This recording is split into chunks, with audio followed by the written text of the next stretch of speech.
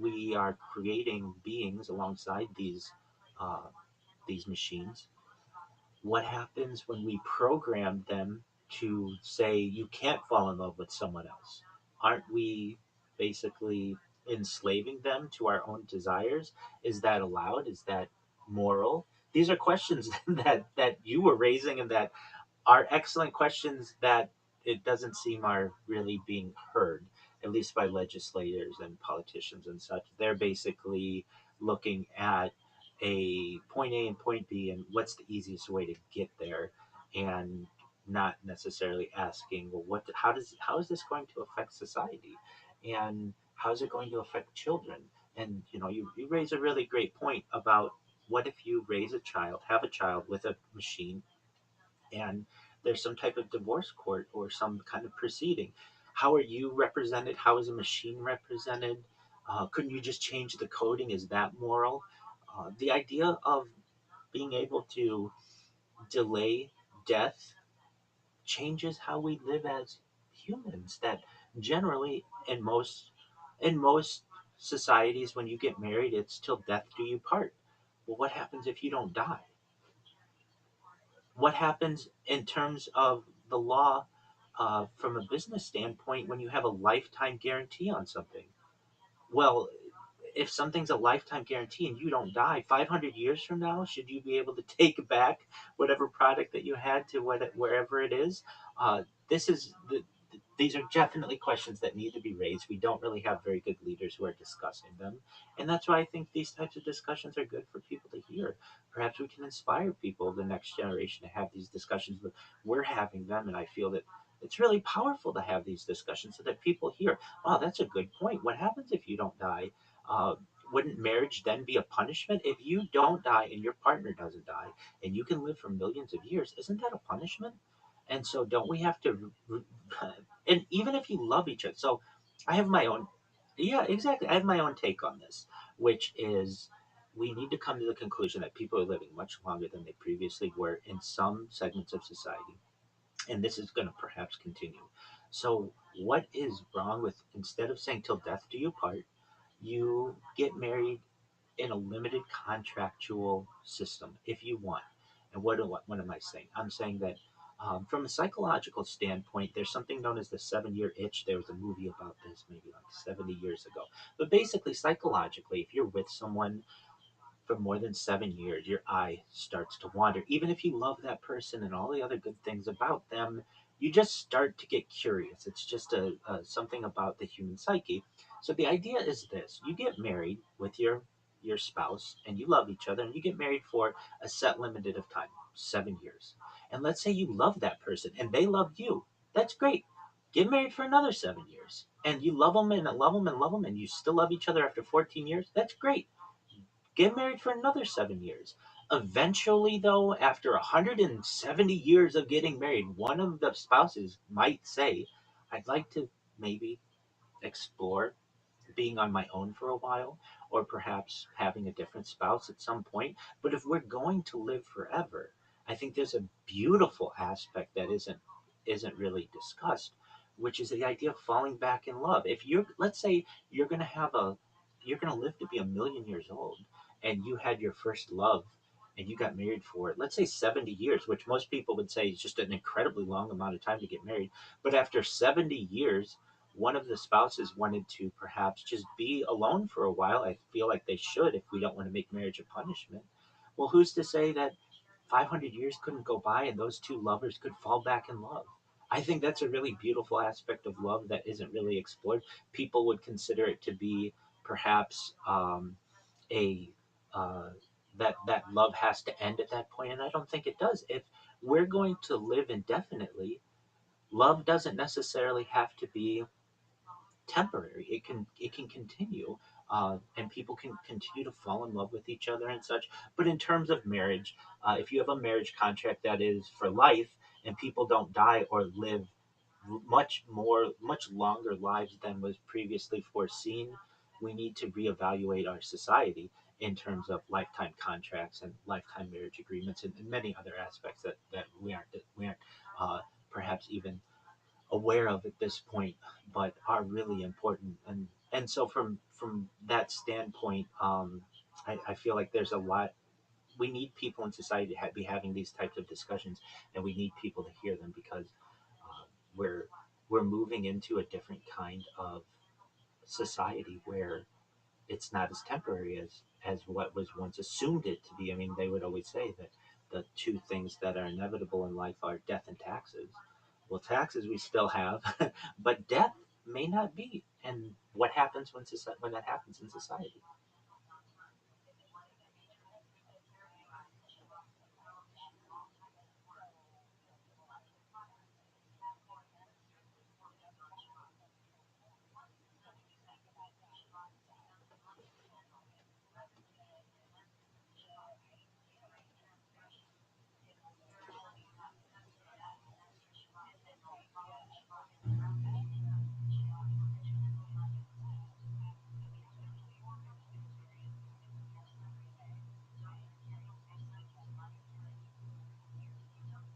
And perhaps that's their energy continuum.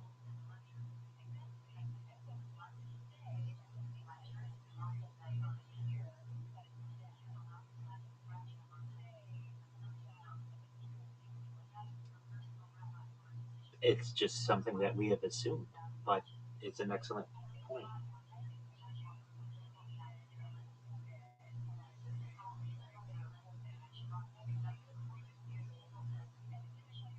Yeah, absolutely. That's my yeah. Just call me Rabbi. Absolutely.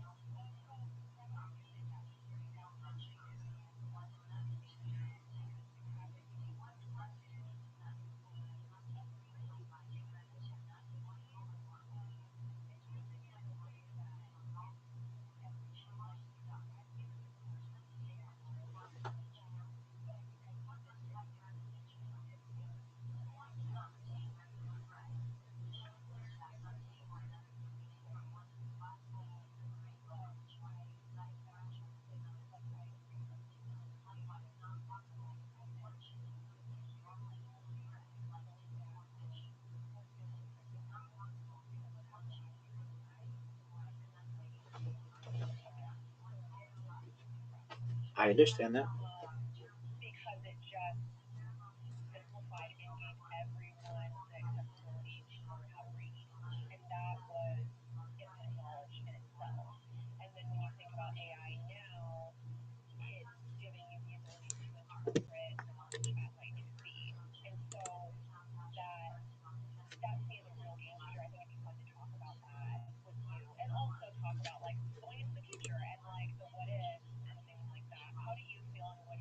Oh, I absolutely agree. I would love to have this conversation with you publicly on video and archived for the future of humanity to be able to access in an easily digestible way. So I'm all for it.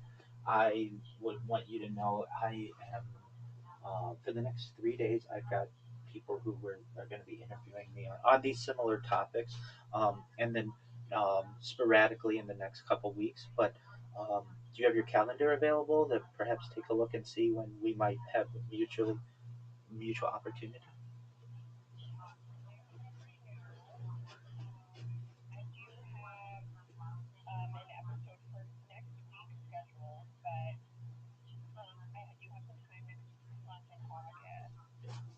Okay, just one moment.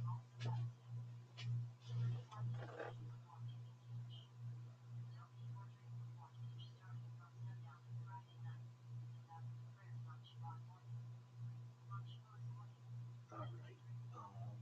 Let's see here. I have availability on August 6th or August 7th. Would either of those work for you?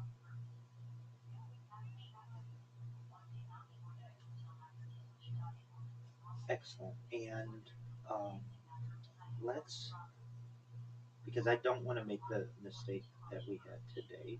Um, so I am on Pacific time,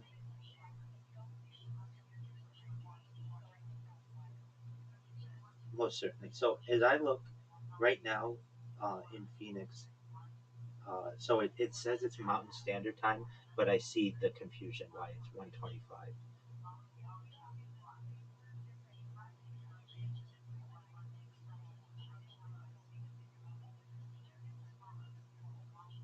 Oh, so we're on the same time, and we will be into the fall. So that's good. Okay, so most certainly. Okay, so then Leah, what about would 1 p.m. on August 6th work for you? Excellent. And um, in the meantime, I will probably email you from my one of my other email accounts, which is just like a Gmail account. I'll email you right after this, and um, then just to confirm, get it in writing. And then in the meantime, if you have any questions or you need to change anything, my a more primary email that I would use is probably Rabbi Rothschild at I think it's Rabbi Rothschild 007, like 007 at gmail.com.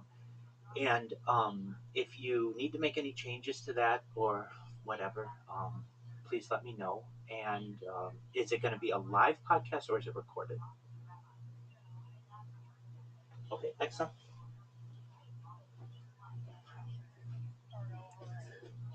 Absolutely. And how long do you? I saw. I was looking through your podcast. You usually go for like an hour. Is that correct?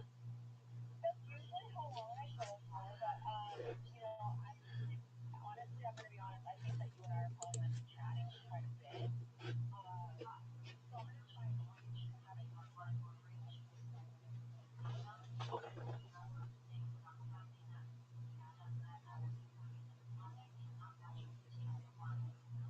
Exactly.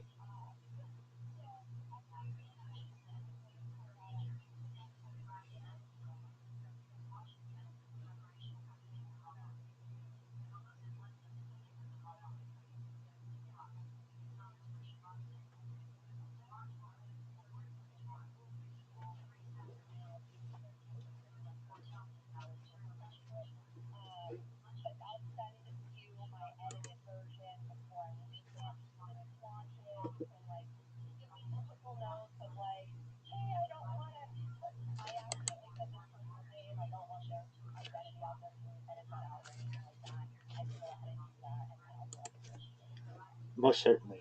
That sounds great. So I will email you after this call, and feel free to um, just say that you received my email. And one thing that you had said that I really wish I would have said in terms of when I went back and I was like, we've got AI and then the search engine and typewriter and things like that. Yes, of course, there is the printing press and how much that has revolutionized society. And we find even with that, how that was controlled, and we're seeing how AI is controlled. So I'd love to get into those the deeper parts of those conversations with you. So with that, I've got you on my calendar, August 6th, 1 o'clock, and we're on the same time, so that works. I'm going to send you an email, and if you need anything in the meantime, feel free to reach out to me. Okay?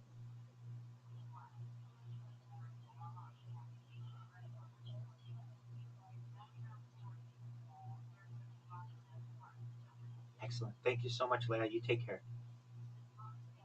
Bye bye.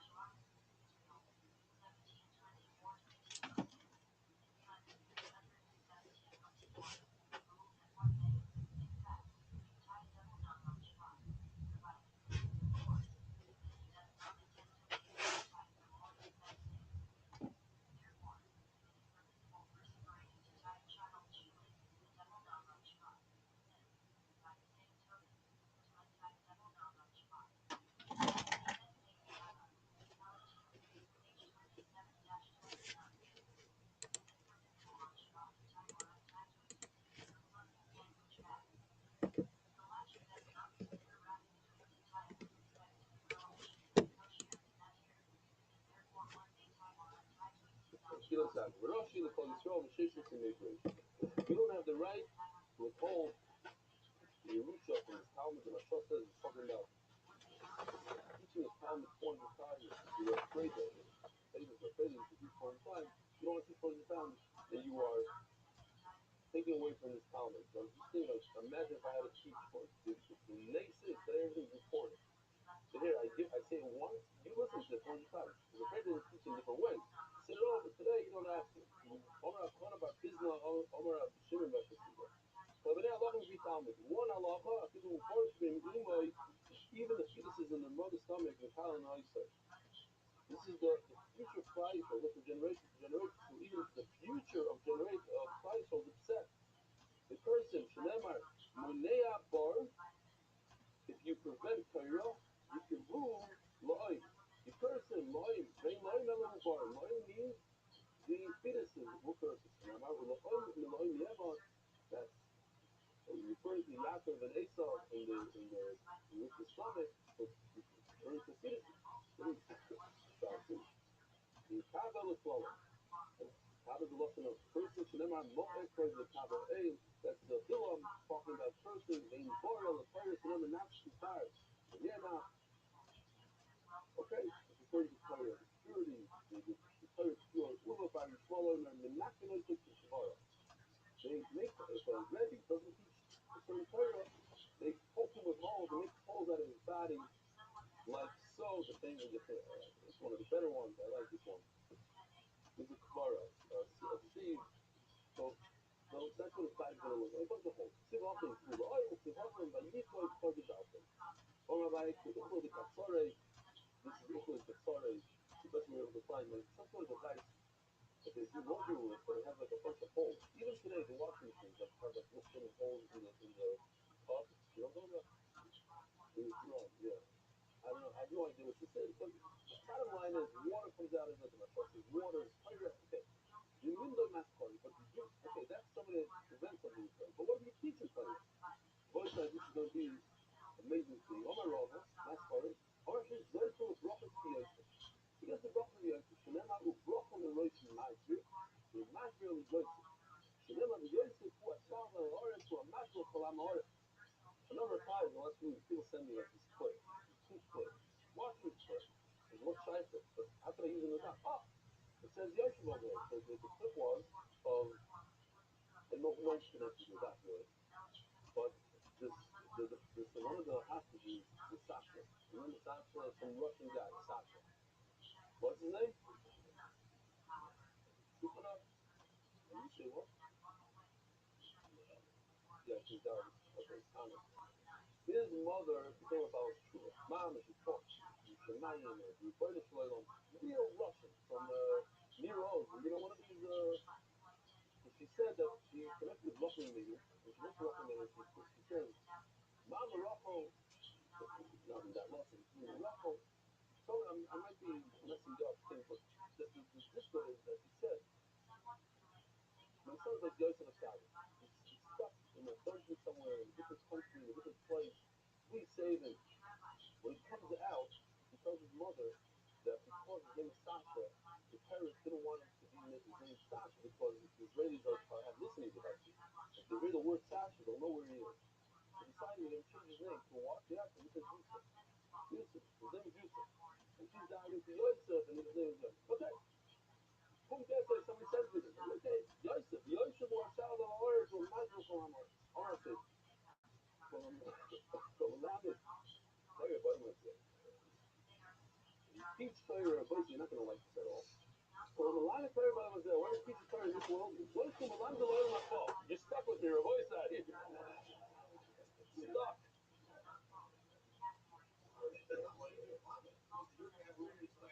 Right. And who am I telling me them?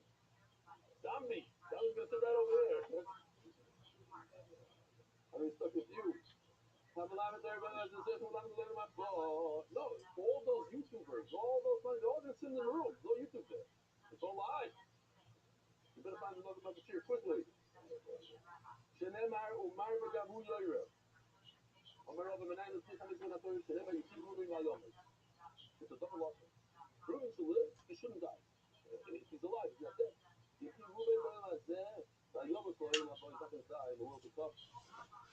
Again, what is Oil Mabo? What's Oil Hazeh? We know of Oil Mabo, like, if you die, you go to Oil Mabo, and that's you go to Gan Eden, Oil Mabo, but the Lord is referring to the Mashiach is one thing, like Mashiach will come, there'll be split from Mason, and then there's another group of Olam Haba, people live forever. But then when Omar Malacha, the Rabbi Yisheni Ad Masofa, the Rambam brings this as his favorite source. So look at the pasuk. It's in Daniel. It's not in the Torah. It's in Daniel, but it says, "The Rabbi Yisheni Ad Masofa, many of those sleeping in the ground, your Kitsu, they're going to get up." He says you can't argue with this pasuk. You can't say it's talking about this, talking about that. It's in the Torah. And it says, Eila Lataya Olam, these are going to live forever, but Eila Latayofas is the right Olam. The other ones are going to be in a busha, in a bad place. The Bash Yom Baba Lake Lakate, the Sanu Avasana Goronko, Lakate Tayomin. You should stand up. Lakate Tayomin. Just a quick story. I heard the story. It's a little negate to the idea of Olam, Gan Eden, but it was a nice story though. I'll share with you. It's kind of long. It's not so good for a dot like people on Facebook. But the guy who Linsky said there's two people in the concentration camp. One was a tzaddik, and one was a regular balabas. And the tzaddik kept count of the calendar and said, okay, Pesach is coming up. Shalom Aleichem. What are we? What are we going to do for Pesach? We have to have matzah. The king was planning to save the flour and then make matzah. And sure enough, they had enough flour to make a situation. And the guy, not the tzaddik, he goes out and he takes a big rib and he bakes it. And on his way back, who's past curfew, and he's the only one walking around, and not to caught him. So what he's doing, and he sees that he has this matzah, he takes the matzah, smashes it on the ground, and beats him up really good, nearly to unconscious, he's bleeding on the ground, and he walks away, they're not let him die over there. He gets up, he brushes himself off, and he says, wait a minute, what about the matzah? So he starts to take the pieces, whatever he did, and finally he puts in his pocket, and he goes back to the bag. Gets to the barracks, he sees only has like one kazayim. So that argument is usually the kazayim. And they came up with a solution that the tzaddik, the more kavanah, whatever, he'll eat the matzah, but he'll give all the schar of the matzah of that mitzvah to the other guy. And that's how they're matzah. 2 days later, the tzaddik, like the Rosh Chodesh, was saying hallow, he was involved in his hallow, and then after they had a line up, and he wrote, and he was out of line. So they shot him in the head on the spot and killed him. A few years later, the other guy made it through, and he got married, he had a whole family, a whole thing, and he has a dream that the tzaddik comes and says, listen, that matzah, I really need that stuff. Do me a favor, transfer it over to my account. He's like upset. He's like, I worked so hard. I did this. I wanted to go to the Roth. And the Roth told him that, look, that guy died very young. You have a split, including your whole family. Look what's splitting you out. Look what you could accomplish. You still accomplish from now on. Be a mensch and give me the split. Huh? Forgive. Something like to forgive. I don't know. On this, no, that's a shy one. Just be saying, the Larisim about the Shmatzah, the Larisim about sometimes you say something, you know, do the good Shiloh on a mitzvah like that. Dovey, 1 week. Aryeh, 1 week. Not even 1 week. Omar Rebbe Loza. So, Father Shemani Tasiba Benachas. It's the pirates in those days. We used to have a guy leading the community. If you lead them with gentleness, Zoichel Manigim Manavah, will also will lead them in Olam Hashanah. Imirachamom Yenagim Bamabui Maim Namo. Racham Yenagim. And over water, whatever it was. Over the look. Because of Dea. She looked up and she said, I had a little struggle what Dea is exactly. On the one hand, it seems like it's common sense. On the other hand, I said to myself, says it's one of my favorite. Dea. Seichel. Dea. This Chokma, Bino, Das, whatever Das is. She looked up and she was given between the two names of Hashem. Shenemar, it's Hail, that's one, and right afterwards is Deos, which is Das, and afterwards is Hashem. So you have Hail and Hashem on the two sides, on the right and the left, and Das in the middle. Oh, I forgot to bring the Sefer. I got it as a gift from two people. I got from the publisher of the Victor Miller, but also from Justin Saunders. He got me this Sefer from Victor Miller, Al-Qaeda. Two halakim al-Qaeda. So Victor Miller says, he says,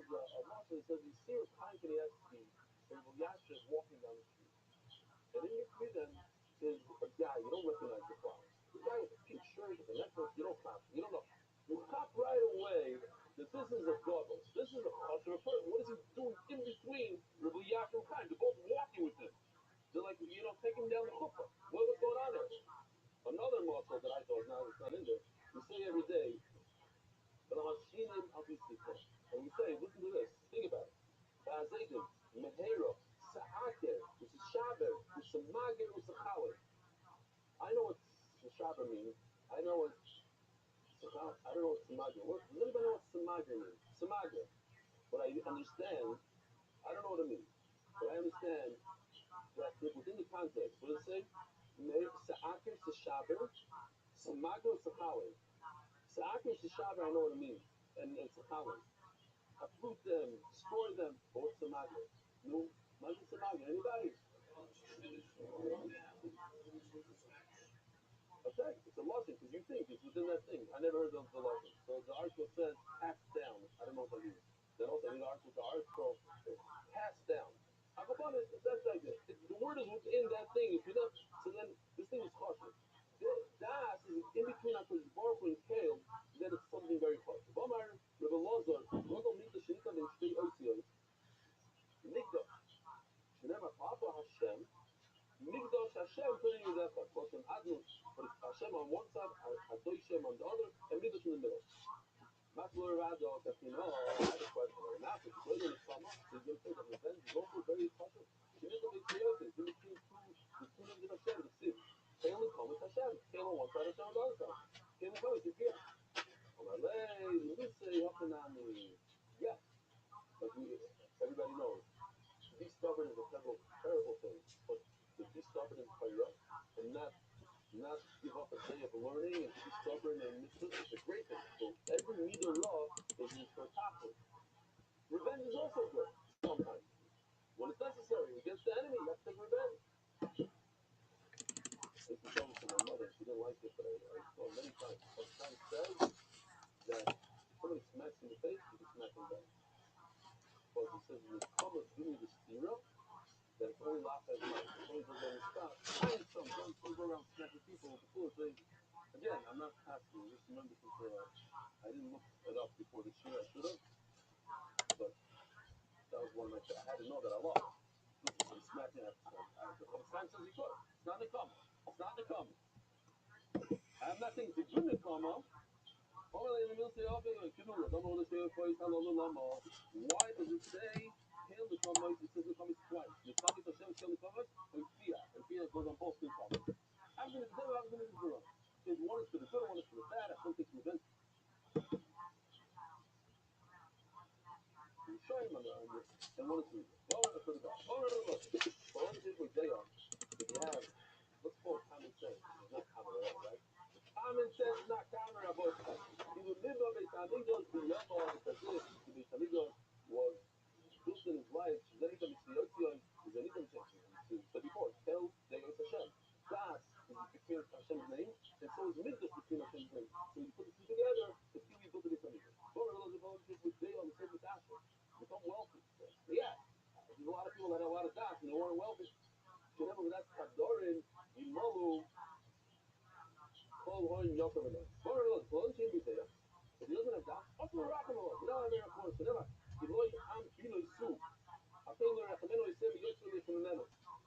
Guy doesn't have common sense. You can't have a course in it. Some reminds me, this guy, he went to Choshen class and the guy's teaching him. He says, you have to tell your wife 5 times a day. 5 times a day to say I love you. 5 times, at least. Okay, great. So he comes to his wife. Plus, the teacher says, I love you, I love you, I love you, I love you, and 5 times. Sorry. If you have no fast, you can't be nice, you can't teach him things, you can't tell him stuff. What? You can relate to that? What are you laughing about? Also, I know some people eating Boideya give bread. Everybody in this room is very much in a misalochon.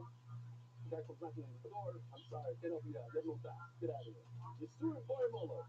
Because if I give bread to a guy that has no dad, then Shnever Lakim for Yisur Mother Tachtafa Yisur Boy.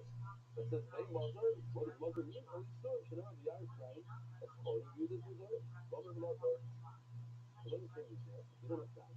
Yisur Goyla, you're going to go, Shnever L'Chein Kola Amir V'Yizar.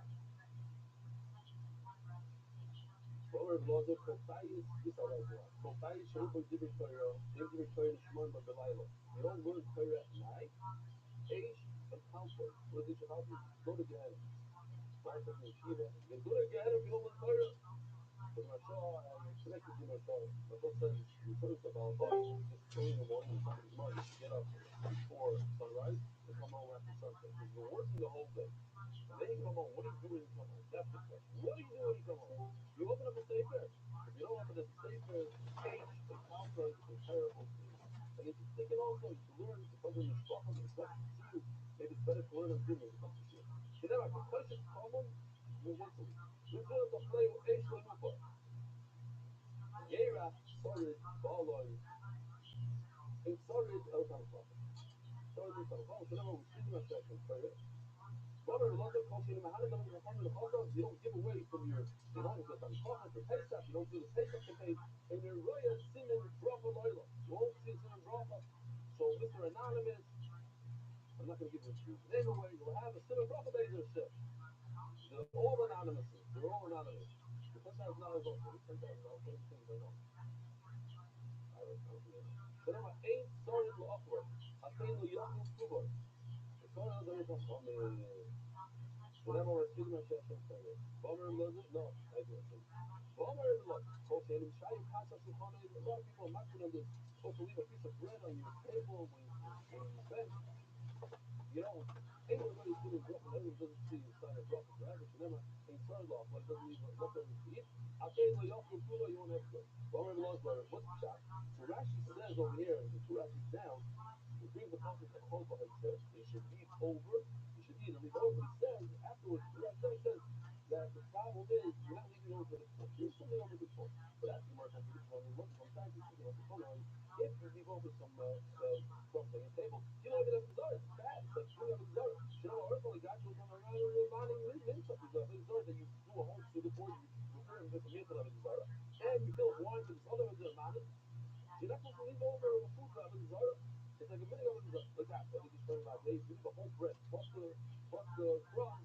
That's Avodah Zarah. That seems like Avodah Zarah. But let me tell you right now. If you don't have a whole bread, then you can leave the broken pieces. Or if you change your voice, you have Avodah Zarah. I wish I would have known this my entire life. Because I was over this 500 times. Change your voice, pretend somebody else, knocking the door, this, that, to the children, to the wife, the whole thing, yeah? By the time I fool people like that, that's messed up. Like Purim, in the middle of Tisha many different. I mean, not a Tisha but like in the middle of the year, all of a sudden I'm dressed up like something else. Breaking the voice and taking money from my shmer as if I'm a star. Yeah, I'm gonna stop. It's also, although there's no Rishonim, and that's how I passed it. That it means changing what you meant, keeping what you said. Okay, that's something else. But squeaking your voice is something else. Like Rashi says, I don't pass it like that. A guy wrote me once an email, and how dare you stop passing? It's a joke. I'm joking.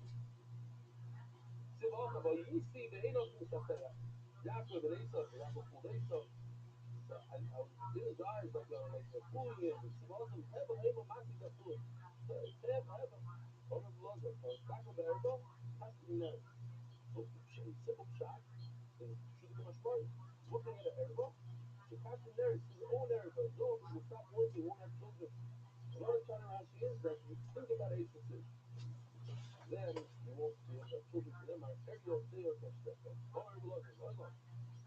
Have it veil, be humble, and then the Kayim and that will give you a Arichas Yama by being humble. Over there, Rafanan Amikanina, we learn. By Safa, replace the way Haloni, Haloni, Nidoy, Namino. Let's say this is a house that has terrace. So if you open the window, then you can see what color it is. If you don't have a window, it's dark. You don't eat. Then don't open up the light. Don't open up the trim. Don't open up the window. Don't create light. And then you won't have an issue with the Torah. Create something that you become the focus, and people see you. It could cause Ayin Hara, and it could cause trouble. Or Rabbi Shabbos, or Rabbi Yoshua. There are three things that a person never becomes satiated from. Sha'oil, that's the basic forest. The basic forest is never satiated. It always takes customers. All day long, it's taking new customers. And relations, Eretz Lisoma Mayim. And the earth always takes more. Why does he mention basic forest next to the wall? Ella Lemela. Rabbi Rothschild. What goes in comes out. Actually, Shoel, you put a dead person in, out pops a live person. So this is the ideal skills I'm making. So I like burn cover person. I'm not rapping. So I think when it's shy, he starts, it's quiet. When it gets bored, there's a lot of screaming and commotion. They put a person in the grave. Everybody's crying and screaming. And he didn't show it came better with. When it's amazing, there's going to be tremendous amount of commotion, singing, and then from the time of Tshuva over it, it's amazing when I tell you this is a man who deserves to say it's amazing. One of the Elio. But then he talks about the Baruch Hu and Tzaddikim are resurrected. Yeah, that's awesome. And then you come back to life. Einam Kodim Lachor. Even though they'll die, there'll be a proof of Kitanah. They'll live a certain bit. They're not going to die. They're not going to go back to the dirt. So what happens to them? They're not going to live, but they're going to die. They're not going to die. So what happens to them? They're actually in limbo. So we're going to see in a second a beautiful picture of it. Not Kodesh, okay, Baruch himself, Loyal Kayim, he's there forever. Atem Loyal Kayim, says the Gemara, Sanhedrin Beis, Koyma Rezu Shalom, shows that it's Baruch L'Chashvin, Shalom, Shenema. But the knees go, Hashem Levadoi, Bayoyma, that's the one I like. Give me a better one. You guys know this one. This one. Hashem Levadoi, Bayoyma, Isko, Hashem Levadoi.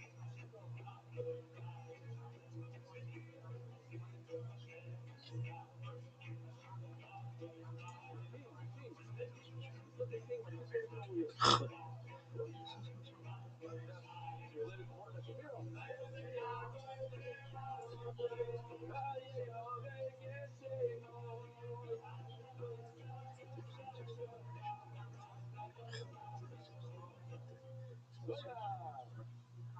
acknowledges what you guys sell. Tzaddikim Ayamah. Let me show you what Tzaddikim are going to do. Check this out. It's unbelievable. You have the Tzaddikim? Even I do. And I'm going to start. Find the Gemara.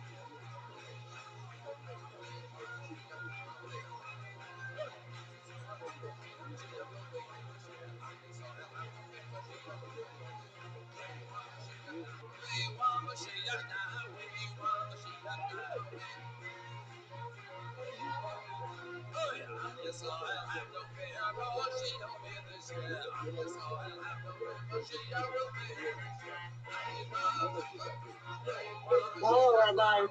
How you doing, Brandon? I'm still my wife here. Are you live on YouTube? No, I just pick a line. Okay, so you're streaming like I am in here, but you're not streaming online, right? Or like on other places? I'm streaming live here. Yes, you are, sir. Yeah, you're using now on Facebook. Yeah. Yes, sir. Are you gonna do Facebook and all those other places? All right. Do you need help?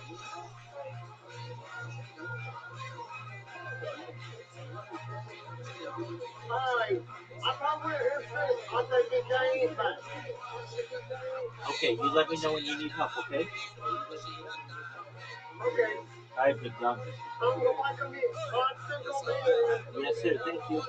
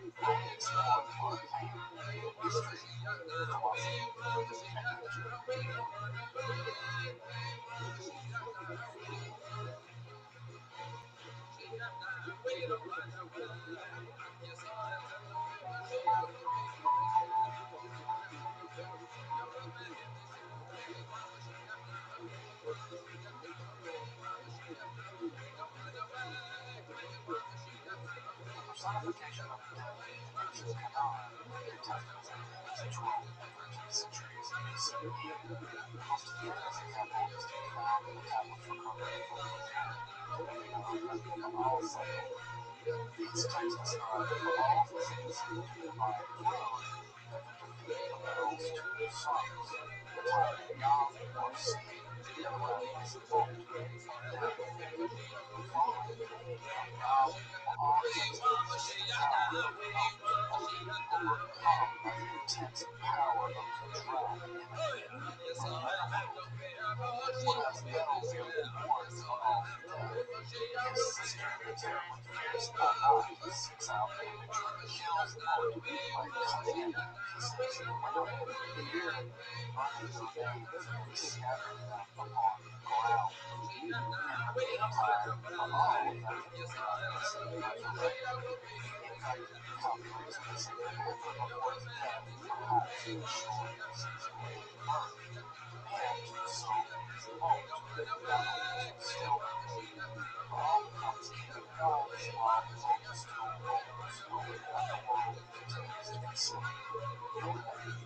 Of course, the battle between Baal and Yam on the sea is part of a larger cosmos of high struggle against chaos in the ancient Near East, which is the struggle of Marduk against Tiamat in the Revelation from the Babylonian creation story, one remains of a very similar kind of story, which actually lingers in the Hebrew Bible used for the hero and quite vividly in Psalm 74. However, Baal's fight with Mot over death seems to reflect the specific geography and climatic conditions of ancient Canaan.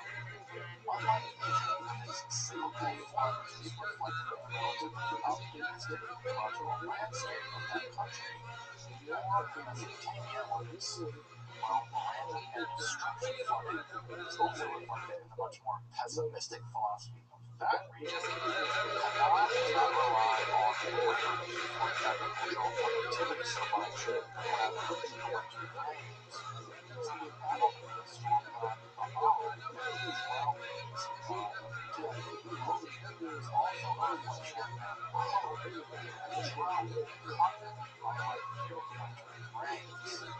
Even Mot's death at the hands of the ferocious Anat reflects his body being cut from pieces to save the earth. Given all of this, it's unsurprising that Baal worship proved to be extraordinarily popular in the region of ancient Canaan. And this also explains just why the prophets of the Israelite God in the Hebrew Bible were so stridently anti-Baal. He was their biggest theological competitor, and for good reason. I may cover the Baal cycle and the Canaanite mythology, including the rise of Baalism in the region in a future episode. Let me know if that sounds interesting to you all in the comments, and if so, I'll try to make a video on it at some point in the future. I'll also include a link in the description for an excellent, up-to-date collection of these mythological texts from the period prior to the rise of Israelites in ancient Canaan. Unsurprisingly, with the succession of the Israelite god in the region, previous mythological elements were actually rolled up into Israelite mythology, including the struggle with the sea, or Yam. You may recall from that myth, his chief captain was Lotan, the coiled one. This becomes the Leviathan character of the Hebrew Bible, and even the identification of El with the Israelite God is a process of theological fusion through the early Iron Age. Death, or Mot, also seems to have become part of the divine council, or retinue, becoming a kind of servant of the Israelite God. While the phrase Malach HaMavet, or the angel of death, only appears kind of once in the Hebrew Bible, there in a non-theological usage and actually in the plural, Malach HaMavet, an analogous entity does make an appearance. This is the Malach HaMashchit, or the angel of destruction. Sometimes just referred to as the messenger or angel of the Lord, this entity seems primarily to have the grim task of mass execution, striking down Israelites, Assyrians, and Egyptians alike. In fact, the only vivid description we get of this entity is a vision had by King David, where we're told of the titanic proportions of this angel, such that they, quote, were standing between heaven and earth with a drawn sword in his hand extended over Jerusalem.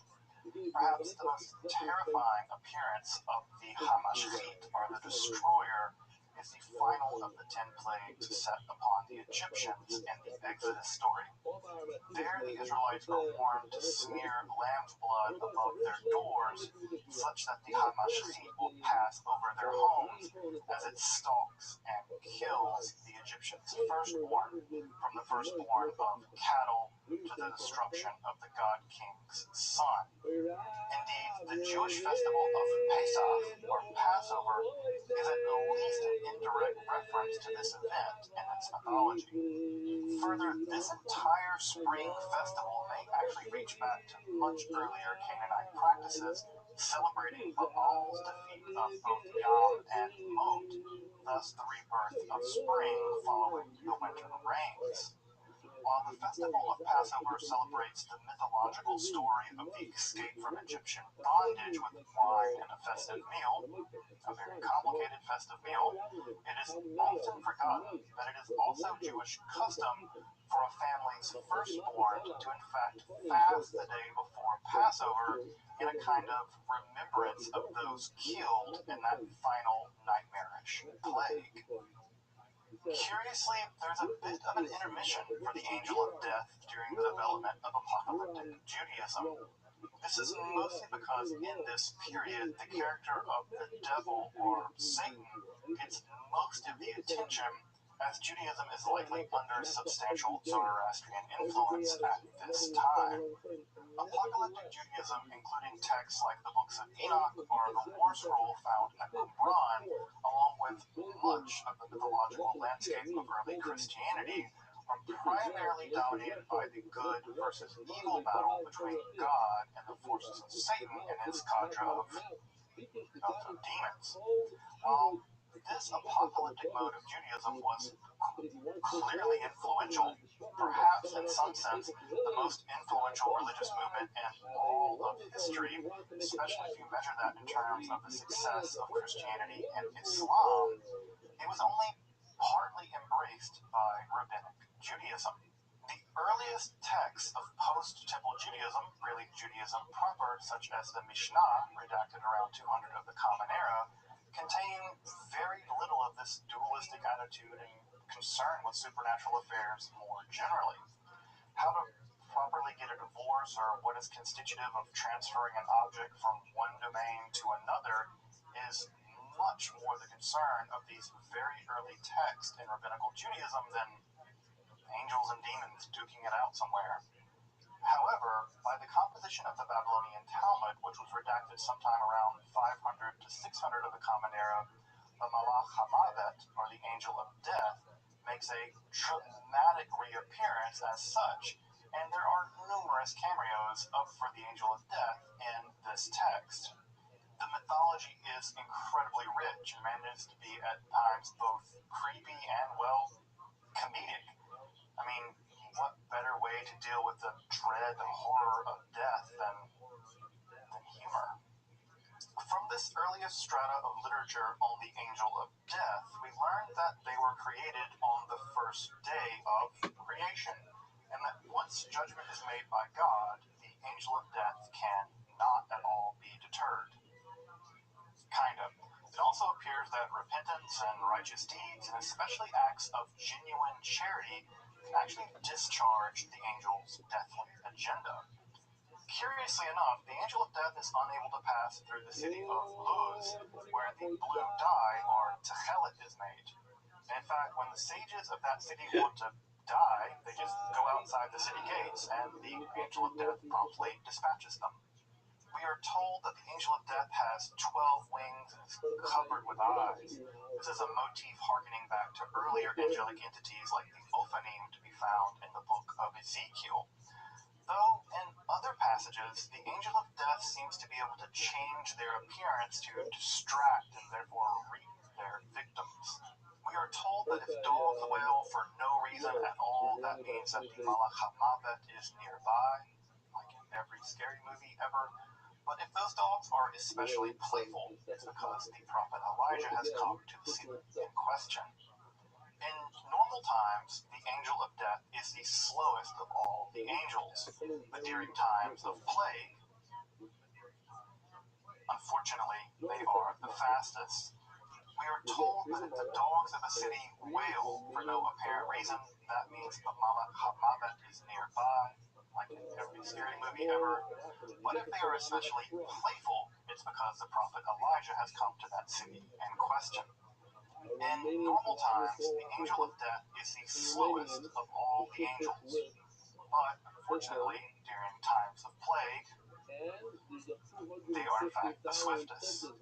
Further, we're actually told that, quote, if the plague is in a city, a person should never go to a synagogue alone, as the angel of death keeps his utensils there, and for this reason, it is an incredibly dangerous place. But if there are children learning or a quorum or minion there praying, it's in fact not a dangerous place. I guess the angel of death can't store their things there in those circumstances. This idea that while praying or studying, the Malach HaMavet has no ability to interrupt also appears in various tales where the angel basically pulls pranks to interrupt people from studying, well, to reap their souls. We're told that at the hour of death, the Malach HaMavet stands at the head of the dying with a drawn sword, to which clings a single drop of lethal poison. As soon as the dying person sees the angel, they're seized with a kind of convulsion, their mouth falls open, and in drops the fatal poison. Death takes hold, and the person becomes yellow and putrid as air becomes suffused with the poison inflicting of death. In other cases, the Malach HaMavet actually carries the knife of a butcher rather than a sword. This is probably a pun on the verb shachat, he slaughters, ending with a tet. With shachat, he destroys, ending with a tav. Recall that in the Hebrew Bible, this entity is often referred to as Hamashchit, the destroyer. There's something genuinely dreadful in the notion that to dispatch people, the angel of death, well, spiritually butchers us. Of course, if this is dreadful to us, so much more compassion should be shown to the actual slaughter of non-human animals. Oddly enough, the Malach HaMavet is also said to teach the sages some pro tips about how to actually avoid the angel of death. For instance, we read Rabbi Yehoshua ben Levi said, the angel of death told me three things. Do not take your cloak in the morning from the hand of your servant and wear it. Do not ritually wash your hands from one who has not ritually washed their own hands. And do not stand before the women when they return from the burial of the deceased, because I, the Malach HaMavet, dance and come before them, and my sword is in my hand, and I have license to destroy. Again, that word destroy and butcher play hand in hand. One sometimes gets the sense that the angel of death goes about their grim task with something like reluctance. It's necessary, but there's no glee in the reaping of souls. Though the Malach HaMavet isn't grim entirely and even betrays some humor, even if it is, gallows humor. Indeed, my favorite tale in this very early literature about the angel of death also features Rabbi Yehoshua ben Levi.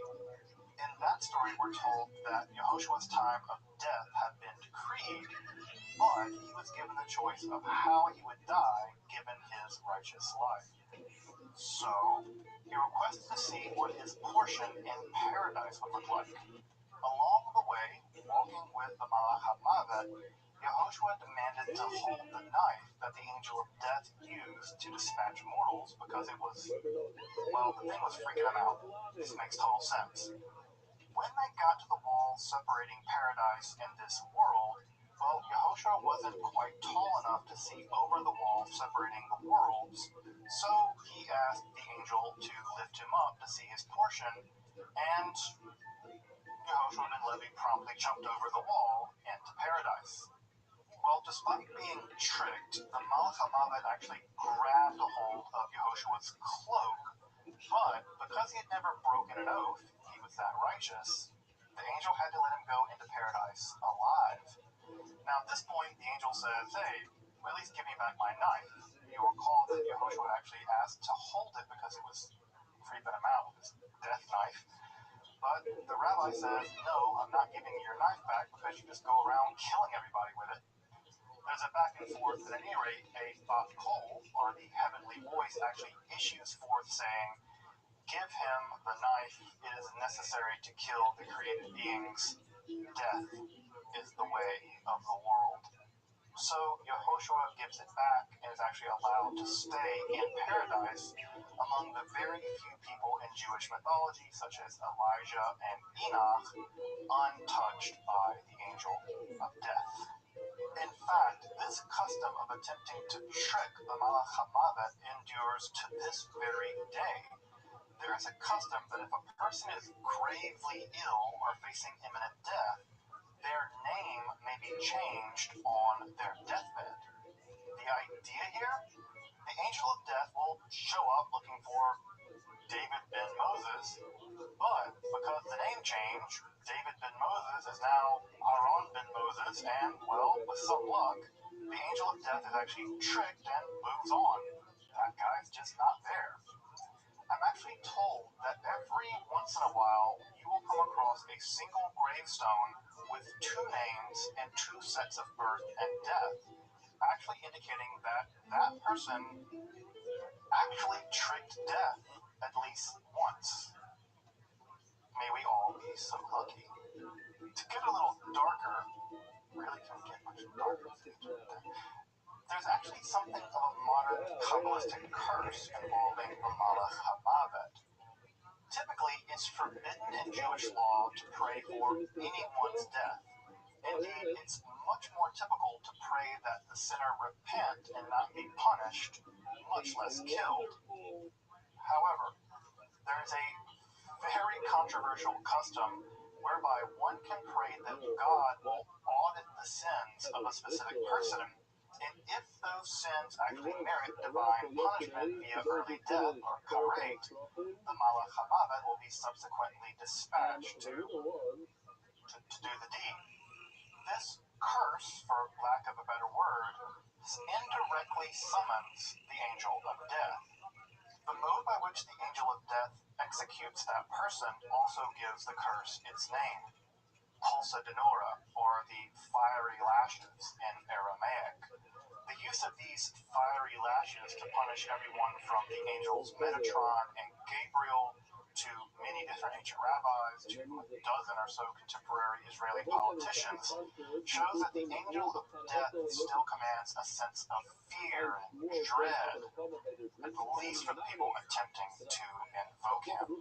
In some slightly later early medieval legends, we are told that the demoness Lilith, this is the rebellious wife of Adam, typically responsible for killing babies, has actually become the nagging wife of the Malach HaMavet, with us getting a kind of laugh at his being tortured by her nagging just as he nags us to death.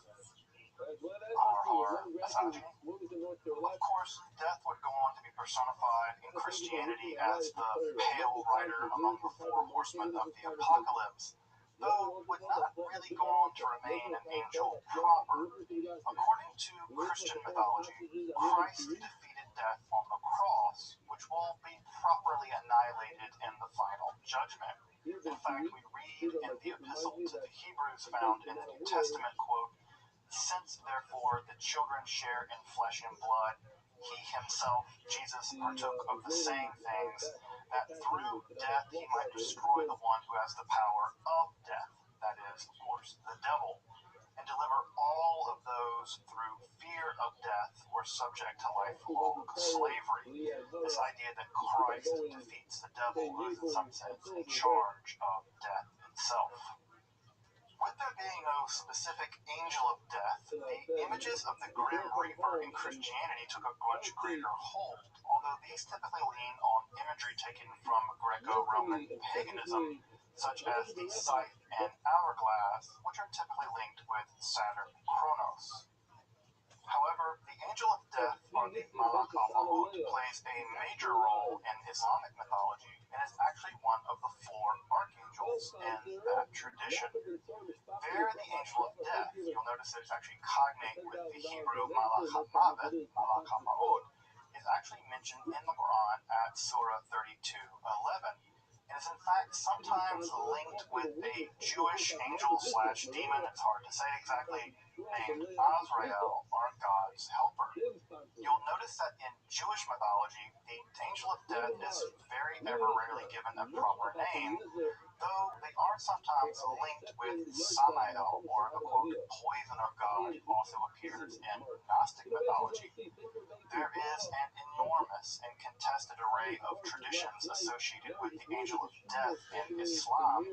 For instance, the painful extraction of the soul from the sinner and the pleasant extraction from the soul of the righteous, the post-mortem angelic examination before the day of judgment, and even that it's in fact the angel of death that has to deliver the bad news to those who cry out in agony in hell that they ain't getting out of here. Of course, this is only the very early history of the angel of death. This entity will go on to thrive in Jewish, Christian, and Islamic folklore, countlessly reappearing in cultural expressions around death and mourning. The angel of death has even gone on to become central in a completely new mode of religious expression known as the so-called cult, quote-unquote, of Santa Muerte. This is a fascinating new religious movement indeed. All topics for future exploration here at Esoterica.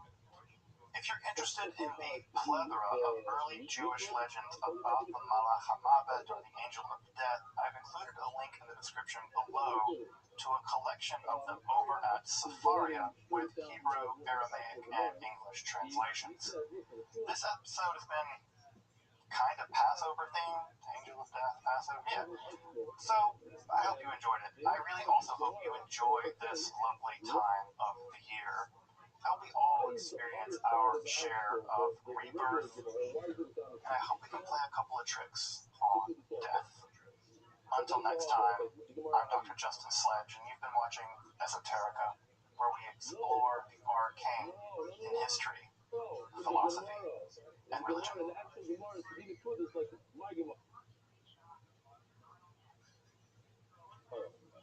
And our soul agreed to it, and they're really hard to push out the Nekudas now for market. What?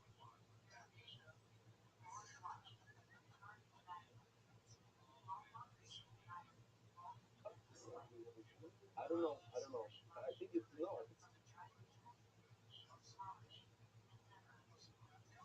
It was gonna be for everyone. That was I've often challenged the rigid distinction between rationalism and mysticism, and I've argued that this distinction says more about where we find ourselves in intellectual history than how one goes about searching for fundamental truth. Perhaps no philosopher has been caught in this tug-of-war between rationalism and mysticism than Baruch Spinoza, derided as a heretic whose ideas were tantamount to atheistic rationalism, and praised as a man nothing short of intoxicated with God. Spinoza's philosophy cannot be so easily captured by simplistic and blunt analysis. In this episode, I want to explore the history of this tug-of-war between the rational Spinoza with his geometric logical method and a more hermetic, mystical Spinoza as a philosopher of eminent divine joy. This episode is also special because it's part of a collaboration with my friend and colleague Zevi over at Seekers of Unity. Of the people I've met over the years exploring mysticism, Zevi is among the most impressive. He manages to strike a balance between intellectual rigor and deep sensitivity on a topic that is as important for grasping the human experience as it is deeply difficult to study. Make sure to check out his project over at Seekers of Unity. You can check it out at the card above for a wide range range of explorations of mysticism, including this series on pantheism, we're working together to dive a bit deeper into the philosophy of Spinoza. And if you're interested in Hermetic philosophy, mysticism, or magic, make sure to subscribe and check out my other content as well. And if you want to support my work of making scholarly, accessible, and free content on topics and esotericism here on YouTube, you may want to consider supporting my work on Patreon or with a one-time donation. Your support of Esoterica really does make this channel possible. I really appreciate it, and you can find those links below. So let's turn to the philosophy of Spinoza, the heretical atheist, the mystic of eminence, or both. I'm Dr. Justin Sledge, and welcome to Esoterica, where we explore the arcane in history, philosophy, and religion. I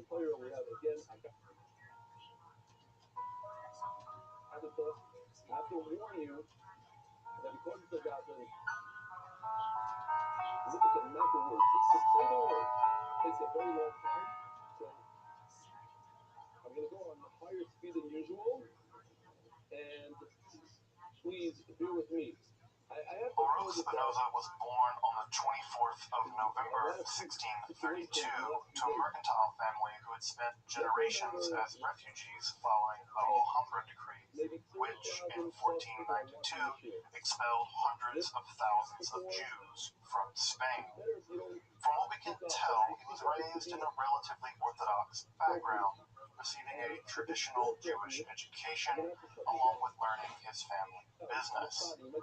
Though it appears that in his late teens or early 20s, he began to frequent the association of certain radical Protestant followers of the philosopher Descartes.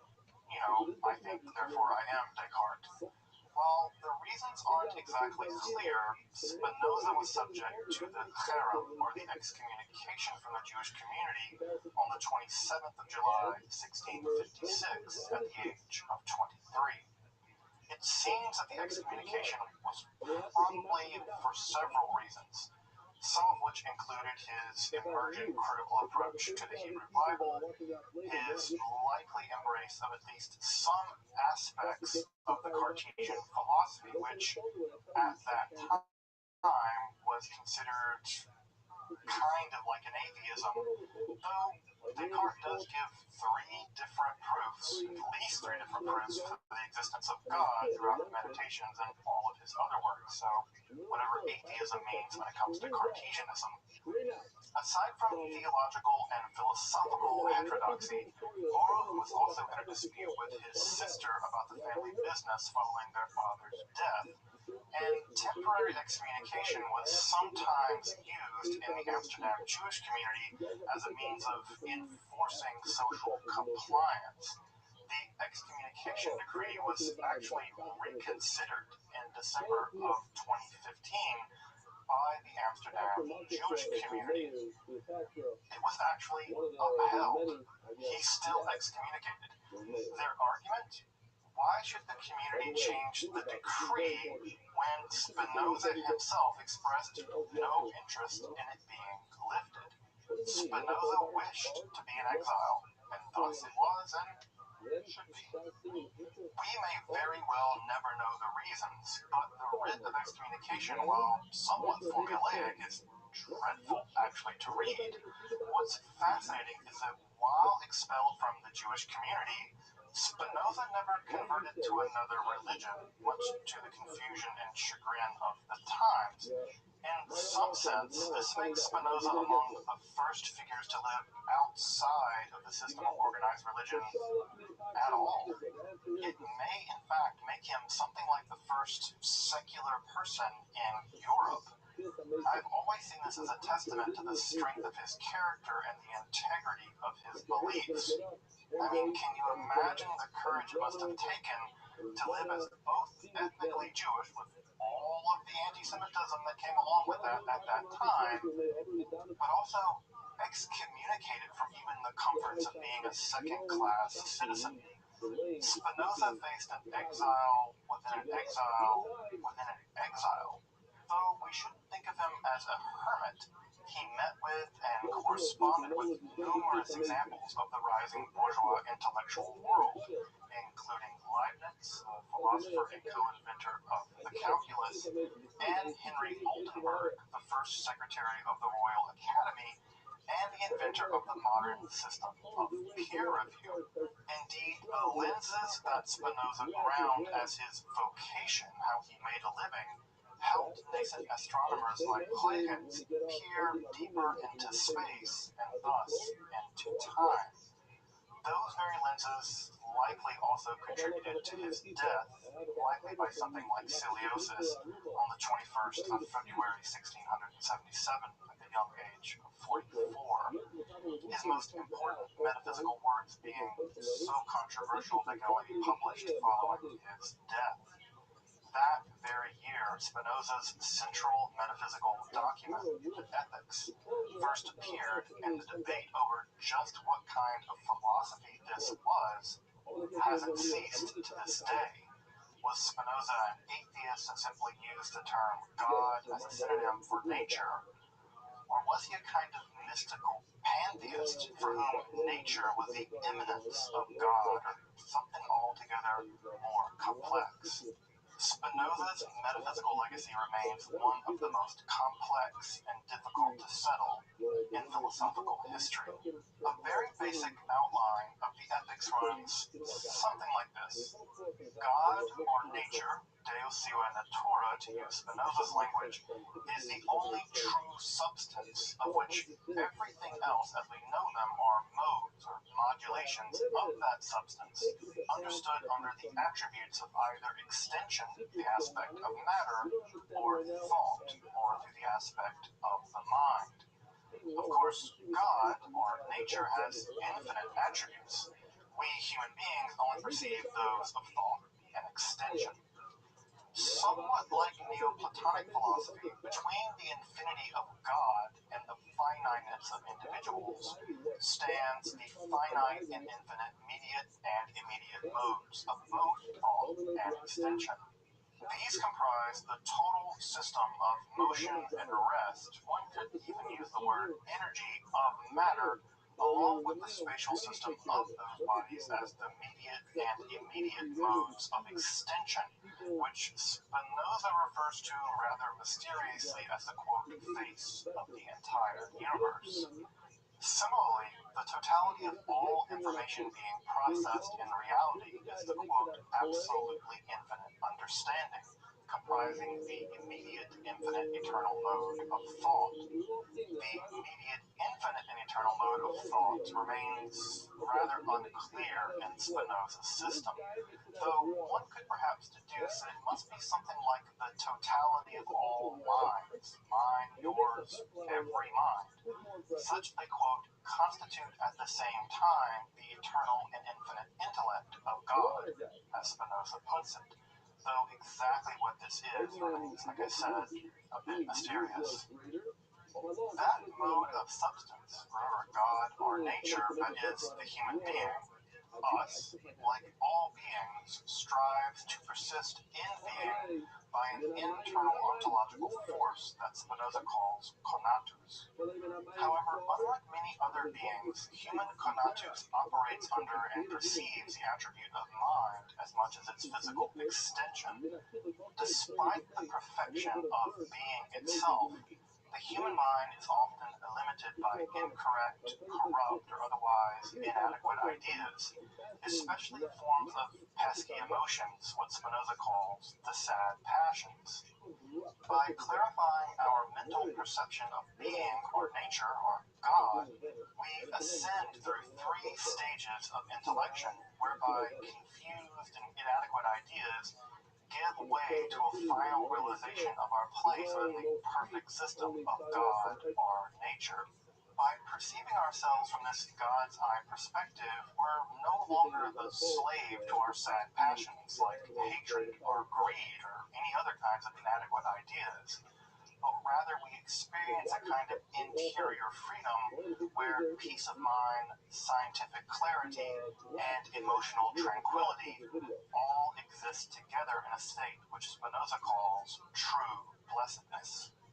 Now, I'm not going to pretend that my summary here does any justice to Spinoza's system.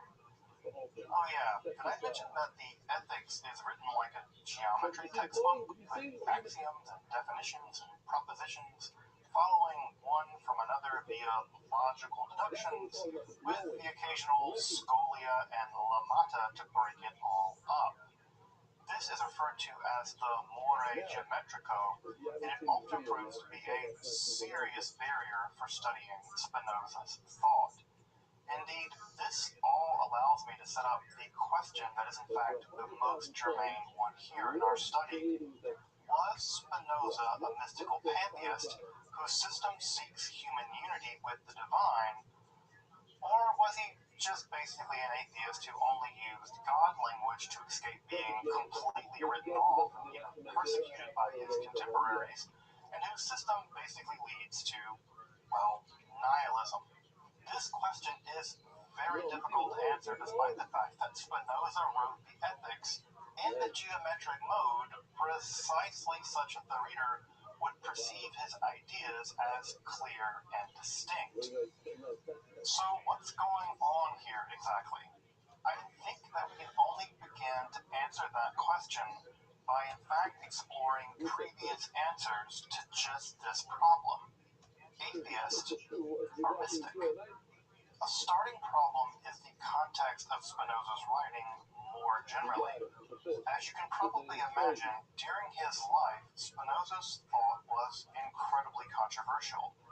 One of only two books he published during his lifetime, the Theological Political Tract of 1670, which criticized traditional interpretation of scriptures and argued for freedom of conscience and speech about religion, had to be published anonymously. Indeed, the printer even forged a false printer's mark to hide its origin. It was said to have been printed in Hamburg, Germany by one Heinricus Kunrat, clearly a reference to the Hermetic alchemist Heinrich Kunrat, who died in 1605. Why attribute the text to Kunrat? Well, here we already have a kind of Hermetic link to Spinoza, and it's perhaps that Kunrat already published such unusual Hermetic alchemical text that such an avant-garde theological political text would be weird enough to group them together.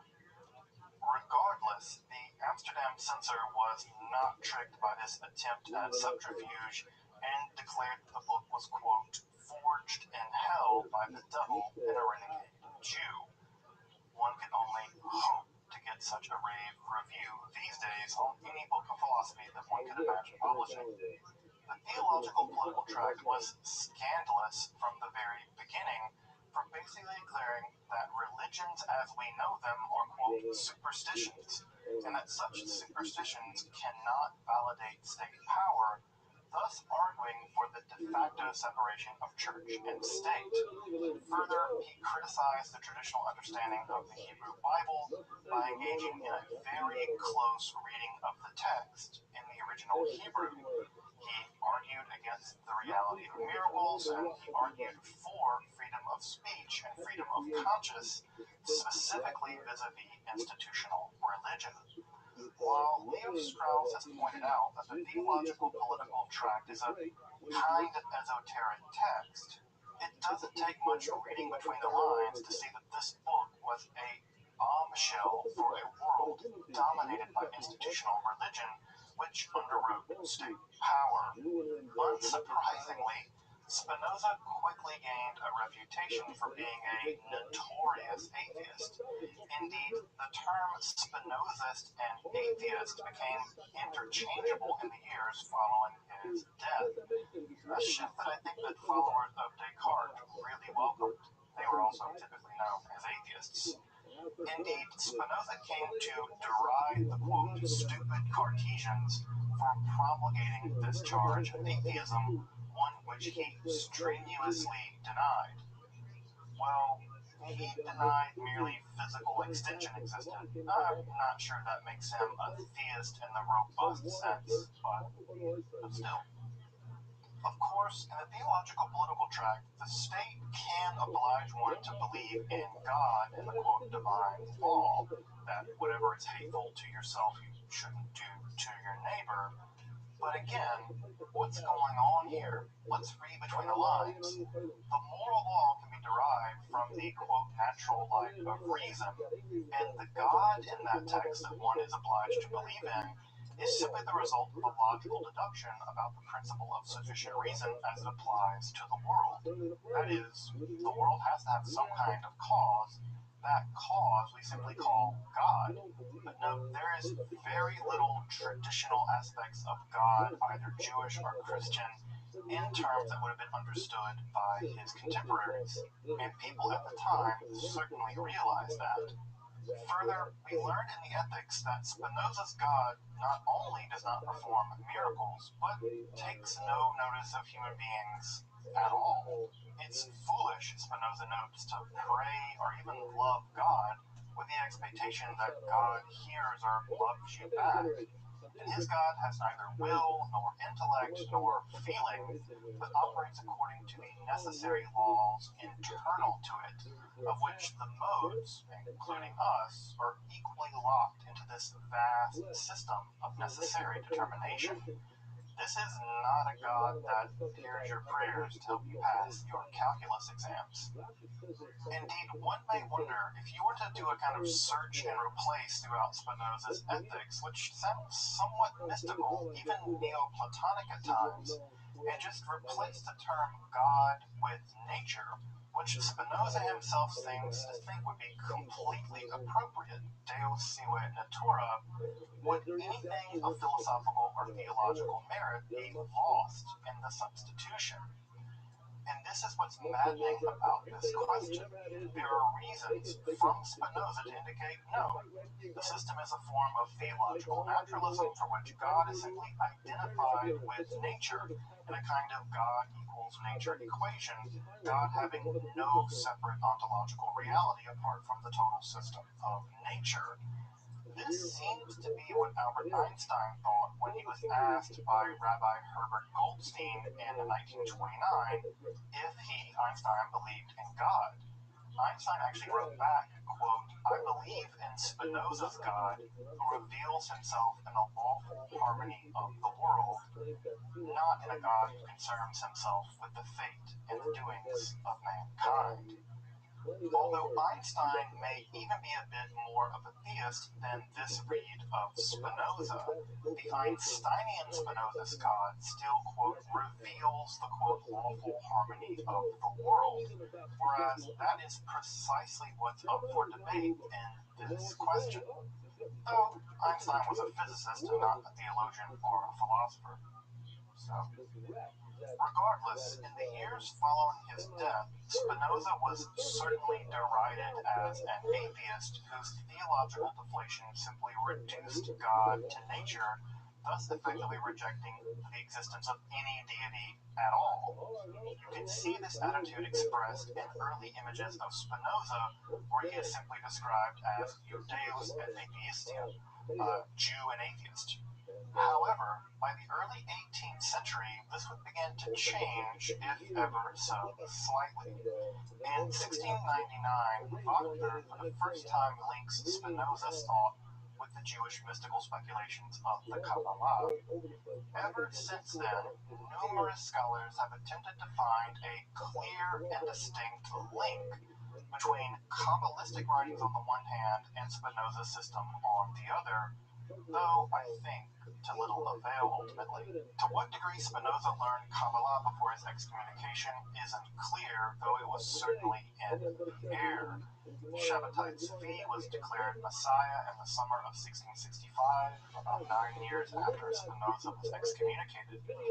Spinoza was even asked his opinion about the whole Shabbatai Tzvi Messiah business, but sadly, his reply has not survived. Though I can't imagine him being terribly impressed by the Kabbalistic Messiah.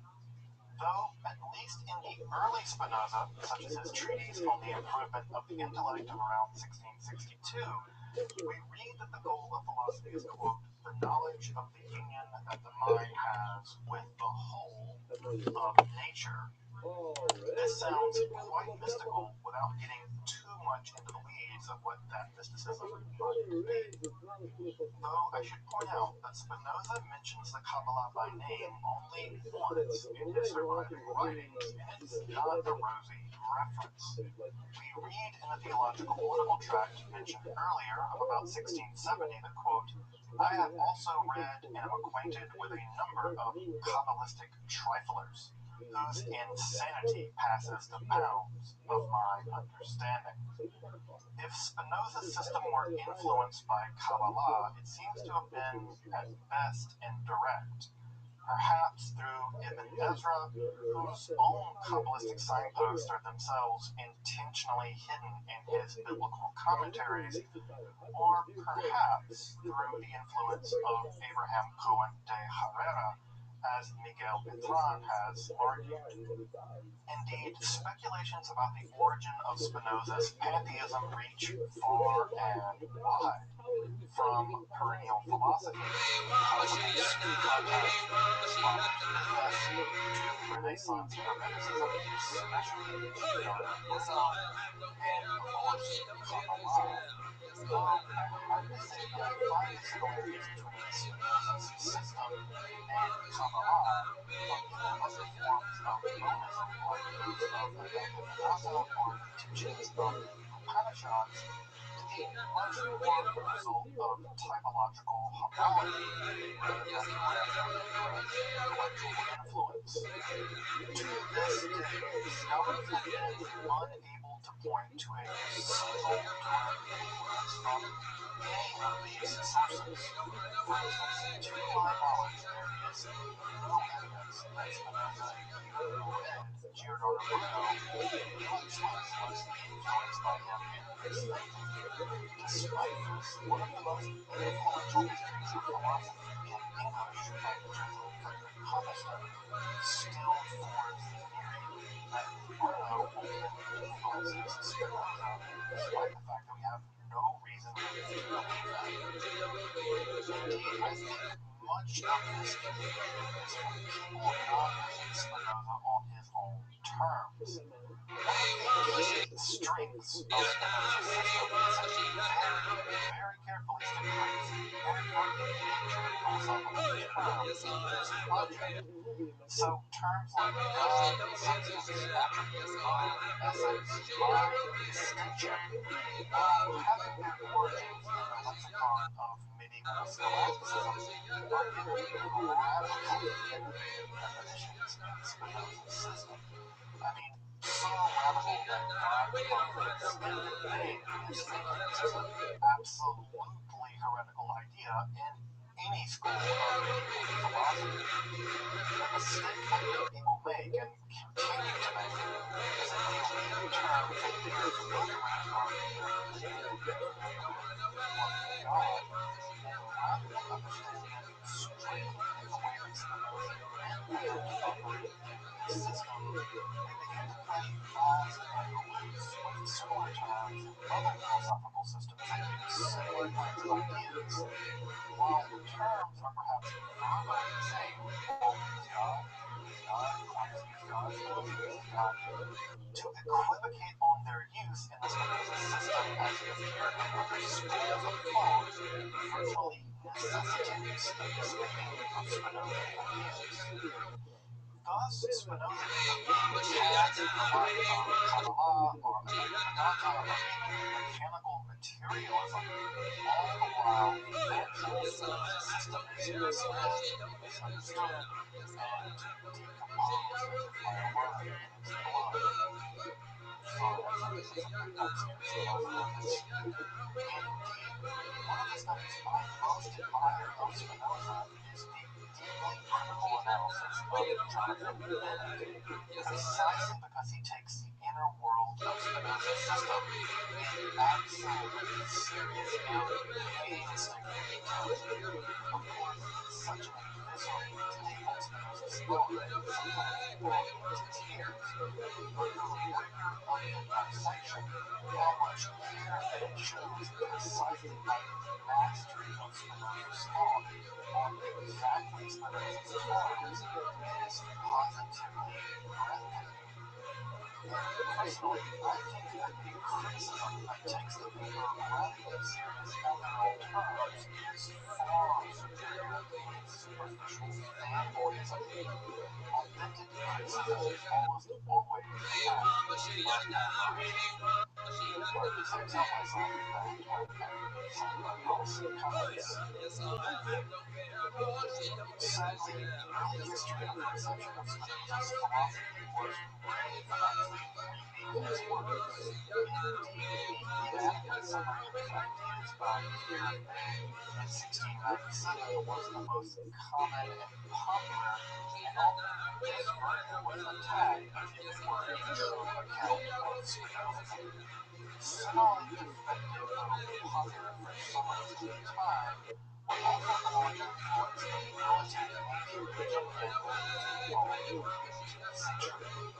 In 1705, Irish Gothic philosopher John Toland actually coined the term pantheism to describe a philosophy in which God was identified with nature, a position ascribed to both Spinoza and Moses, like biblical Moses for some reason. It's just worth repeating that the term pantheism was basically invented to describe what Toland took to be Spinoza's system. Usually, pantheism, the word at least, usually begins with an analysis of the philosophy of Spinoza. So this is clearly indicating a kind of theological naturalism. However, the theistic, naturalistic destroyer of religious superstition would give way to a far more bewildering concept of Spinoza's thought. In the 18th century, especially in France, Spinoza's system would not only be employed as an effort to attack all traditional religion, but also, to some degree ironically, as an attack on what was perceived as the mechanical philosophy of the right-wing materialists. Mechanists, as you may remember, held that the world was something akin to a vast machine in which every element functioned like the components of a clock. Here, the world was understood fundamentally and really only under the guise of physical extension or matter and motion. However, discoveries in biology suggest how inorganic matter can rise not only to organic life, but also to consciousness prompted by a deeper kind of interest in Spinoza. Recall that in Spinoza's system, God or nature is understood by both attributes of thought and extension. Thought was just as much a fundamental aspect of reality as its consciousness is in space. In this view, the cosmos becomes something like a vast behaving entity rather than a mere mechanism. Spinoza's system becomes a limb of a kind of vast cosmic vitalism, in its ultimate panpsychism, with nature itself being just as much consciousness as physical extension, with our singular consciousnesses being but modes of this vast cosmic consciousness. This vitalist shift, especially the first thinking about Spinoza, continues, in some sense, to this day, as we'll see with figures like Deleuze and Foucault.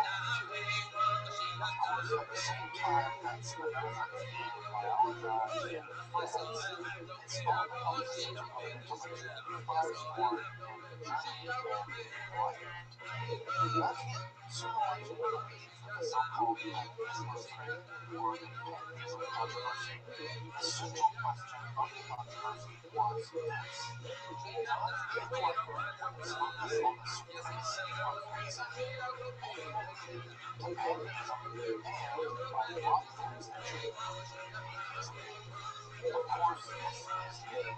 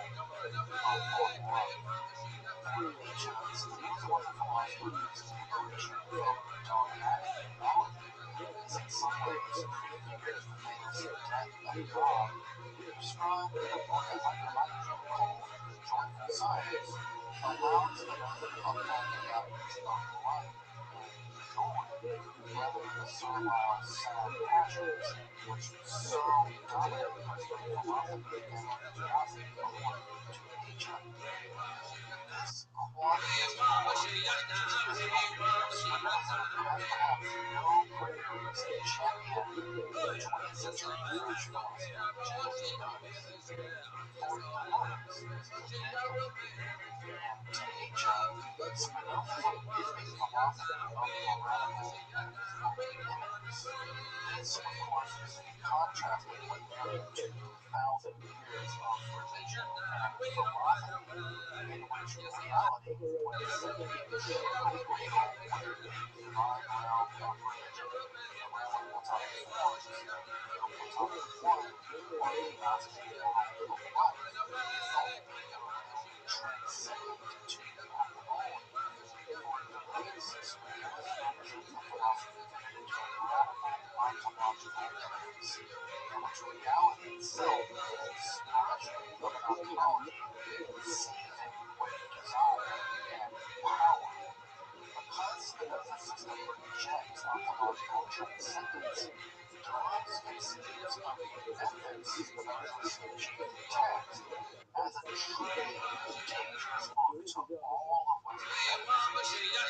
And one of his theorists actually likens the book not only to a magical repertoire, but the most frightening of all tomes of sorcery. In one of his lectures on his infamous and biblical book Grotto of Oedipus, he declares that, quote, the true name of ethics is the Necronomicon, a reference to that hard-boiled and Lovecraftian lore.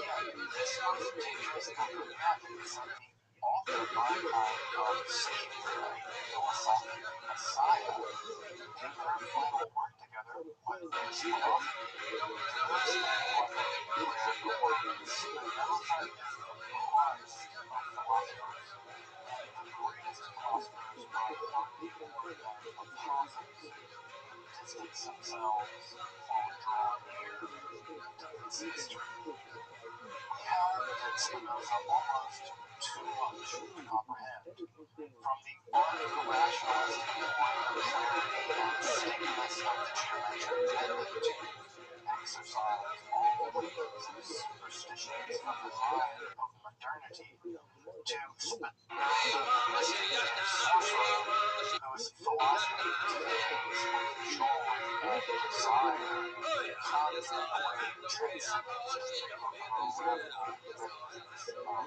immanence. According to his lens of excommunication, he was author of, quote, abominable heresies, and according to his most recent prophet, nothing less than the Christ of the philosophers. But within Spinoza, in perhaps the most difficult place imaginable, somewhere between heretic and Christ. But as he leaves us and admits, he reminds us, all means excellent are as difficult as they are rare. All the more reason to study a bit of Spinoza's philosophy and have, and to give it another read.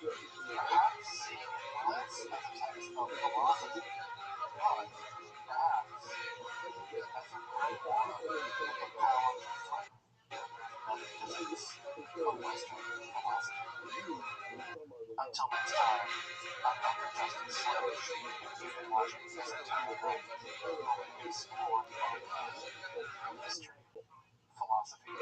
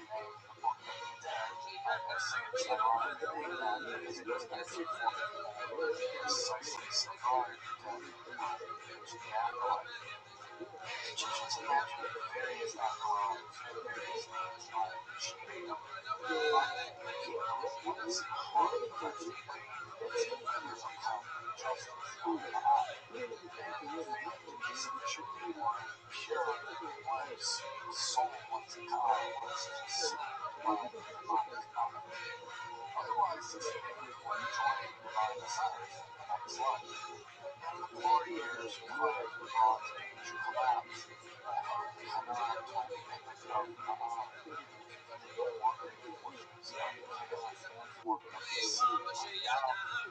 All things submit to the world created in Adam or death. This is a complete fulfillment of the prophecy of the resurrection. Here the storm God forever contends with God, drought, and death, and the yearly cycle of the winter rains and the parched earth of the summer. All three of these ancient cultures had complex and evolved conceptions of the afterlife. Thus, it would be unsurprising to learn that the afterlife of those most famous Canaanites, the Israelites, is going to reflect, and remix many of their neighbors' concepts into the old concept of afterlife, Sheol. The word die or death, among many various forms in Hebrew, appears to occur exactly 1,000 times in the Hebrew Bible, with the technical name for the afterlife, Sheol, occurring 66 times. These are almost equally distributed in the prophetic works, with 1 time the wisdom works, 20 times, the Sheol 17 times, with only a smattering in the narrative text.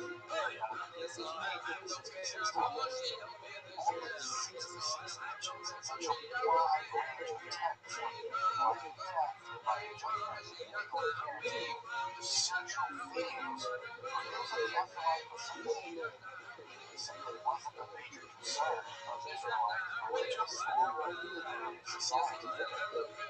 Despite this relative unconcern with the afterlife, there is enough there to provide at least a sketch of the concept of Sheol and death. The word almost always appears without the definite article, even with a proper name, though oddly it never occurs in narrative accounts of deaths, which happen a lot in the Hebrew Bible. Even people can decisive because of religious failure. We never really see something like so-and-so died and went to Sheol. Further, it's never mentioned in the legal sections of the Bible as a kind of punishment or reward for disobeying or disobeying the divine law. Those punishments and rewards are almost always physical and are typically cashed out in terms of restoration, large families, and agricultural success. Finally, the term seems to apply to all the religions captured by the Hebrew Bible, and the word only occurs in the Hebrew Bible with one exception. A mention in a letter from the Jewish military colony on the Atlantic island of Upper Egypt, given that the word Sheol never appears anywhere else, it seems at least reasonable to conclude that it was a uniquely Israelite term for the afterlife. Now, typically with similar languages, etymological analysis provides us at least some clue as to what the word could mean. Unfortunately, this isn't true with the term Sheol. Scholars have provided nearly a dozen possible origins for this term, and some have screamed now, though there's no scholarly agreement on the meaning of this word, which is to tell you what the word Sheol means. As you can see, we have everything from a Hebrew root for shoresh, meaning something like to inquire, which seems closest from a phonological point of view, though not really conceptually connected to the underworld, to a possible connection in Akkadian, with Shulala being an epithet perhaps of the Ishmael, the place of the dead, and thus Sheol becomes a kind of Hebrew placeholder for the underworld by association, although it directly occurs twice in the entire biblical corpus. Sheol was also associated with terms like pit, ditch, and grave. There are 6 instances also where it's described as Abaddon, or destruction. This actually goes on to become the angel of the bottomless pit in the upper limits of John. Though it's also worth noting that Sheol never gets personified in the Hebrew Bible like Hebrew ecumenical mythologies. I have to admit that none of these etymologies are terribly satisfying, and that the origin of this word will likely remain mysterious. The term Sheol is also a great example of when a specific theological concern is brought to bear in translation. Because materials on where it occurs, rejecting the idea that Sheol was the destination of all dead, good, and evil, and for this theological reasons tied to its Christian faith. Given this, he refused to read the term Sheol as basically anything other than the literal grave that it was intended to. In fact, arguing that the ancient Hebrews could imagine anything deeper than a creepy grave for some reason, never talked about the ocean or anything like that. Regardless, it's like a big deal to have all kinds of, let's call them odd ideas about how the Bible is accurate. If he were the chairman of the Committee on Bible Translation for the International Version or NIV, short copy of the Bible, probably the second most popular translation of the Bible into English. So this is a case where what you've got is the idiosyncratic Hebrew Bible, basically God's myth, which is the popular translation of the Bible, of an entire Israelite religious concept, and a concept of no less importance than that of the afterlife. Looks like it's going to be a really day for whiskey here at Esoterica. Okay, we're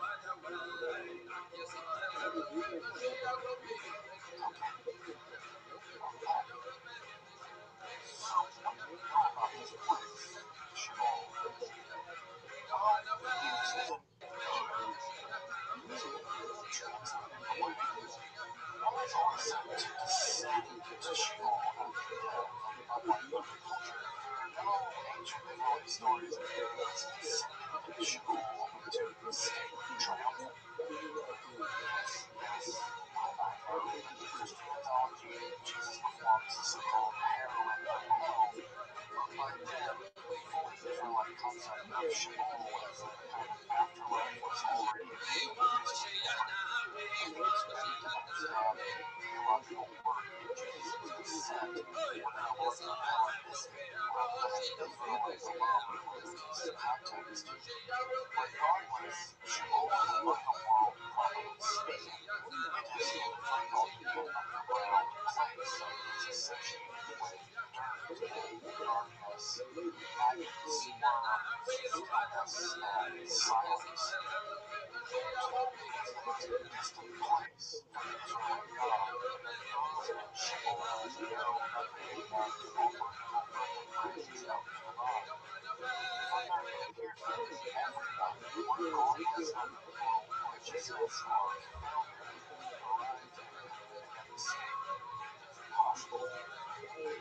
While there are three accounts of physical resurrection from the dead in the Hebrew Bible, curiously enough, all three are actually associated with these shamanic prophetic characters of Elijah and his companion Elisha. All three of those resurrections occur shortly after death, and none after the body is entombed. Of course, Elijah and Enoch are both famous for having never died, so they don't have to escape Sheol, but it appears that all that die can't. However, there are a few fleeting references to the Israelite God being able to raise someone out of Sheol if God likes, so this never occurs in any of the texts of the Hebrew Bible. Though it's not a place of punishment, there is some sense that the evil are placed in a more deep or more remote section of Sheol geographically, but this could just be a kind of poetic flourish. We're also told that it is prison-like with gates and bars, and that those there are bound with cords or chains. There's no activity to speak of in Sheol, though sluggish movement seems kind of possible. Those there are described as weak, and inactivity seems to be the norm. In the end, Sheol is a gloomy, cave-like realm of stillness, forgetfulness, silence, and decay. It is the eternal twilight after a death which never quite becomes oblivion. While Sheol represents a kind of post-mortem equality, There is an earlier stratum in Israelite conceptions of the afterlife, which more reflects their Canaanite forebears. In the earlier Bronze Age texts from Ugarit, we learn of ghost-like entities called Rabbi although the vocalization on this word isn't quite clear. These entities seem to have been semi-divine ancestor spirits, often previous political leaders and military heroes, who can return from the underworld to celebrate certain festivals, especially the New Year festival, with the living at a communal drinking party called a marzich or a marzeach. We're not again sure of the pronunciation. Curiously enough, their name seems to come from a root meaning something like to heal, though it isn't clear if they're the ones being healed, like being healed of life. I think of Socrates at the end of the Phaedo, or perhaps they did the healing through magical intercession, or it could just mean something completely else we just don't know. It's worth pointing out, however, that ancient Near East medicine was deeply connected to exorcistic rituals to cure various illnesses precisely caused by various kinds of malevolent ghosts. Something of these concepts seems to have survived into Israelite culture, though it appears controversially so. In Hebrew, the Rephaim describe a range of different beings, though they are usually linked to unusual, heroic, or kind of gigantic beings like the literal giants, such as Og of Bashan.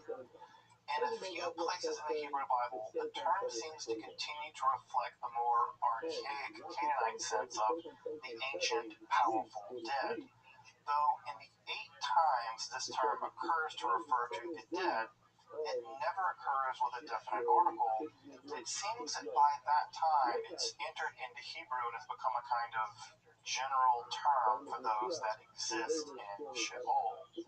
The drinking party or symposium in honor of and with the dead, the marzich or the marzeach of ancient Canaanite practice, also seems to have continued to be practiced by the Israelites, though seemingly controversially. It's only mentioned twice in the Hebrew Bible and only in the prophets Amos and Jeremiah, and there it's vociferously condemned for various reasons. Likewise, Levitical law forbids self-mutilation on account of the dead.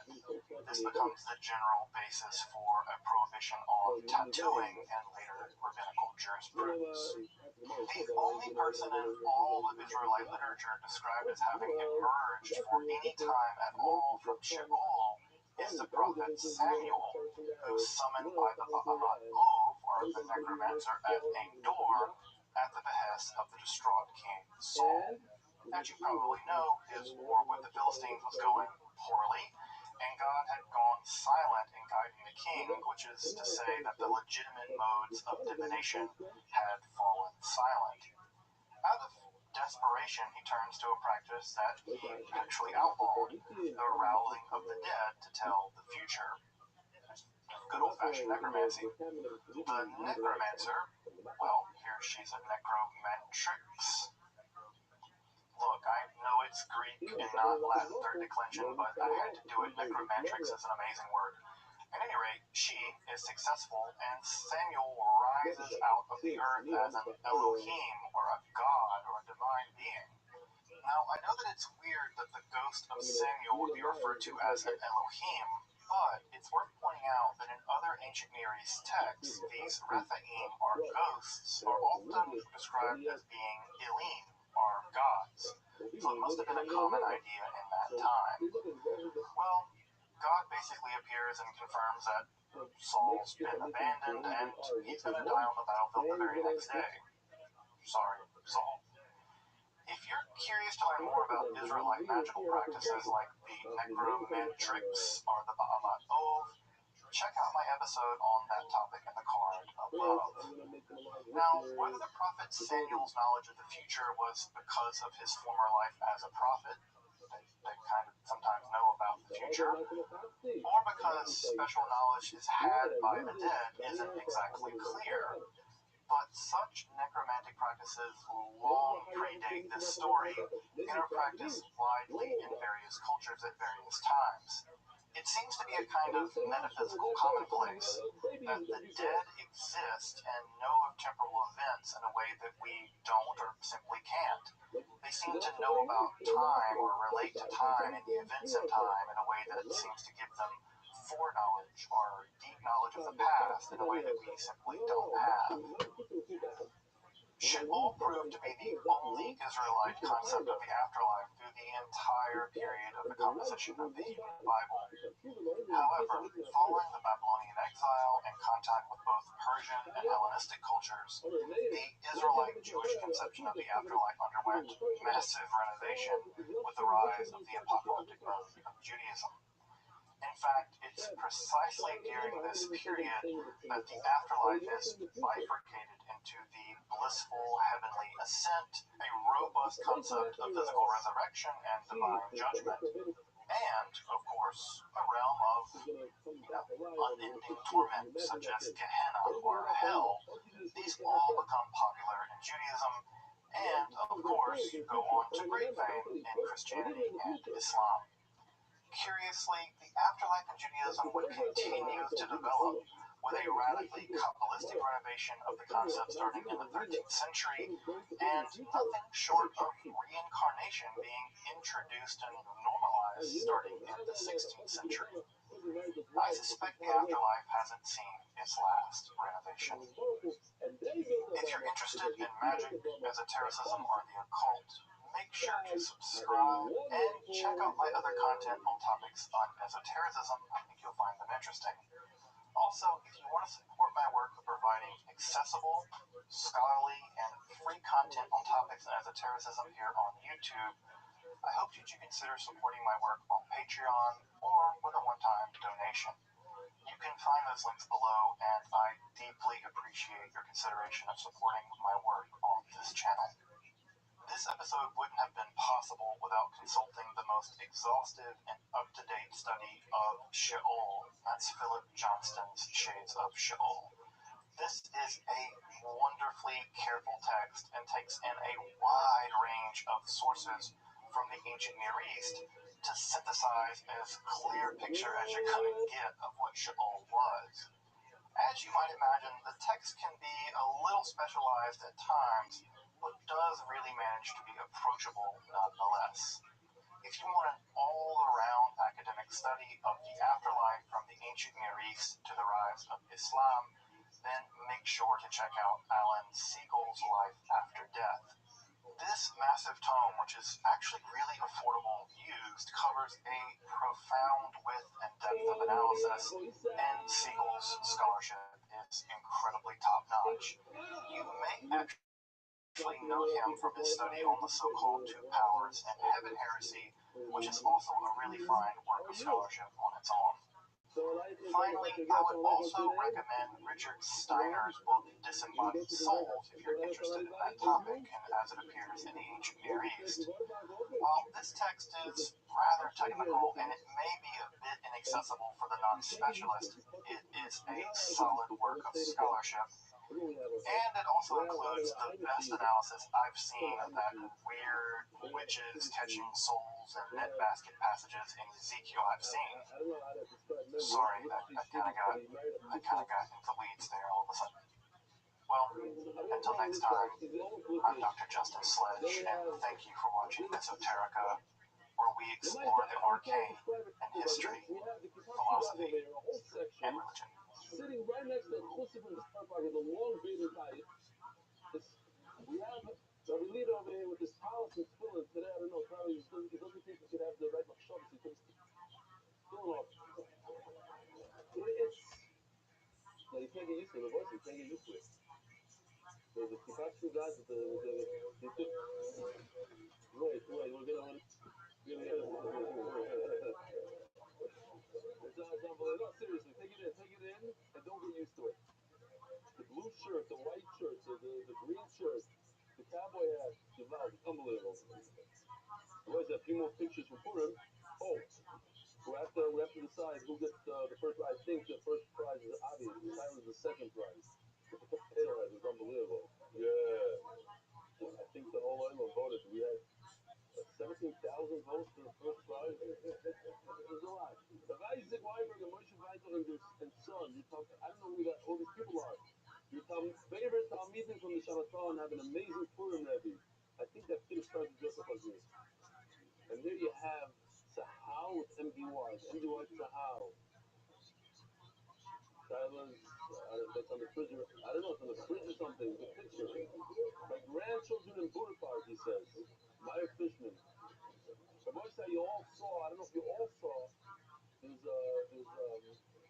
Trump.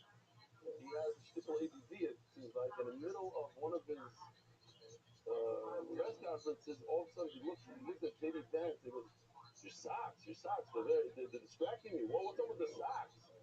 So somebody chopped that. What is on socks? Here, let me show you. By the way, I have to just speak of impression. I love these socks. What's with these socks? It's tonight in honor of the chief. I'm trying to stay focused on everything that has to do with these.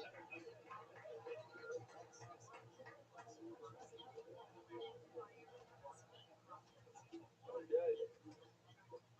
Those who don't know, the Israelis didn't chop those. They don't know about the NBY socks. They don't know about it. So that's even Trump chops. The middle of it could be very distracting. Yeah. And I was in where was I in Manchester? I was in Manchester, giving a shit, and there was a nice medrash, and I looked down, and I left, and the entire row, they were all wearing WY socks. So it just so happened, like, five guys all wearing WY socks. What's this? This is Shul Berkovich. He's talking about the UK. I don't know if you drink yet.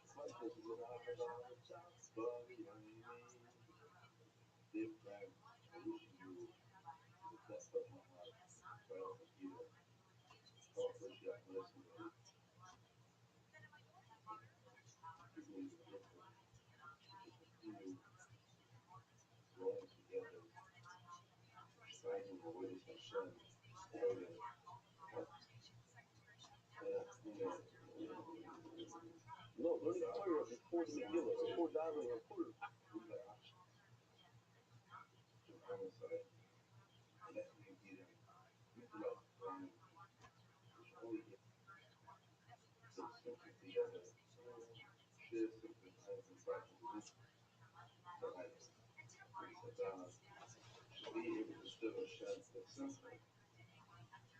Goya, MDY Pesach cookbook. Ayin Khan, if you have any geschmackte recipes they want to send in, try to be the women of MDY. We set the sponsors. Before Shlomo Shmuel ben Chana Etel Yosef Chaim Shmuel ben Ata Nechama by the Graver Family Anonymous, but that's what the Rukh to the guys who started calling Maria Mikhail Moshe ben Chaim Yes, who started during Daf Yomi, but he's 70 to 30 years old, anonymous to the unity of the Jewish people. Glenn Esterson, with love and gratitude from Wilmington, North Carolina, thank you for enriching my life with Torah.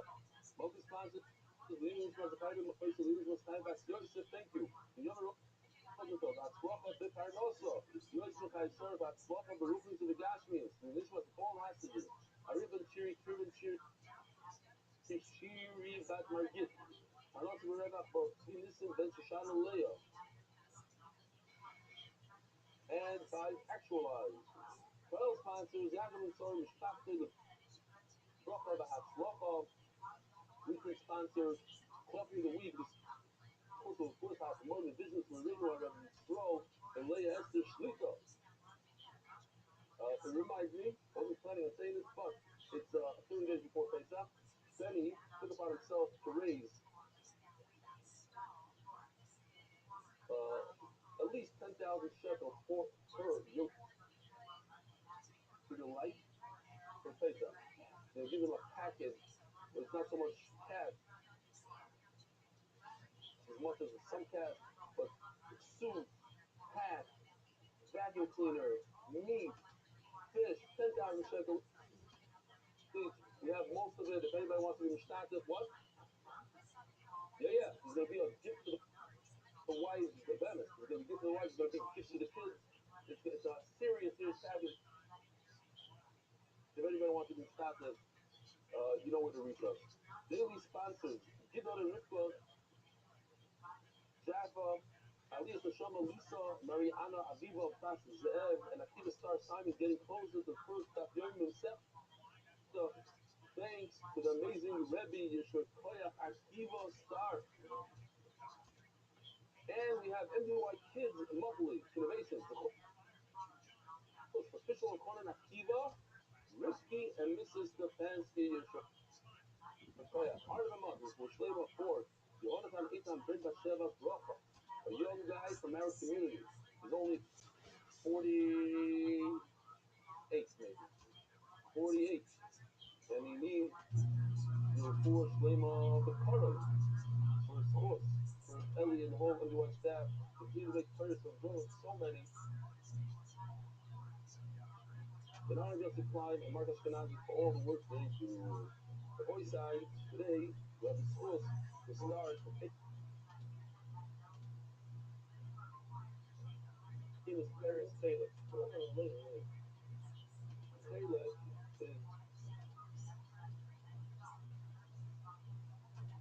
a very famous player because it's all Agadah. I don't think there's a single placement in 23 dots. It was all the way to the end of the sector. I'm going to start it soon. I mentioned that according to Rawat, it's supposed to be the second to last parent. It seems like the last one, but we'll see soon. I'm probably going to forget this stuff, but really, proof from Rafi meant to be there. How come upon him is Gishmak? It's all stories and Agadah. And before we get there, we have to do the sugi over here. And pay test, almost the base.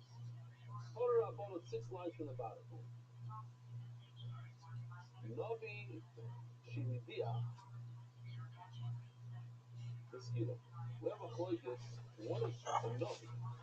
Navi, since he's such a popular person, talk to everybody. EA and get 10% off your first order. That's KACHEVA.com/Tony.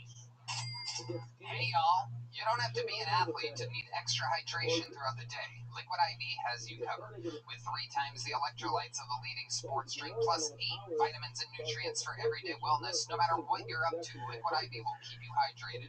Liquid IV hydrates twice as fast as regular water alone. We use it all the time. I love it. I absolutely need it after hot yoga, after a hot day on the golf course, or just any normal activity. It makes me feel good, right, Bam?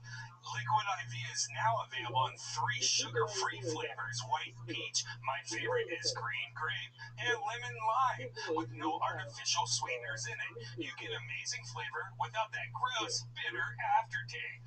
It's gluten-free, it's dairy-free, soy-free, and has no GMOs. Liquid IV is an amazing addition to your hydration routine. Grab your Liquid IV Hydration Multiplier sugar-free in bulk nationwide at Costco, or you can get 20% off when you go to liquidiv.com and use code TONY at checkout. That's 20% off anything you order when you shop Better Hydration today using promo code TONY at liquidiv.com. Hey y'all, with the changing of the seasons, it's time to change up the way you cook. Let go of meal planning, shopping, and food prep, and let HelloFresh take the reins. They send fresh ingredients with easy recipes right to your door, so cooking is a total breeze. With 40 recipes and over 100 add-on items to choose from each week, there's always something new to love. And right now, you can even snag their fall flavors line and get appetizers like barbecue pulled pork nachos. Delicious. Right, man? If you're counting calories or following a specific meal plan, it can be hard to find meals that fit your guidelines, but HelloFresh makes it easy with vegetarian, family-friendly, and fit wholesome options. Yum.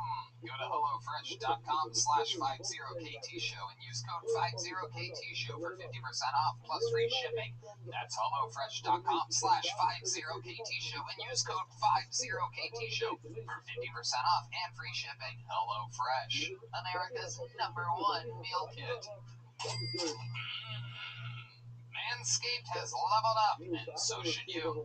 They've launched the 5th generation performance package featuring the all-new Lawnmower 5.0 Ultra, When you're going for a close shave below the belt, you want the best of the best, or else you're going to cut your nuggets. This new trimmer features 2 interchangeable blade heads with 3 length setting combs and waterproofing. You can get any look, anywhere. Perhaps you're into a mohawk for your weenie, or as I call it, a brohawk.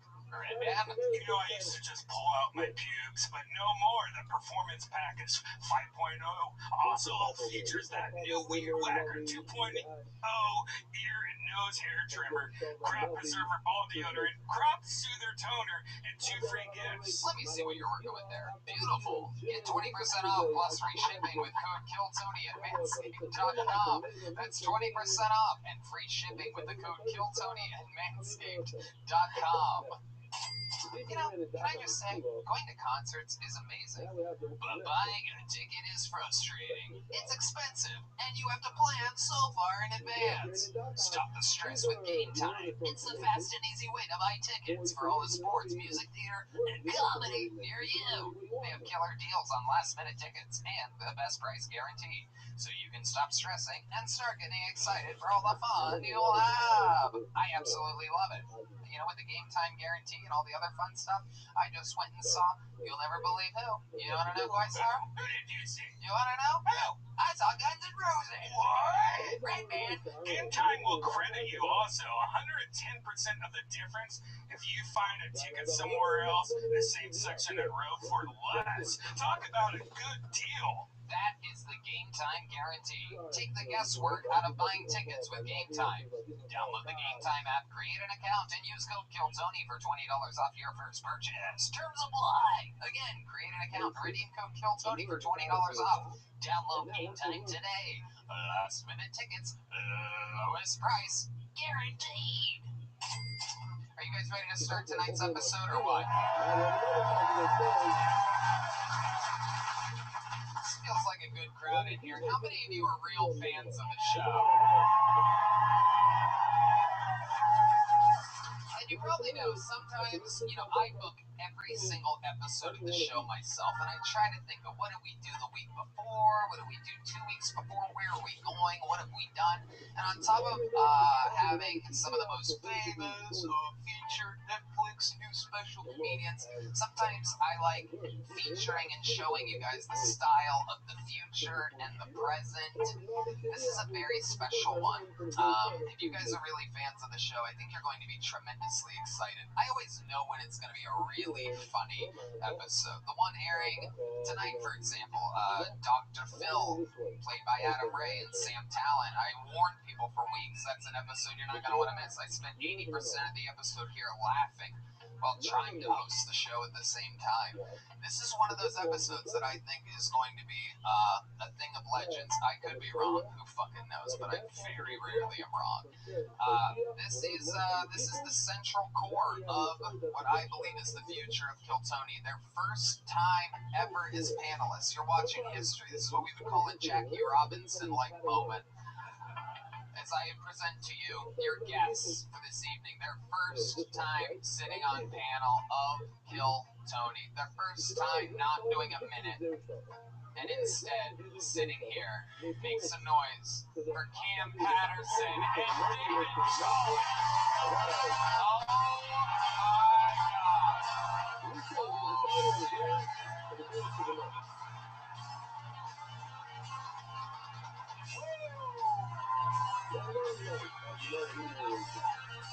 Let's fucking go. We're spending the whole night together. Can you people give me a gang violence? Oh shit. Tyler Perry presents Kill Tony. This is unbelievable. Red Man, we are outnumbered on this stage right now. I don't know if you noticed that or not. This is a first. This is, oh shit, you're right. 5 on 3 and whatever the fuck Paul Beamer is. What are you? I didn't know that. You're fired. I fucking love it. Welcome, gentlemen. Yo, we outside, nigga. I'm fucking happy to be exposed. Get a little more juice on these microphones if we can. How about a hand for Kino in the back? He's deep in the darkness. He never gets the respect he deserves back there. One of the true necessities of the show. Fun fact about him, came over one of the must-hires we demanded from Vulcan Gas Company. He's been working sound on the show forever. Love you, Kino. He's back there. And here we are. Black and Milds are lit. Black and Mild, and I do believe we're about to get Black and Wild. We gotta fucking bet it. We're definitely going to be black, that's for sure. This episode is brought to you by Yoo-Hoo Chocolate Drink.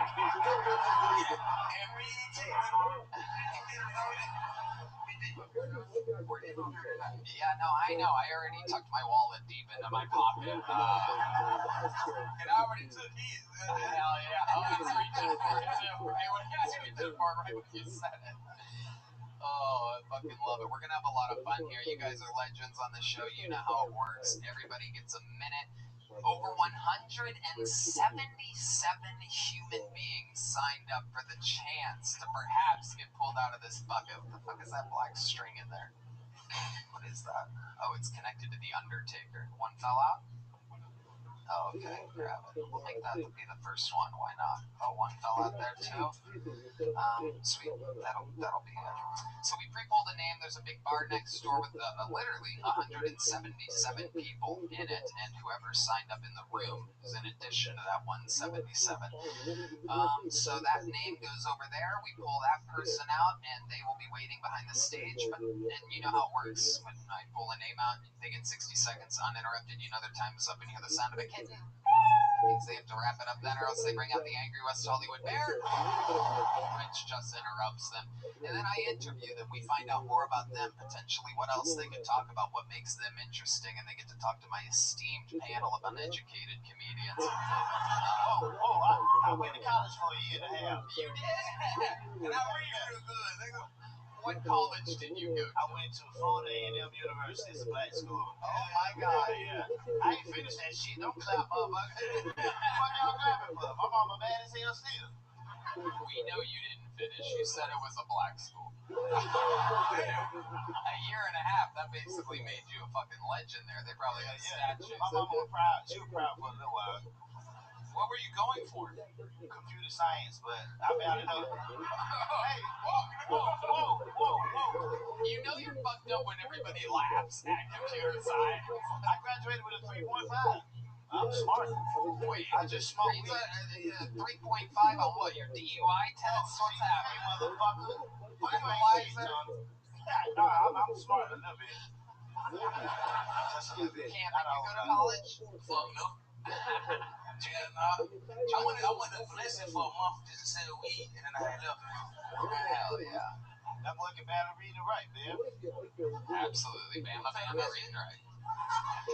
Well, while they go grab that comedian from next door, we do have a comedian to go on first. Ladies and gentlemen, this guy starts every single episode of the show. A legend. You know the whole story. I mean, ups and downs and highs and lows and everything in between.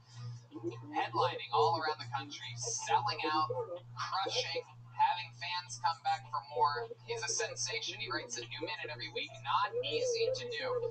Getting tonight's show started. You guys know the song at all? Sing it if you know it. Make some noise, everybody.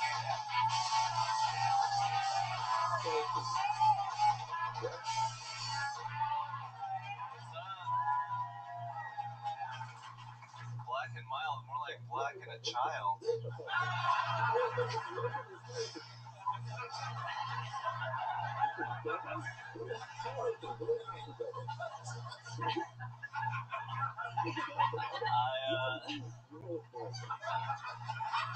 I think they should introduce a new submission in the UFC where if you can hold down your opponent and pretend to have butt sex with him for 10 seconds, not only do you win the fight, but your opponent now has to retire.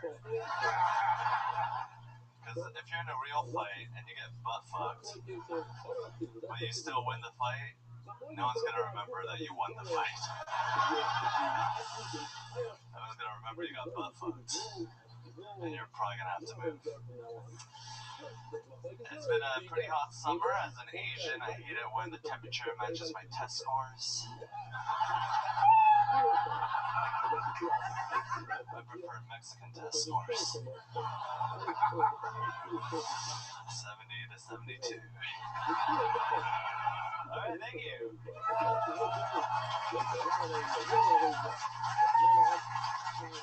Let's camp, ladies and gentlemen, with a brand new minute. Black and Child, let's talk about it. Came out guns a-blazing. Are you calling Cam a child? He's very youthful and I appreciate that, my nigga. I just want to say, fuck Rick Diaz, nigga, we gonna kill him. yeah. It's a little inside baseball, but yes, absolutely. Oh, no, I see what you're saying. Yes, Rick Diaz challenging him again and again and again, and he finally got it. You are challenging Rick Diaz in the arena, sold out HEB Center, New Year's Eve. One of you will be doing a new minute every single week, and the other will be temporarily at least banned from the show. Have you been thinking about this at all? Yeah, I've been saving up and thinking about it and just wondering how I'm going to crush this European with my American might. Yeah, that's right. Yeah, fuck that nigga, man. David Jolly. Hi, it's Kim. I must say, that was a very good. It's very entertaining. How did you? I thought you were eating pussy.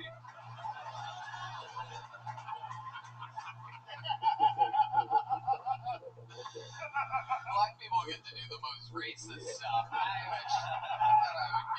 What I would give to just, you know what, I'm going to do blackface one day. That'd be a fun episode. That's a good idea. It's fun. Yeah, that'd be fun. Let's switch it. Next week, you hosted whiteface, I'll do blackface. Say you promise. What? Say you promise. No. I'd be taking in a motherfucker. Hans Kim, I love it. The hot summer, the Asian scores, that all makes sense. That all checks out. Those are good jokes. Rock solid. The UFC butt fuck thing. I mean, I don't know.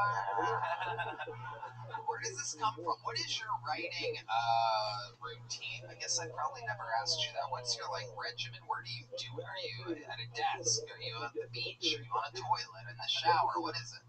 I'm usually laying down because I have a neck injury. What's your neck injury? Herniated disc. How did that happen? Doing a little jujitsu. I'm a bit of a jujitsu era. I'm up to my third stripe on my white belt. Wow. That's incredible. How often do you do that? I have stopped doing it 7 years ago.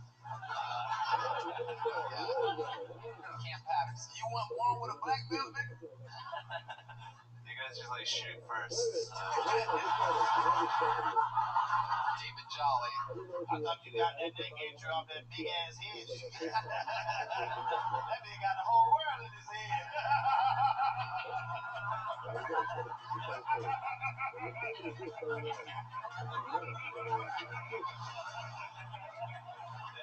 I actually graduated college, so.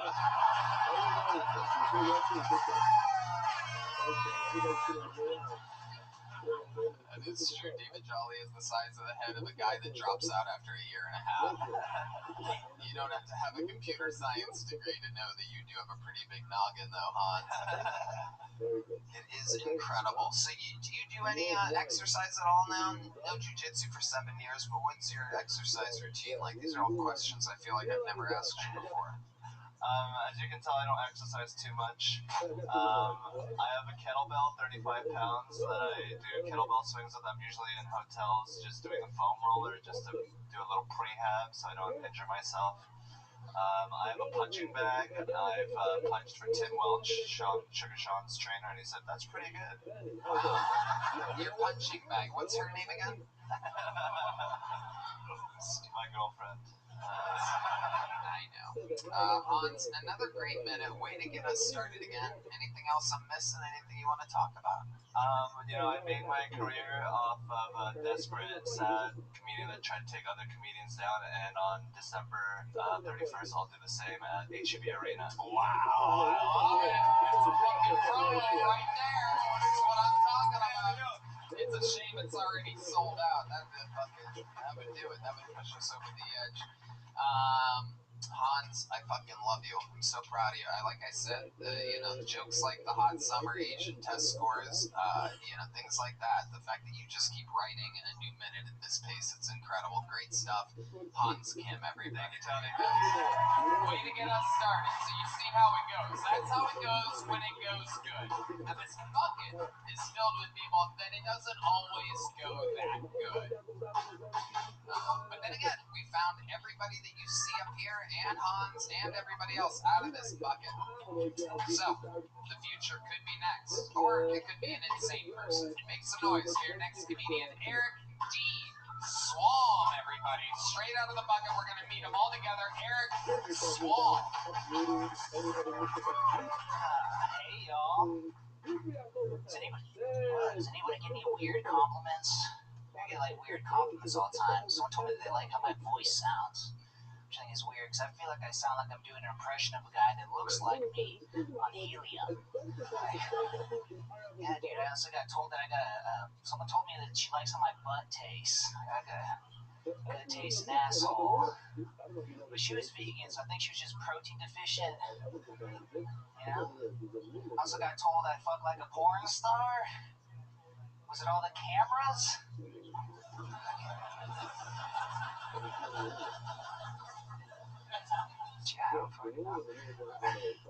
I got this one hurt a little bit. I got off stage. This dude's like, "Hey man, I didn't think you were gonna be funny." I was like, "Dude, that's a terrible way to call a guy handsome." Yeah, I don't even know if I write good jokes, man. Like, I'm just pretty sure I'm pretty enough to make dudes feel a little bit gay. Thank you, that's my time. Okay, Eric D. Swam. Is this your first time on the show, Eric? It is, yeah. Okay, welcome. How long have you been doing stand-up? 4 years. 4 years. And how long have you looked like Mario Lopez with Down syndrome? 4 years. All of it here in Austin? No, I came from Reno, Nevada. Okay, Reno, Nevada. That's where you've been doing it, huh? Yeah. The smallest big city or whatever? Bullshit like that. I mean, you would know. Yeah, it is. That's what they call it. It's like a really comfortable place. You can drink the water and shit. Is this where you were born and raised? Yeah. Okay. What do you do for a living? I serve sushi out here. Out here? Yeah, I moved to Austin. I was like homeless for a couple weeks. Yeah, so that was fun. So when did you move to Austin exactly? About a month ago. About a month ago. Like 2 weeks of 100-degree weather. And you were homeless for a couple weeks. Tell us about that. Before you moved here, you didn't look for a place or anything? Oh no, I did. I thought I had a job too, but I got out here and didn't communicate. So what do you mean? I showed up to the pizza place that I was working at in Reno. It was like corporate, and showed up to the door, and they're like, "We don't have a job for you." And yeah, I just got fucked over that way. So yeah, so bad planning is really what it was. Okay, and how about the living situation? Why was that? Oh, yeah, just the same deal. Like, didn't communicate with the guys. Like, we rented the place out while you were. So I got down here, and that was the same deal. Yeah. When you say you didn't communicate with the people, like, does that mean that you confirmed at one point that you had a job in a place and just didn't follow up? I think that's really what happened. Yeah, I just expected that they remembered me. Okay. Are you on drugs? Constantly, yeah. Marijuana. Just marijuana, yeah. Right, but lots of it. Yeah. Enough to not communicate with both home and work. Yeah. I was expected to be homeless, I guess, to be honest, yeah. So, it sounds like you were going to be what? Serving pizzas? Selling pizzas? Serving pizzas, and now you're serving sushi. Yeah. How did that happen? That sounds like a lucky upgrade. Oh, a lot of Indeed I saw the sign and then downtown, like they probably roll it getting people jobs out here. Okay. So what's your Camp Patterson? What's going on here? Hey, this nigga blind as fuck, dog. I know.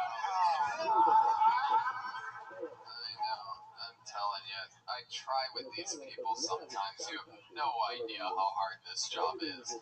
10 years and 4 months doing it every single week, and someone like this comes out, yeah, read on a matter, that's what they say. I didn't communicate properly. David Jolly. You must have wrote that shit in the car. What's That was your set. You wrote it in the car. No. Yeah, Oh, you've been doing that for a tested while. that for a little while, yeah. Well, you tested it at a Crack houses? Very popular crack houses, yeah. Dang, that was a bad decision, bro. You should have brought it better. Right, real people show for this. Yep. Yeah. Yes, they do. That's what you gotta kind of plan for is real people. So tell us something interesting about you. We have you right now as one of the most boring people in the show's history. Probably one of the most interesting people in Reno, I bet. You're probably the fucking Dave Chappelle of Reno, I'm gonna say. I was just the most handsome guy out there, but Why do you keep on saying that? Sorry, you're not. Do you know that you're not good looking? You're as good looking as you are funny.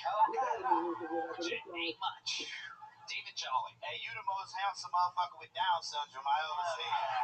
In my goddamn life. I ain't gonna lie, you got that one, bro. It's true. You have like a sloth-like head shape. Do you have like, do you have cauliflower ear a little bit? You used to wrestle? Jiu-jitsu, yeah. Jiu-jitsu. Yeah. Okay. I have a friend, Hans Kim, that would beat the shit out of you. What kind of belt do you have? It's a purple one. Purple one, like my panel's favorite drink. You're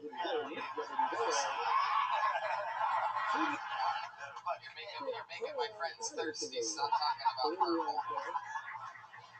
Tell us the most interesting thing about you, Eric, because right now we're struggling for fucking anything. The fun fact about your life, something that makes you different. So my ex, her and I broke up to do comedy in different cities. Like she moved to LA because she's a dumb bitch.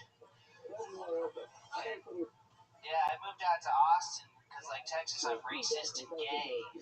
But I know, sorry, but my ex. Here we go. I gave you a wide open fucking. You could have just taken the ball and ran in any direction. You just called a girl a bitch and you called yourself gay for the 4th time in fucking 5 minutes. She actually has your number.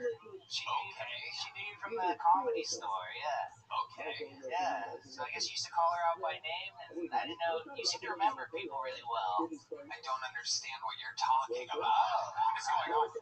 What do you mean? I just thought that was interesting, that I was dating someone that was talking to you to the point where she, like, what? Number? Alright, yeah. Are you sure she had my number? Are you positive of this? No, but I thought that'd be a fun. That sounds more like everything else about you. Yeah, she was pretty convinced that you gave her your real number. Like you'd leave the bathroom and be like, hey Fiona. What? What'd you just say? I'd leave the bathroom and you'd see her leaving like the bathroom and greet her, like you actually knew her. She's funny. I would see her. I can't understand what you're physically saying. Take a breath. Okay. So I would see her leaving the bathroom of the comedy store? You would be walking out of the bathroom. She'd be with a group of comedians, and you would be like, she's a comedian. Yes. Okay. Right. Now this is starting to make sense. Right. Okay. So she was a comedian in LA for how long?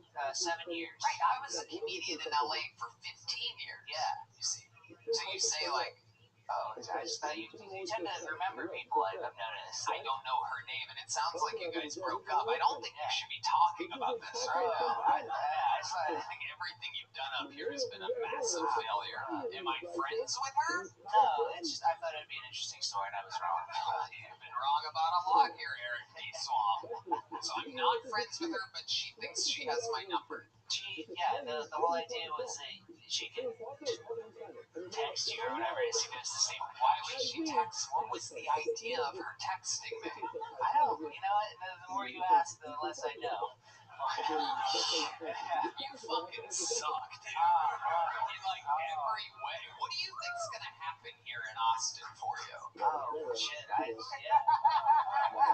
Not a goddamn thing, says Daniel Watson. Tony tell you that. No, Daniel, don't put the sticks down there. You just got roasted by our fucking Zach Wilson. What's this name of the Jets? Zach Wilson. It takes 2 quarterbacks being injured for Daniel to even. All right. Okay.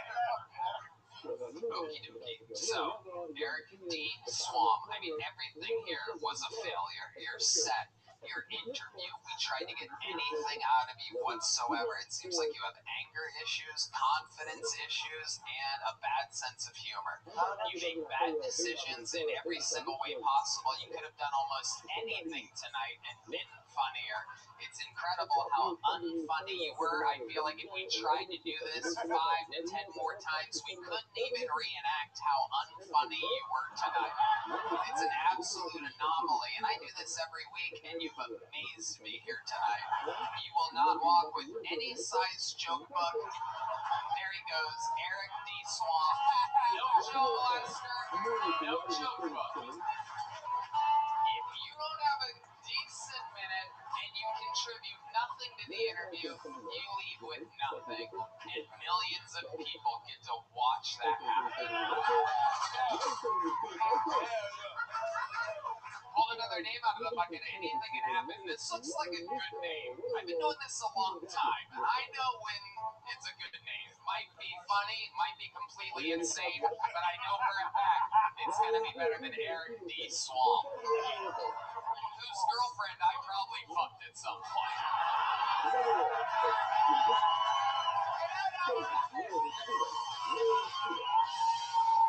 Make some noise for your fist.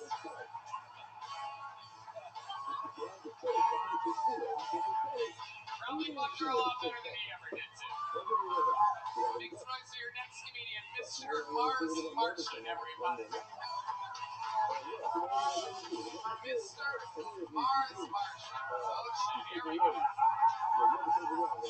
60 seconds uninterrupted for Mr. Mars Martian. Make some noise for him one more time. Come on. Holy fucking cowbunga, nigga. We did it. Here we are. So, my internal dialogue is fucked up, and that's not fun. You know what I mean? I'll be standing in the mirror like, snap out of it, you fucking midwit idiot bitch. You understand? Cut the dog shit, clown. I got this Xbox Live on me in my frontal lobe, and I can't stop the chatter. I just casually roast myself into oblivion. Yeah, make myself feel bad. You know what I mean? Hurt my own feelings. Yeah. I talk shit till I cry. I talk shit in the mirror till I cry. You know what I mean? I'm a fucking bully. Yeah. My internal dialogue is fucked up, but I don't believe in therapy. Yeah, these soy boys out here getting pussy boy therapy. The fuck I look like? Ain't no pussy boy. All soy. I see we got a bunch of fucking, never mind. It's all good. You turn my Audi into a fucking upper eenie doctor? Like, what are we doing here? You understand? I don't know. It's a lot of fun. Anyway, I don't have anything against any soy boy, pussy boys. I just want to put that out there. Yeah. That's enough. That's enough. That is indeed enough. Mr. Mars Martian. Holy shit. Where do I even begin with you? 1,000 times better than the last comedian. And still god awful at the same time. How long have you been doing stand-up, Mr. Mars Martian? If that really is your name. It's the Mr. Mars Martian. About 6 months straight, nonstop. Yeah, having fun. 6 months straight, non-stop, having fun. I like it. Absolutely. Has anyone ever told you that you look like the bloated corpse of the current White House press secretary? That's a first. But I do know I look like every lookalike that's ever looked like this motherfucker, so yeah. Right. You look like if the weekend never took a weekend off. Whoa, is that a Vince McMahon shirt you're wearing? I fucking love that. That's cool as fuck. D-Max is having nothing to do with this. He can't even see you, and yet he's seen enough. Mr. Mars Martian. Where do we begin with this guy, David Jolly? I don't know what the fuck just happened. That nigga lasted us out. can't, Pat. I've known Mars about 4 months now, and I don't know if he can say nigga yet. You know what I'm saying? I don't know what it is, but I don't know if it's a nigga. You know what I'm saying? And I want to talk real bad about him. I think he's going to kill me in my sleep, so I'm just going to stop talking. It's a new breed. It's the cowabunga, nigga. It's the new style. That's not a real thing, nigga. I know that you can't make up styles of nigga, bro. Cowabunga. Niggas don't say cowabunga. Cowabunga, nigga. What is it? What are you, a teenage mutant Nigga turtle.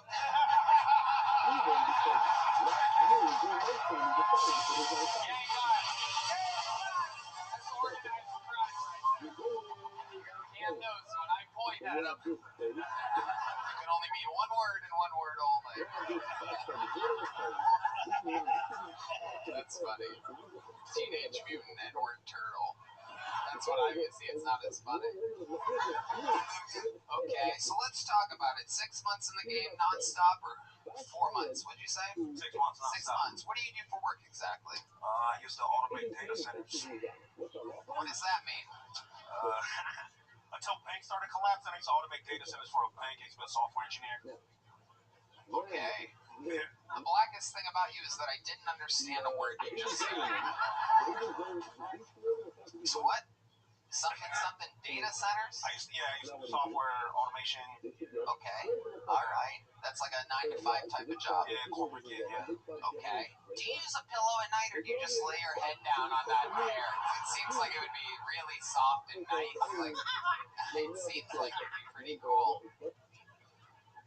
I bet you do have a pillow. I'm gonna move on. What do you like to do for fun, Mr. Mars Martian? Anything creative, make music, make jokes. What kind of music do you make? Oh boy, it's like jazz, kind of death metal, slam type of shit. Jazz, death metal, slam. That is a wide range, my friend. He keep making shit up, dog. He just making shit up, so it's not. I do rap jazz, the small shit. Nigga, you know what I'm talking about? Do that shit, dog. David Jolly. I love to hear that shit. Well, I got news for you. I would love to hear that So, Mr. Mars Martian, what do? You sing? What do? You play an instrument? I got keys, I got drum pads, I got several guitars, different tunings, and all that type of shit. Sing? I'd rather not play the bingo and be forced to sing and dance all of a sudden type of deal. Oh, I can you sing, I made can. it an dance thing.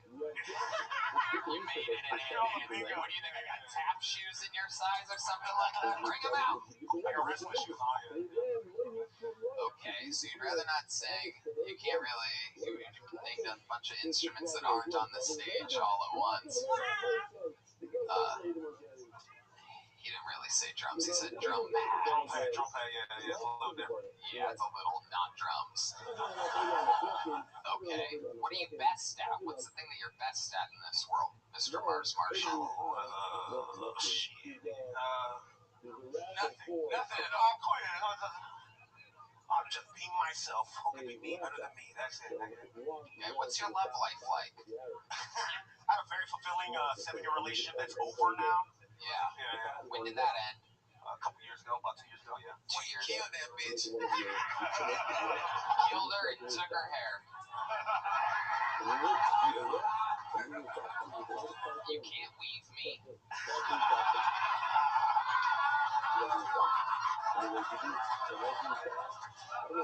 So it ended 2 years ago. Have you moved on? Oh, absolutely. Yeah. So what's your love life like now? Right now, just pursuing of the arts. I'm trying to be fulfilled by being creative, being myself, just trying to get as much shit done.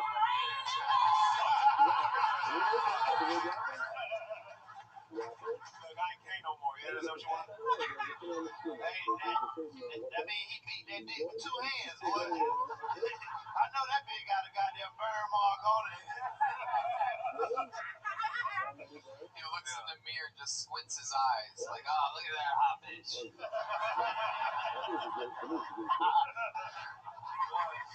My goodness gracious. So, like, the last girl you were with, what was that like? Was that Talk about comics, right? Not talk about that, yeah. comics? Yeah, you can have never mind. What? Yeah, I have no. The last guy's girlfriend, too? Okay. So was a comedian. Yeah. How'd that go? Describe it to us. Oh, it's just you try to keep it a one-night stand type of deal. We're all too emotionally unstable. You can't, you know what I mean? It's not a pursuing thing. It's just a horny thing in the moment. That's all. So what happened? You did an open mic, then what happens? Get off stage, then what happens? No one knows who it is. You can literally talk about this right now. You're in an interview on the live podcast. Yeah.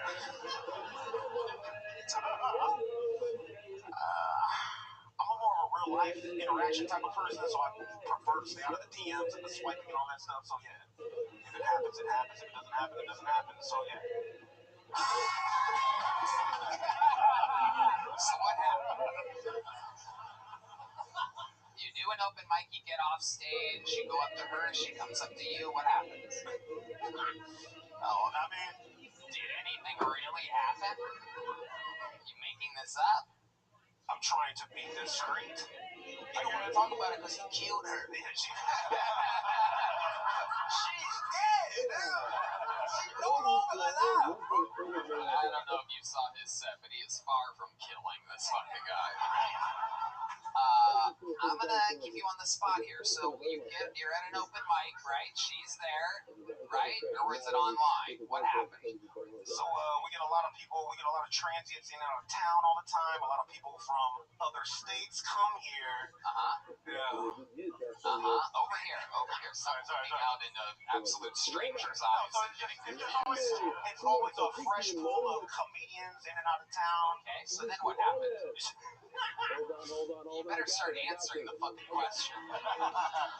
Alright, so I mean they were staying at a place that was only 2 blocks up. They lured me back to the den with mushrooms. We did mushrooms. We hung out, we hit a bunch of mics, but then they had the place to go back to, and so that's where we went type of deal. I mean, what do you David want? Jolly. Oh, that bitch dead. She dead. Okay, alright, guys. That bitch, that whole dead. That whole dead. She dead as fuck, dog. You the Rainy Street nigga too, I'm telling you, man. Look at his eyes. Some mushrooms, she had a place to go back to. What's your living situation? I live out, I dodged myself. I live out by Mansfield Dam, kind of far, like 30 minutes from here. I didn't ask exactly where. I mean, like, do you have roommates? Do you live by yourself? Nah, I'm a homeowner in Austin, Texas. A homeowner? How were you able to do that? I used to be a software engineer for a Fortune 100. Okay. And you saved up your money, bought real estate. Yeah. See, that's an interesting fun fact about you. That's actually fucking shocking.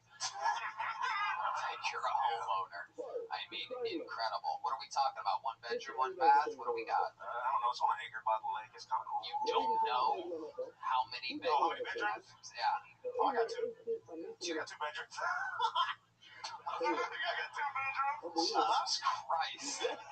What are they serving up at this bar they're keeping everybody out? Oh my God. Fucking wild. Okay, Mr. Mars Martian. Anything else? Any other special skills or talents or anything we should know about you? I've been in Austin for like 6 years. I'm originally from Compton, California. Oh, okay. All right. Okay, there's a few fans of Compton here. The majority of them being at the table with me.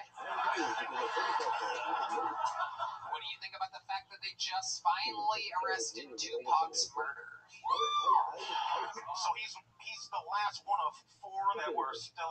Everybody else is dead except for him. It's kind of one of those double jeopardy kind of deals, I guess you could say. Yeah. He killed Tupac too.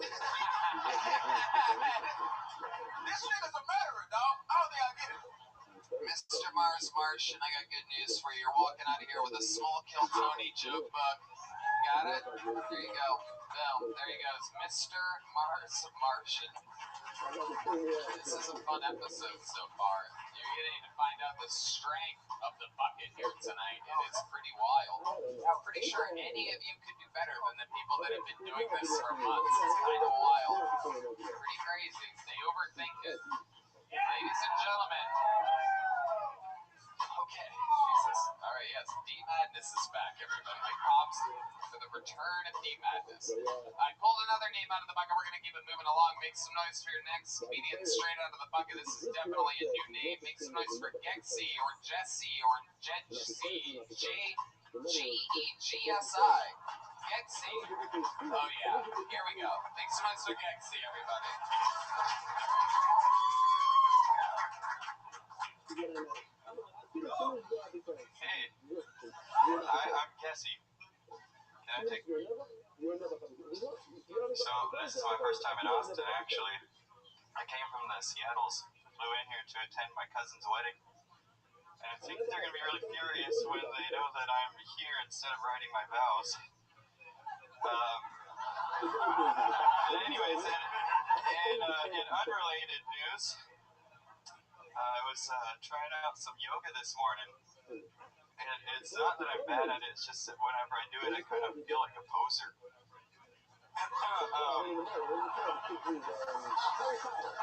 But it's all good because I'm a pretty good guy and stuff, except for I used to be super addicted to showering, but I'm clean now.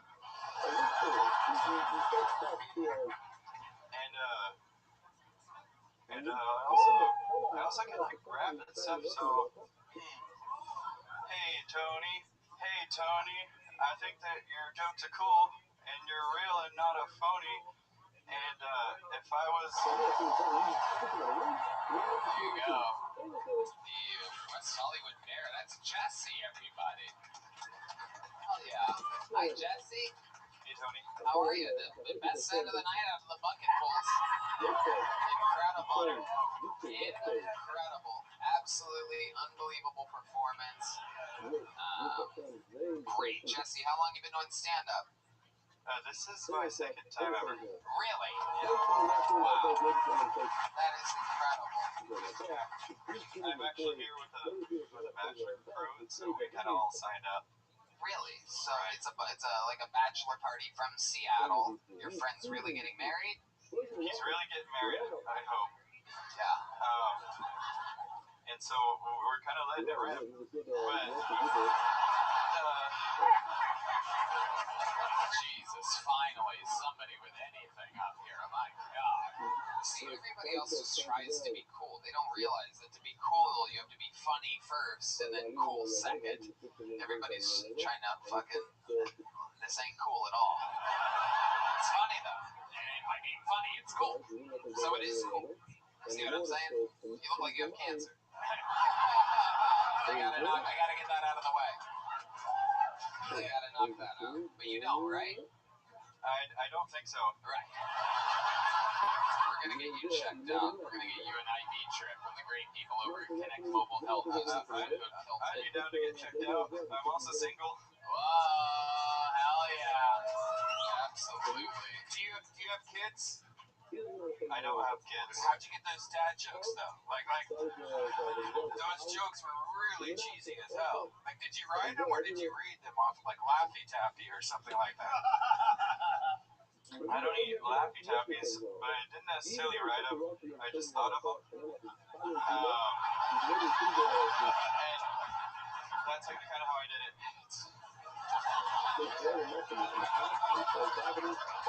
Which one was the one that offended you? They were just really cheesy. Which one was the cheesiest? All of them. Every single one. The one about the coming in from Seattle to write the vows, that was cheesy? No. The jokes.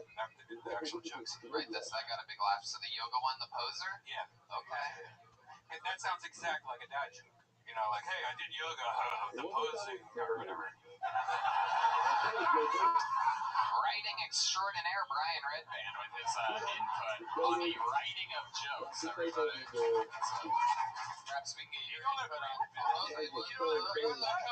What? You don't agree with that? Not really, no. Those were hard-hitting jokes? No. I just think he's obviously a one-liner comedian, and those aren't different. You can almost say that about any one-liner comedian. You could say Mitch Hedberg did dad jokes, but Sure, but they're, yeah. Okay, you know what, Redman? We're just going to keep moving on with the show. Critiquing the material isn't really your best feature of the show. All right, I'm wrong. There's like a rooster sound or something. There you go. Very good. Thank you. Back to the comedy part of the comedy show. Jesse, tell us more about you and your life. How about a hand for the amazing staff here at the mothership? So cool. That staff on the planet there. Great Carrie Mitchell, with all these amazing people. We have the best fucking crew here. Shout out to Tracy and Chica and the service. Well, everybody's just amazing here. Tell us more about your actual life, you weird motherfucker. Well, my actual life is just like this, but a little different. I usually will be climbing trees or like making wedding wraps. Wedding wraps? Like wraps about a wedding? Yeah, at weddings. You have really good timing and stage presence. Where do you think you get that from? How do you have such an interestingly present sense of humor? Timing. Well, one time my friend told me that when I swing my golf club, that I have pretty good tempo. Yes, And that's so a big deal in golf. I think my golfing translates to here. Absolutely. It absolutely does. I agree with that. So, wedding wrap. Can you give us an example of what a wedding wrap sounds like? If my good friend gave you a beat, the great Daniel Watson, here we go. Make sure you really enunciate into that microphone, okay, so I can hear you. Right. Because once the band starts playing, it gets a little loud. So go ahead. We want to hear you rap. Here we go. We had to come to the wedding. I hope everyone's ready. Hope you brought your confetti, cause the party's going on and I'm making up this song cause we're getting married and also taking rips from thongs. Yeah. It's a fun wedding, right? Cause it's a fun wedding where crazy silly stuff happens. Like a guy who they think has cancer is rapping. I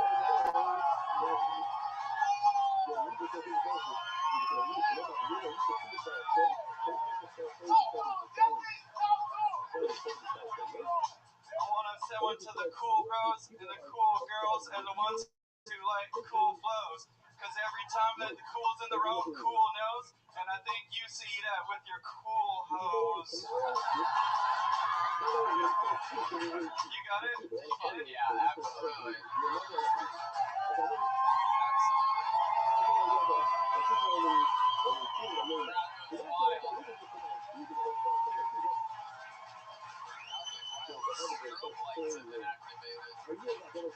Unbelievable, Jesse. I mean, can you believe this fucking guy? We got a white rapper. Hey, he good too, but this is the first time in show history y'all done had 3 serial killers in the fucking row. That's magical. That be raw though, Jesse. Yeah. You like you were turned as a child. You know what I mean? No cereal box was safe. Or dad jokes. Absolutely. The mentioning of serial killers on the show has been prolific this episode. If you were going to murder somebody, how would you do it? I made a video about this already.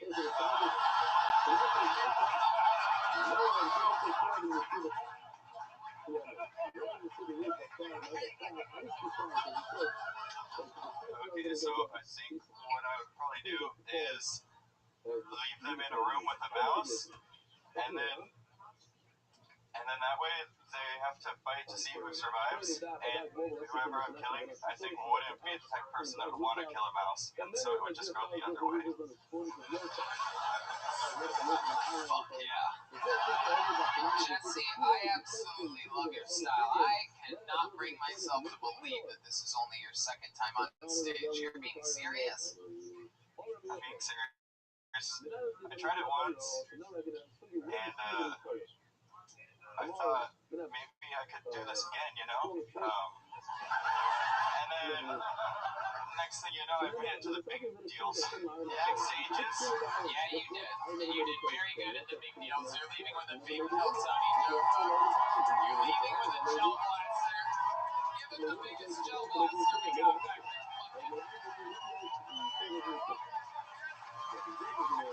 Holy shit. What is this?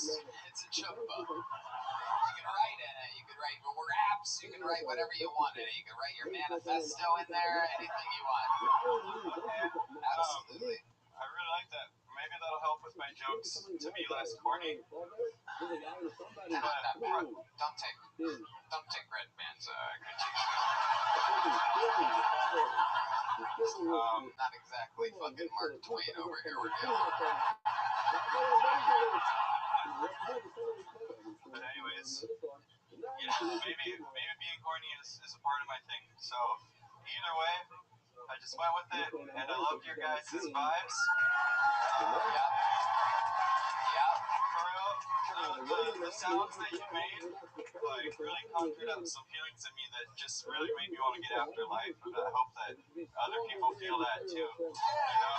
I really like this guy.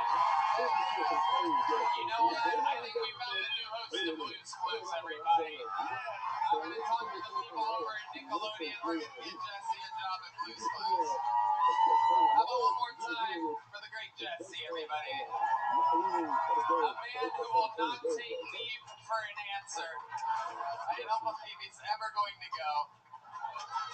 There he goes, everybody, Jesse. I believe he's waiting to get teleported to some other place.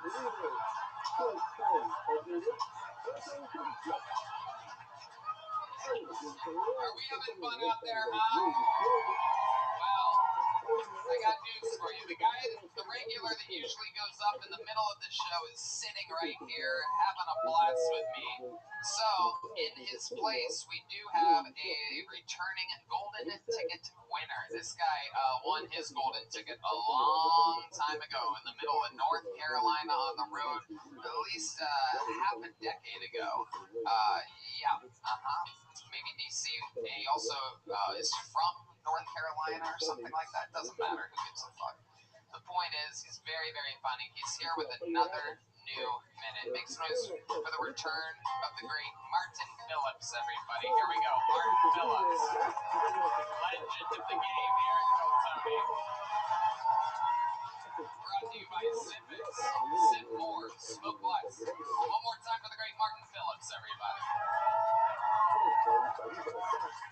Sounds good. Cool. Okay. I read if you had a sex dream about somebody you know, it means you trust that person. So I learned that I trust too many people.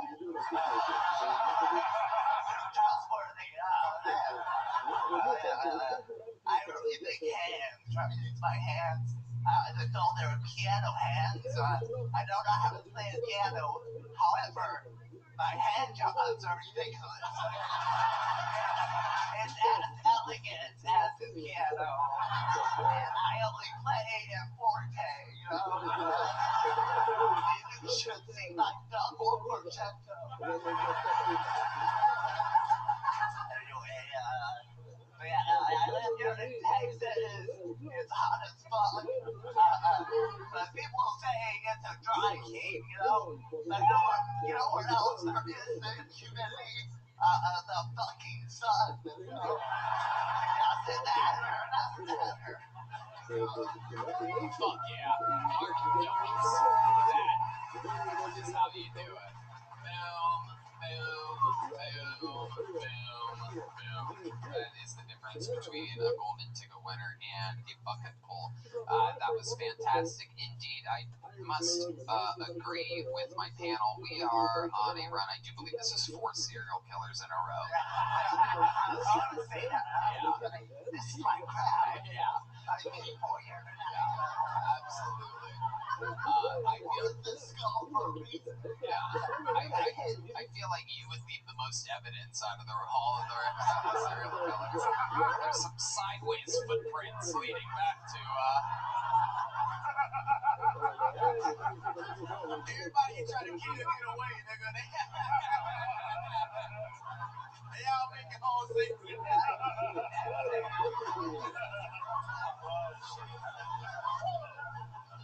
Martin Phillips, thriving here in Austin, Texas. Did you? Oh, you don't want some Black and Mild? I did it for the show, guys. Oh, I love it. Absolutely. Martin, so you moved here to Austin, right? Yes, I live in South Austin. Represent. Absolutely. David Jolly.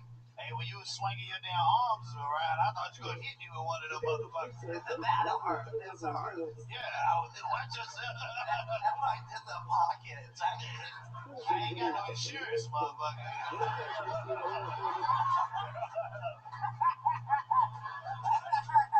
swinging them bitches. You were going crazy with that little bitch. You know what I mean?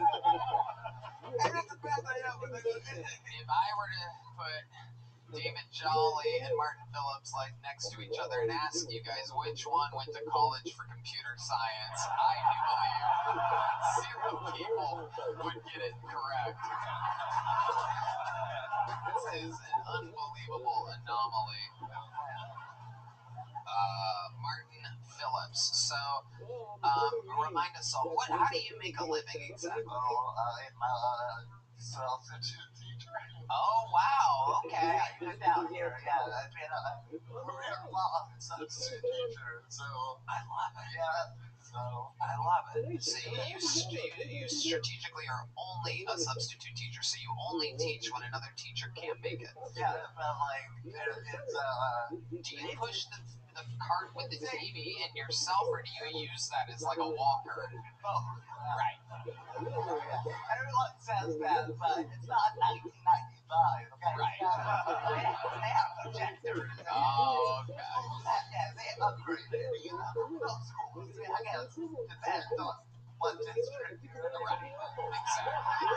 Exactly. But Indeed, the Philadelphia School District does not have any projectors or televisions left right now. They have been looted, everybody. They're looking for certain types of people to get them back. we don't live in Philly, nigga. That's why he got away with it. But I damn sure took that shit, nigga.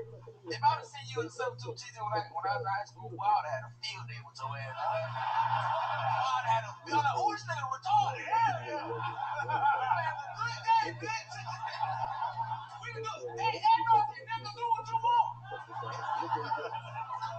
Do you have that issue? Do you have that? There are certain schools that I don't go to.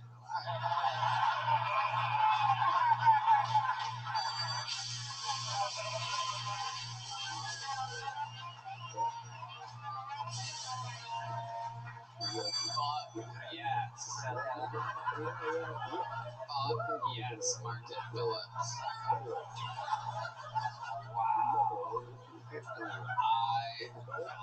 love it, David Jolly. How many fights you broke up? One time, there was a fight in the boys' bathroom, and there was a teacher came in, saying, we need a male to go in there to break up the fight. And I was the only male. If I had my clothes on, so I'm a complete pussy. So I don't fucking break up. And I thought if I broke it up, they would start kicking my ass. Damn it. Yeah, I love you, Mark. You a good dude, man. You alright with me, Mark? Oh God, you are a funny motherfucker, Martin Phillips. This is great. This is great. So when the kids misbehave, is there something, do you have something loaded up that you say or do to try to regain control? This one guy, no, usually, you know it's going to be a bad class. The office is like, here's our number. Call us. Anything happens. And sometimes I'm like, okay, I'm going to call the number. But I don't want to call the number. And I call my fucking bluff. And I'm like, oh, fuck, I have to call. And I call. They don't fucking answer.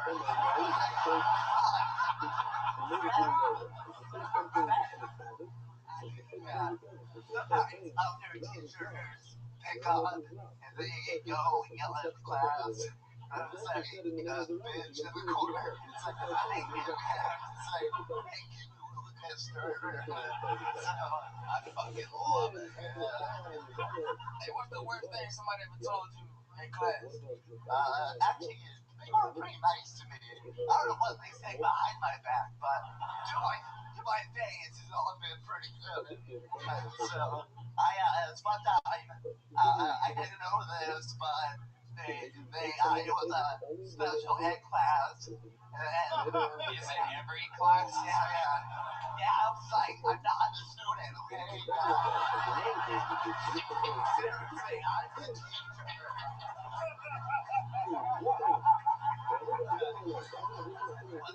What they actually didn't tell me was, they said, if you're gonna have, get a point across, right above the board. I didn't think about it. I get there, it was a death class. I had no idea. I had no idea. I was just talking my head off. Staring at me. I was like, okay. Then the interpreter showed up. I was like, oh, okay. I was like, wait for the bell guy. He said, I was like, no, probably never heard that bell. Martin, you're a fucking stone cold assassin. You might be a substitute teacher, but you are a first string fucking comedian, my friend. I'm so glad that you moved to Austin, Texas, took a fucking chance, gambled on yourself. I think you're exactly right where you belong. And we love you here. Of course, you're a legend in Bill Tony folklore and continue to be. So thank you for being you. Make some noise for the great Martin Phillips, everybody. There he goes. We found him out of the bucket on the road. Can you believe it? The bucket pools we get here in Austin, the comedy capital of the world. And meanwhile, we found people like that 5 years ago in the middle of nowhere. Another bucket pool here for Austin, so we're going to meet another one. Right now, we are on a run of serial killers like never before. Let's see what happens. Make some noise for Carlos Cisneros, everybody. Carlos Cisneros.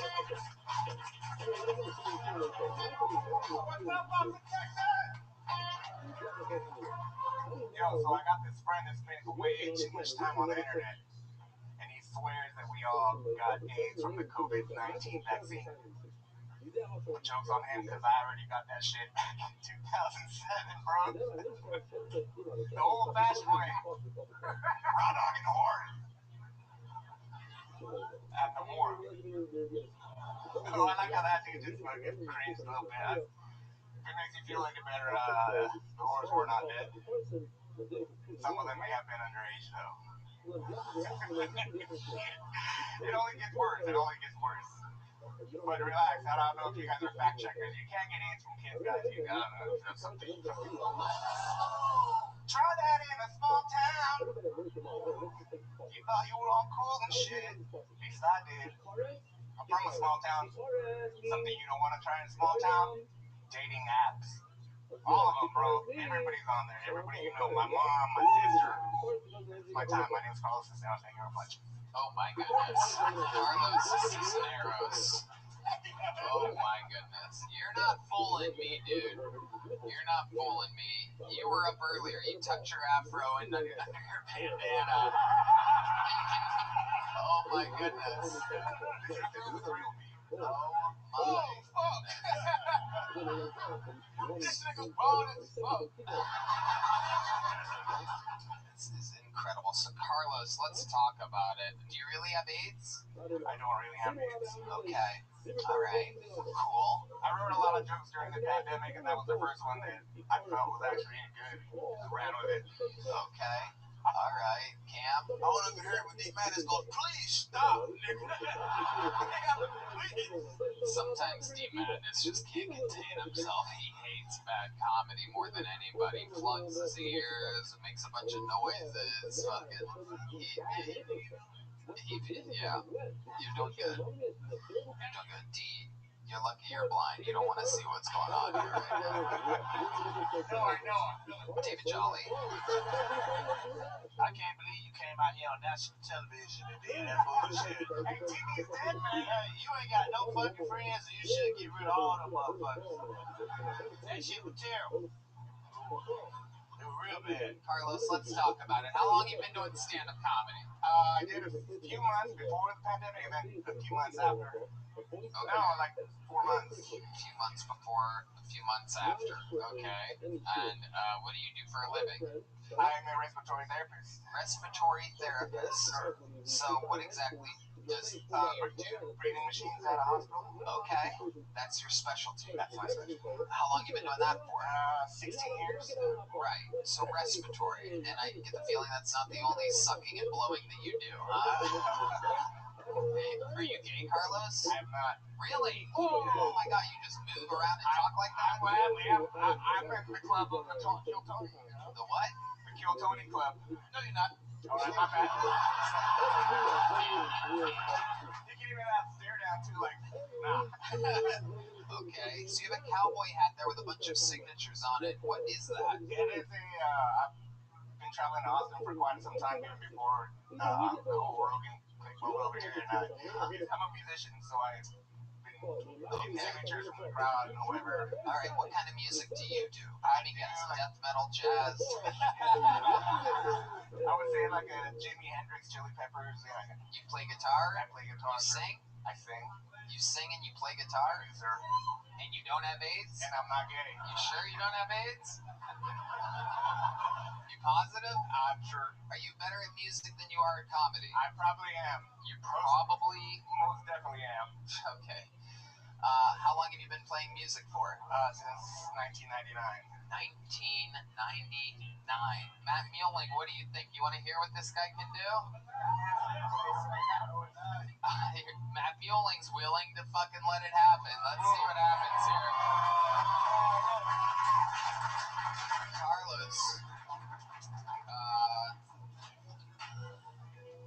Oh yeah, we got a little bit of a... What's going on? We got a lot going on, huh? We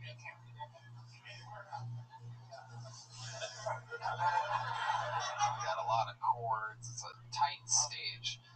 The stage was originally supposed to be custom built around this production, but no one communicated with us when building it, so that was kind of a thing. It was a decision by a little bit of upper management. Budget cuts. Yes, not communicate with us literally an unlimited budget, but they built it very small. Are you going to be able to do that?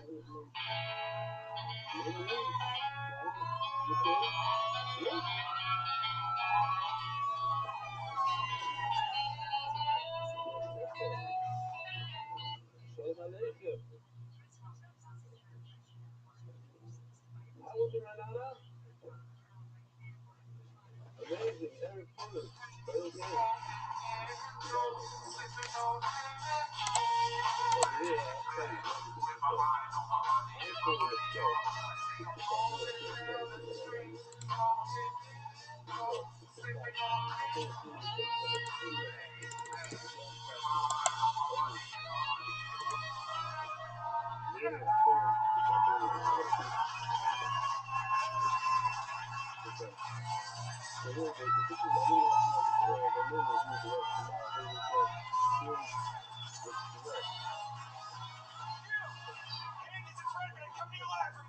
Mothership here in Austin, Texas, for a brand new episode of Kill Tony. Give it up for Tony Hinchcliffe!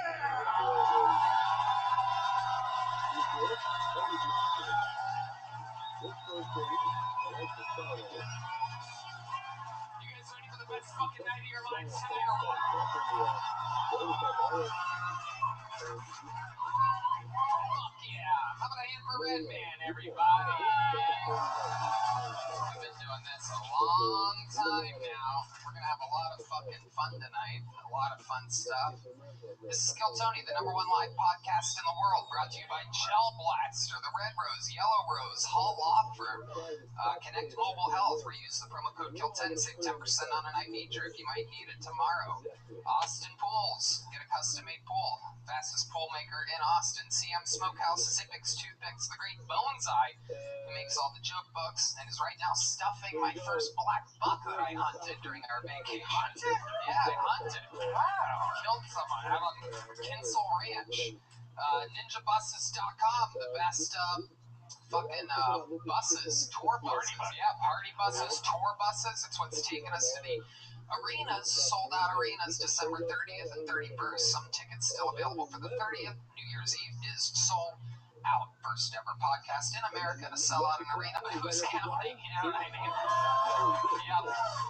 How about one more time for the best damn band in the land, the Kill Tony Band? That is indeed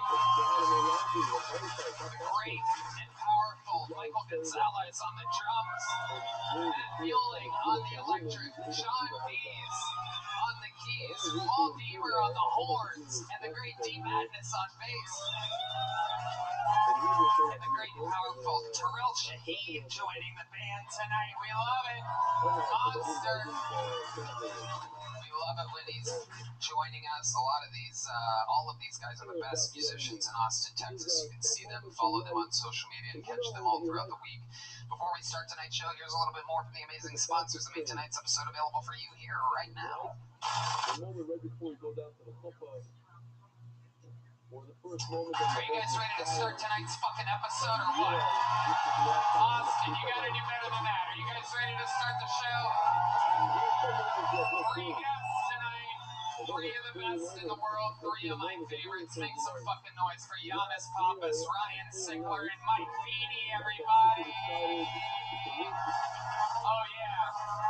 Back to our roots. 3 comedians. 2 New Yorkers. And LA's finest, Ryan Sigler, Mike Feeney, Giannis Pappas. Giannis Pappas of the Giannis Pappas Hour, doing Portland January 11th, Vancouver January 12th, and of course Toronto March 23rd. Giannis, welcome back. Good to be back. What's up, Austin? How you guys doing?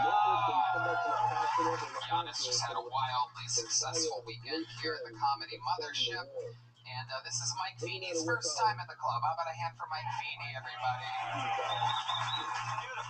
Me, if I didn't smoke 2 packs of cigarettes a day. Good looking boy. How are you, Mike? I'm great, man. It's exciting. Happy to be back doing the show again. I love it. I love it. Welcome back. And first time at the Mothership. First time for Ryan, too, right? No. You've been here.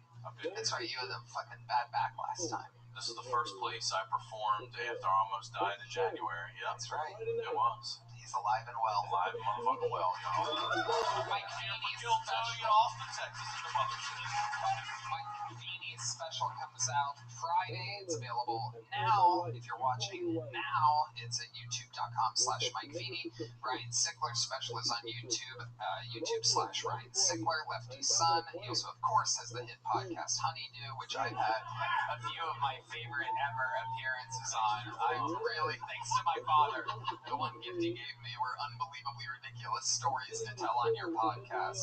Thank you for abandoning me, Dad. I don't know why I looked up there. He's still alive. That's just sad. And yes, like I said, Mike Feeney's huge new special comes out this Friday, A Night at the Comedy Cellar, where he shot in all 4 rooms, self-produced, self-directed, self-edited. We're going to have a lot of fun tonight. You guys have all done the show before. You know how it works. An absolute buttload of people signed up for the chance to do 60 seconds on this stage. We're only going to get through hopefully as many as we can. But they get 60 seconds of uninterrupted stand-up comedy time. You know their time is up and you hear the sound of a kitten. That means they have to wrap it up then, or else they bring out the angry West Hollywood Bear. And then I interview them and we find out more about them, more stuff that they could possibly talk about. Since it's a little bit of a walk from the bar next door, we are going to pre-select our first bucket pull so that they can get ready and behind the curtain. But first, I think we should start the show with, I think the guy that's the greatest show starter in the history of the show. You guys know anything about the show that you're at? Well, you might know the words. You guys know the words to this guy's intro song? All right, sing it if you know it.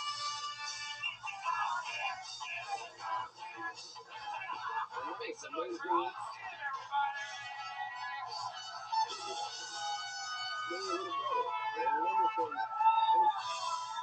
Thank you, guys. So there was an eclipse recently. I love eclipses because I don't even have to wear the glasses.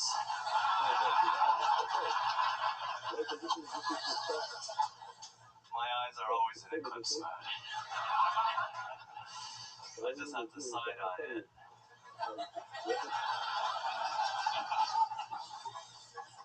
Israel is fighting Palestine again. The winner has to fight Russia. Loser has to marry Jada Pinkett Smith.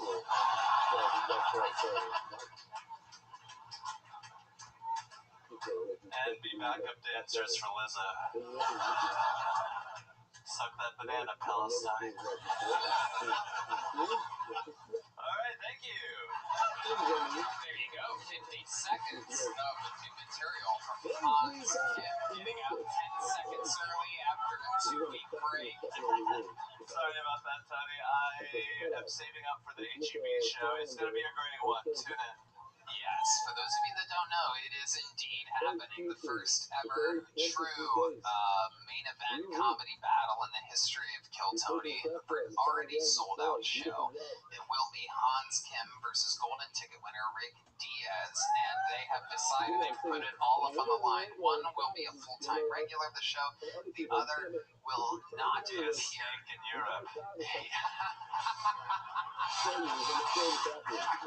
Oh my goodness. I absolutely love this. You guys have an internet beef and everything. You guys are promoting this fight better than like Dylan Dennis and Logan Paul did. It's incredible.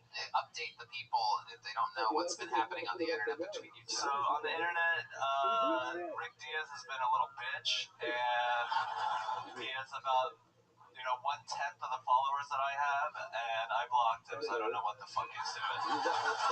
I have been killing it. I have McVader on my side making me posters. I got random people just giving me posters of Rick Diaz, like getting fucked in the ass and shit. I've been wildly successful. I've been making money off of YouTube off that clip. Wildly successful. And you're selling out everywhere you go, adding shows to these comedy club dates. Incredible to think that only, 3 years ago, sleeping in the van. Yeah, not doing anything with my life, being a real Rick Diaz. This is a huge advantage that you have over him. While he's in Brussels doing his day job, you get to come here every Monday and just talk shit. Yeah, oops, you fucked up, bitch.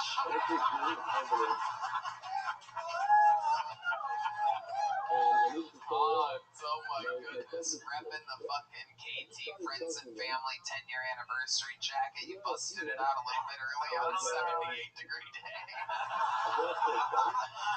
I love it. Well, like you, it was also made in China. No, I'm kidding. He's Korean, everybody. He's Korean. Have you talked to your parents lately? No, I sent them $1,000 to my mom, and that keeps her happy. So, wait, you're supporting your parent? Don't they live in Seattle? Yeah, in San Francisco, same thing. Why are you sending your mom money?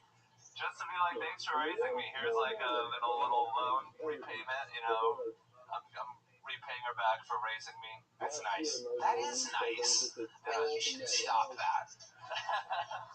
How old are you?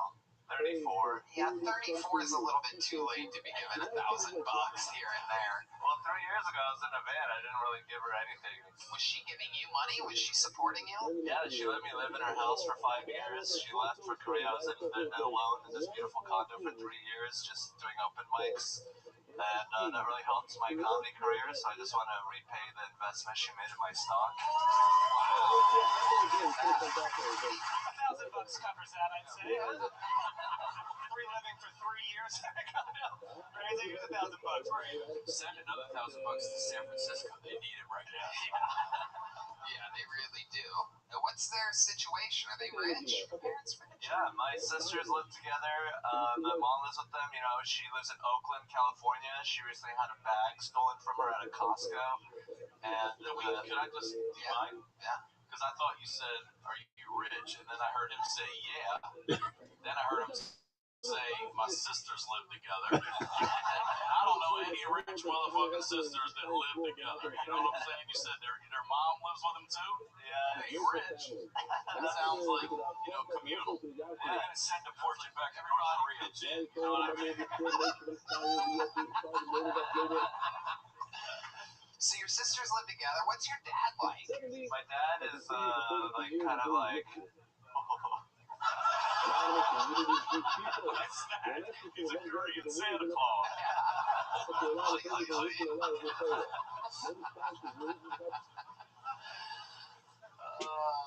What does that mean, how you just described your dad? He's like lovable like a sitcom dad. He's like, oh, dad, always, doing things that are socially awkward. Like what? Can you give us an example? No.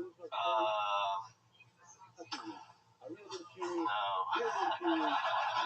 think raising him was how it happened. Have you thought about sending your dad $1,000? No.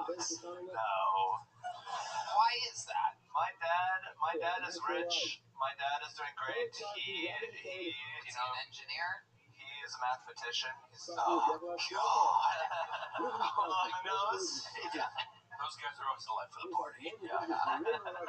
He's always like farting like bubbly farts. Wait a second. What does that mean? Bubbly farts? Like wet farts? Yeah, very wet farts. Okay. Red Band, Jesus Christ. We haven't... Literally, we're 3 minutes into the episode and you're busting out your fart board already. Okay. My dad is great. My mom and him are sort of separated. He lives in Korea alone. Your dad lives in Korea alone. Yeah. What do you think he's doing over there exactly? I hope having lots of sex. I don't know what he's doing. He has a 3-bedroom apartment to himself. Everybody else lives together. Your dad's like, I got plenty of room and nobody's welcome here. He really is Korean Santa Claus. He's got ho-ho-hos. He's a rich asshole. I fucking love it. A rich mathematician in Korea. There's a room for everybody in Korea and nobody's allowed to go. Oh, it's so good. Amazing. Does your mom have a job? Yeah, she tutors children in math. Oh my God. This is the most unbelievable stereotype that I've ever heard.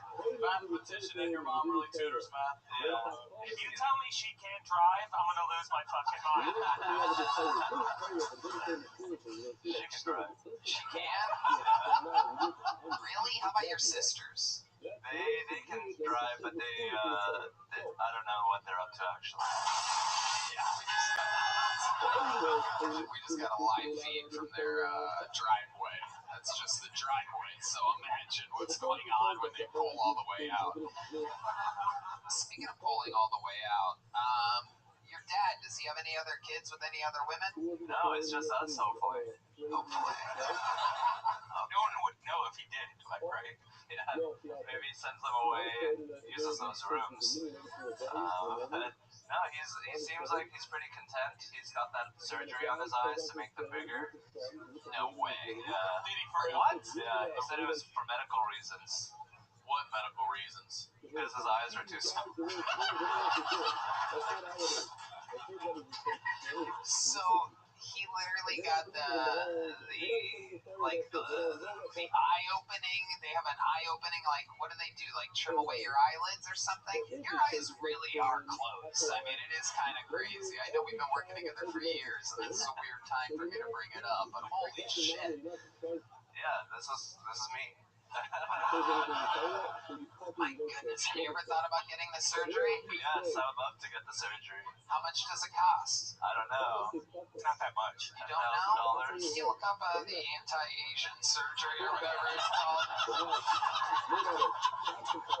The fucking Not the big legs anymore. Korean eyelid surgery? Oh, yeah. My girlfriend wants it. Oh my God, it really is $3,100. Oh, I could get that. Oh, in Korea, it's only $1,500. You can visit Dad, have an eye-opening experience. This is incredible. You can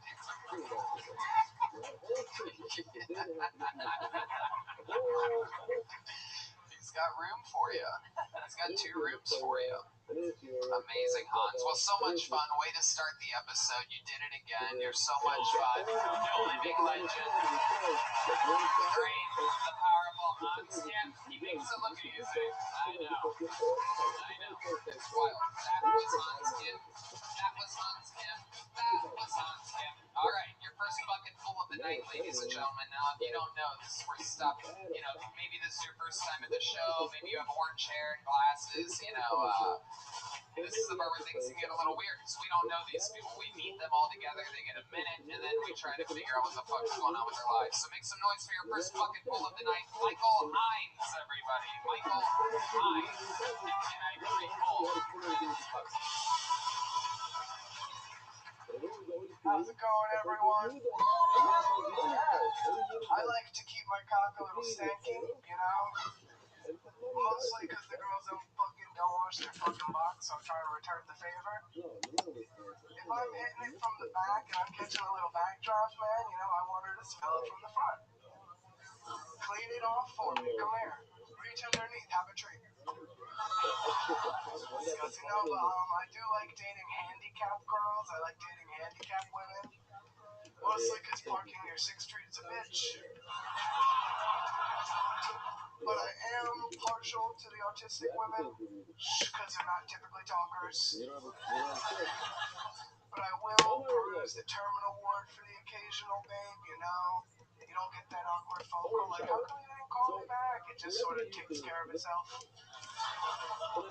But you do have to keep the toilet plunger in the back seat because those girls don't have any hair and those broads are rail thin, so there's nothing to grab. You gotta be able to.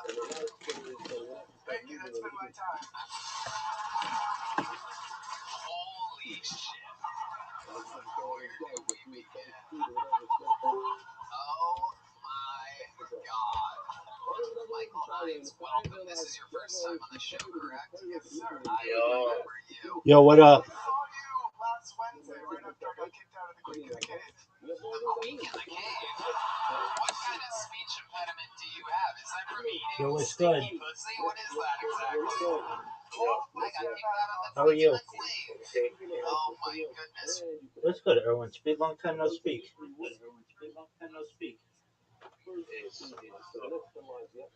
Where you been?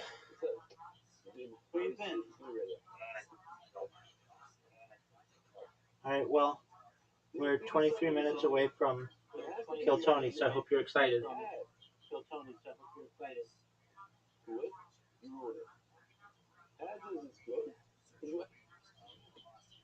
you have a little bit of a speech impediment, huh? Yeah, mostly when I'm nervous. You sound like what Hans Kim's eyes look like. There's like something blocking your fucking something. So holy shit. Alright, Michael, let's just jump right into a dirty dick to return the favor for the dirty pussies that you get so much of somehow, obviously. How much pussy are you getting? When I first got to Austin, I fucked like 5 girls in a row. But one of them had a pregnancy scare, and I'm like, I'm not fucking any more girls that I'd be embarrassed to bring home. So that was it. It's been dry for a while. I've never been convinced someone's had sex less than you. It's the lack of sideburns is what's making me feel like, sideburns, no pussy. That's kind of the rule.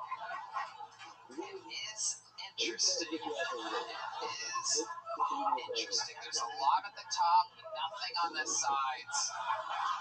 It is. I got a haircut yesterday. It was down to here up until like yesterday. Okay, and you're like, clean it up, but not really. Leave something weird at the top. Well, I had a comic cut it, so. You what? I had a comic cut it. Oh, okay. That's brilliant. Be honest. That's his credit. He had a comic on his hair. You look like Dexter. When my hair was longer, I used to get Jeffrey Dahmer a lot, so I had to change the glasses out like the same ones. Oh, okay. I don't think you'd be confused with a killer. Yeah, and according to you, you've dealt with more stinky body parts than him. Let's talk about this again. 5 girls in a row, Michael Hines. I find that just absolutely impossible to believe. So let's talk about it for a second. Where did you find these 5 girls? How did that happen? When I moved to Austin, I had sex with 5 girls in a row, you said. So let's just jump right into it. I want to know where you're finding these fucking absolute, chicks with no fucking standards. Thank you. Yes, Matt Mueller. Thank you. We took a couple weeks off. I'm a little bit slow right now, a little dusty. Go ahead. Well, I met them all on Tinder, and, I'm a veteran, so I wanted a girl to take. You're a veteran. Really? Yeah, well, I needed someone to take with me to IHOP and Applebee's to get all the free meals for Veterans Day, so I had to hop on to Tinder. And, you know, she was a dog, but you gotta take what you can get, you know? Beggars can't be choosers. Hold on. Dean Madness is telling him to stop. So, if you're a veteran, you get a free meal at IHOP and Applebee's On Veterans Day. on Veterans Day. Not So, Memorial Day. Really, once they fucking dodge that shit, dude. They don't honor us on Memorial Day. okay, what branch of the military are you? Marine Corps. You were in the Marines? What exactly did you do? I was air crew. You were what? Air crew. Air crew. So I worked on the helicopters. I was supposed to be a door gunner, but I was in California the whole time, so I never really did anything all that cool. You worked on helicopters. Oh my god. They make it pretty idiot-proof. They have like computers. It's like Lego pieces. You see the script go in, and it's like 2-sentence summaries of what you have to do. They make it pretty on. How'd they let you in there? I don't know, man. You Someone served our country with that carrier cut for real? I was a little shorter then. You know who he looks like though is the I can't say you might know his name. He looked like the little elf from the Rudolph movie I watched. Oh my god. Oh my god, he does. What's he look like? It's been put right on set. I got a fucking bobblehead of you at home for Christmas I put out for my daughter. It's solar and it just goes like this, and it's you, the one that wants to be the dentist. Oh shit. Unbelievable. It is true. You do look like a pitcher for every women's softball team. This is unbelievable. Michael, so how long have you been doing stand-up? Like 7 months now. What do you do for a living? I'm on unemployment right now, rocking the system, baby. Oh, the taxpayers love to hear that. Yeah. So let's go back to this one more time. 5 girls in a row. But meanwhile, the day that you get Applebee's and IHOP, that's only one day. So you're saying that you went on Tinder to take these girls out for your free meals, but that's only one day. Did you go to like IHOP for lunch and Applebee's for dinner? Well, you know, most of them I didn't really want to take out. The first girl kind of looked like the Buc-ee's mascot. Dude, you look like the Buc-ee's mascot. What are you talking about? Second one was like, she was like trailer trash. She was missing, like not all the way, but meth is eating away a good percentage of it. And we know you've always wanted to be a dentist, so, There was one really good looking one, like, I don't know what she was thinking, or maybe my pictures are a she little... thought you were a hot lesbian. She was like a Brazilian girl, and she was like a foot taller than me. I only brought her to my house, we had a good time, I brought her home, and then she was like, listen, you're really cool, but we're done. So what happened when you took her to your house? This hot Brazilian chick. Right now, my bed's on the floor, but at the time, I was renting a place with a really high bed frame, so it like worked out because I could actually bend her over that. I couldn't quite get up there. That doesn't make sense. No, like That would be the opposite. it worked out. She liked how tall it was. She was able to kind of show off. She was like an Amazonian queen. It was pretty cool. Why do you think she had sex with you? I don't know. Maybe it's too good. It had the hype part yet, but now it's pretty much over, dude. I'm from 5'9". Oh yeah, you're definitely lying. Yeah, 5'8.5", maybe. I don't know. 5'7". 5'7", yeah, you're getting closer. I'm sticking with 5'8". I'm gonna take it. Shut up, Michael. Sorry. What do you do for fun? Tell us something interesting about your life, the history of your life, real quick before we I let you used go. to be a jiu-jitsu instructor for like 6 years. Uh-huh. And kickboxing. I don't really do it so much in Austin because I don't have a lot of money anymore. But I used to do it for fun. Now I just gotta take my dog out for walks. Do comedy.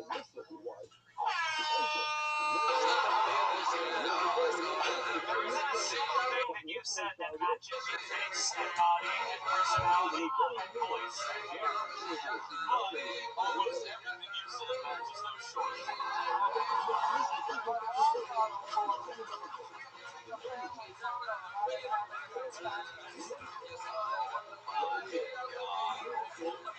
Well, Michael, congratulations.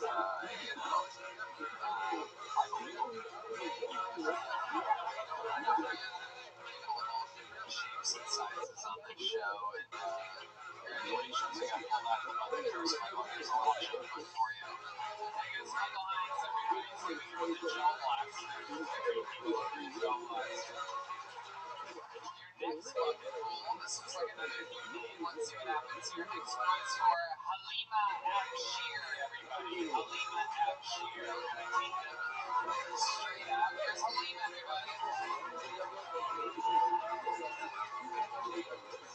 Guys, my name is Halima. I look like a transitioning boy all the time. I'm resting with a special face.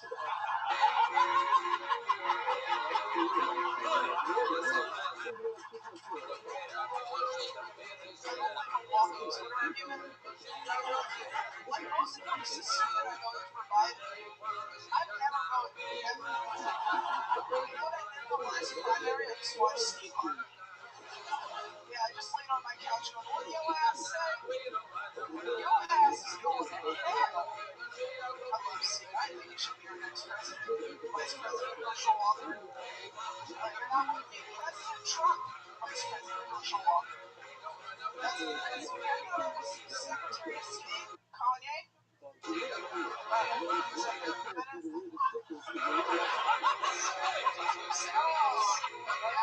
She is done. Halima Abshir.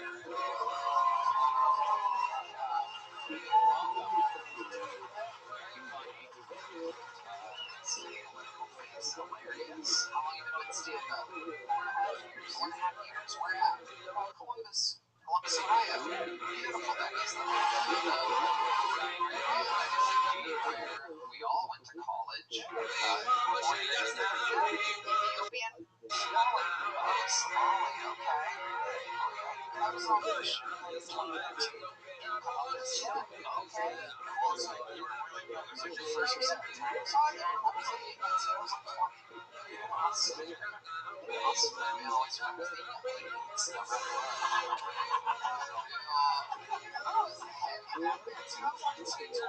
Wow, that is the way. That is calories, calories. Yeah, that's how you go, right, man? There you go. Croissants yesterday.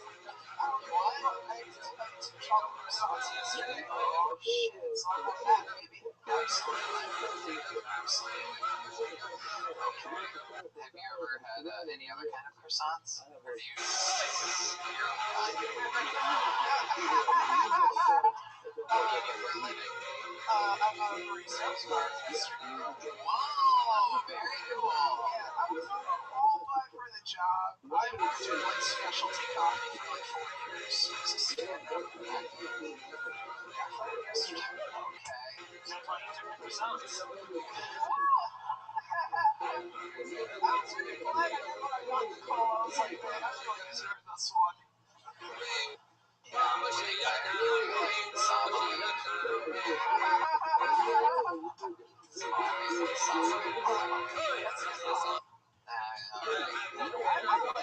Thank you. If you're Somali, so your vote is the one that counts. So what did you do to get fired exactly? Discuss regulars. Which is a part of the company's techniques. Okay. So what it is to like open up a coffee shop. That means that's 15% off.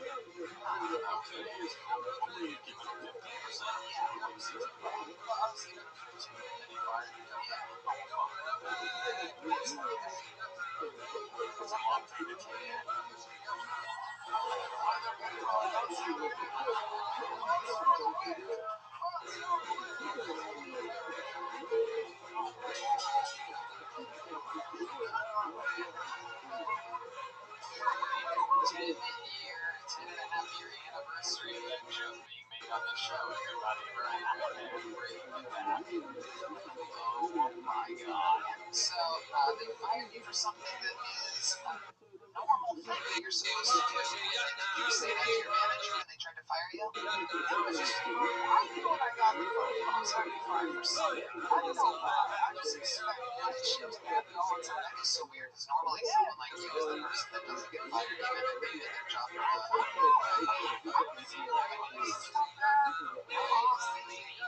They must have some transfers came to hire in the coffee shop. So like an accident that you kind of I get volunteer every single time. Every time. killer it. All the non-binaries over Steve, it's ugly, it's foul. That's a cappuccino. That's a gigantic cappuccino, you fat fuck. I ate right.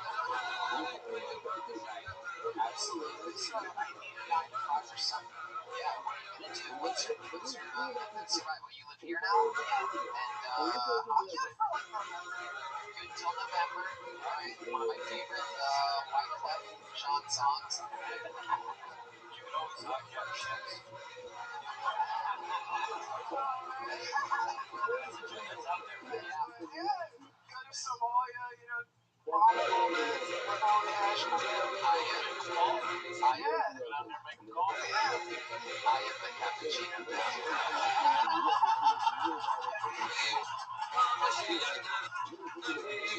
So, what are your skills? What could we possibly hire you for?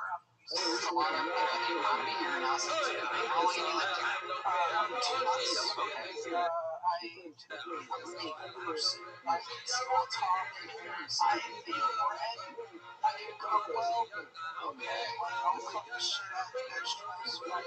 Any which way.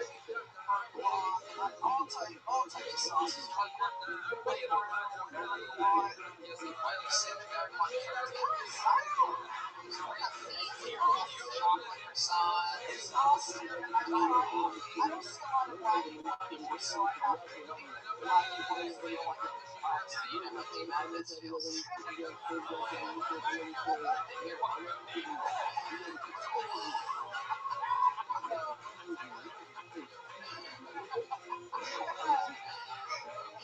What else other than cooking? Give us another skill. Trying to figure it out. I was getting like $500 per person and a $400. How was he doing that? Just Columbus. No, Ohio, Kentucky. Yeah, that's probably not gonna happen. It's not. Is there anybody hiring out there? Any business owners hiring? Clap your hands. Come on, who needs vegetables? Come on, goddamn it. Somebody out there needs it. I have 2 years now. Not right now. Oh, Hans is mom. We see what's going on here. What? What's that? It's like math. It's just extra homework. That's just what it is. It's a lot of education you can look at. It's more homework. It's some people know what it is. We didn't have that in Youngstown, right? Definitely not. Quite the opposite. Okay. Well, I guess we're not going to find you a job. One more time, any business owners out there? Clap your hands. Wow, no one looking for a Somali or a Somebody business. yeah, this is real. That's a real glimpse of Texas, everybody. Those of you watching on the internet, there are guaranteed so many business owners here right now. What do you do for a living, sir? You just lied. You're the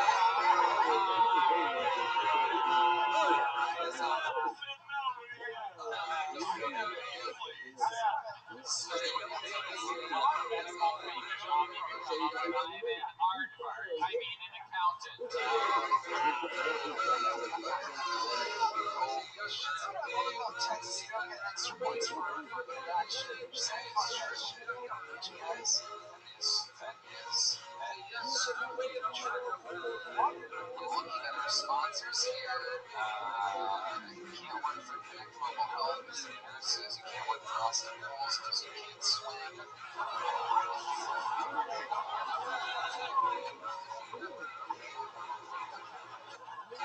Tony, what's that?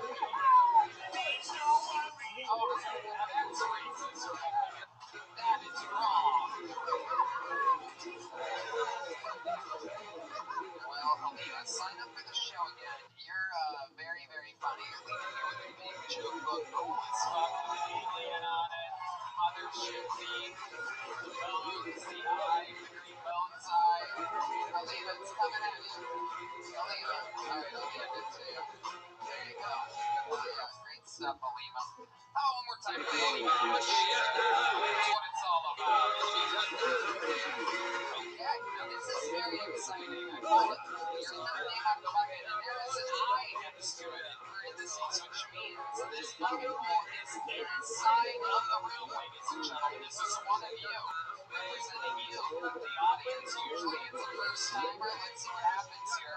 Ladies and gentlemen, Miguel Gonzalez, everybody. How about that? Oh,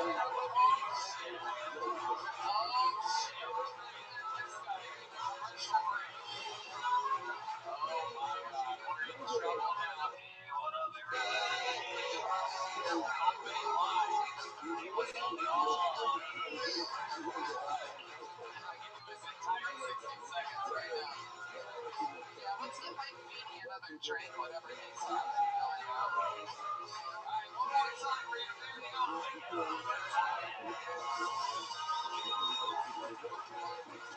Hi, everybody. So I nicknamed my booty hole Shrek because I say swamp ass. Just like Shrek, he doesn't want anyone in his swamp. But just like Donkey, my lady refuses to let the finger in there. But we all know in the end, though, Shrek ultimately loves Donkey's company, and they're giving sweet to both. That is it. Dude, what the fuck was that? 20 seconds of your butthole straight hybrid jokes? Written on a full-length napkin? Where were you when you wrote that? I was at work, like, I don't know when we might have taken, like 2 months ago? 2 months ago you wrote that. You wrote 20 seconds of material 2 months ago. You're like, with the laughter and music. 60 seconds for sure, yo. These people have no idea. Money, Shrek, and butthole are combined. Yeah, so, What? Paul, what'd you just say to this guy? Oh, yeah, put the microphone up to your mouth. so, when I wrote this, I had it like, I was gonna say it slower, but I'm up here, I'm nervous, and I just ran right through it. That was never gonna be a minute. You actually sped through that. Yeah, that would have never been. Yeah, that is very nervous being up here. I can't imagine how wet your ass must be right now. Knowing with the little bit that We know about you and the situation this that you're Texas in weather right has now. been bad. Yeah, that's crazy because it is autumn right now. No doubt about it. Where do you live, Miguel? 40 minutes outside of Los Angeles, you perform in Ontario as well. Yes, Ontario is the answer. When I say Ontario, it's always Canadian? No one thinks you're Canadian. Miguel Gonzalez. Canadian. Yeah, Canada. Write that into that Canadian. Write that on there. Another couple sessions.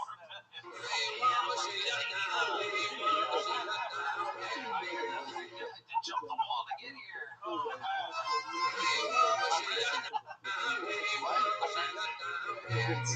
Absolutely. Did they ever tell you that story? Shout out to the Border Patrol. Thank you so much. Your cousins in the Border Patrol. What do your parents think about that?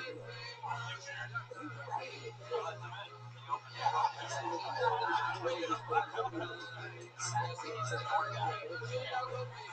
What do you do for work, Miguel? You what? Okay, alright, that's where that swamp is. So you wrote that 2 months ago, and you've kept it on that napkin the entire time. No, I wrote this in the hotel. Okay. I mean, in my head. Yeah. You had it memorized. I know. And in the hotel, you're like, give me a napkin. Well, I knew I was going to completely forget it, so I'm like, I'm putting it right there. Yeah. Okay. What do you do for fun? Tell us a fun fact about your life, Miguel. I used to play hockey, but I love going to like concerts. What do you You used to play hockey. I used to play hockey. No, Obviously.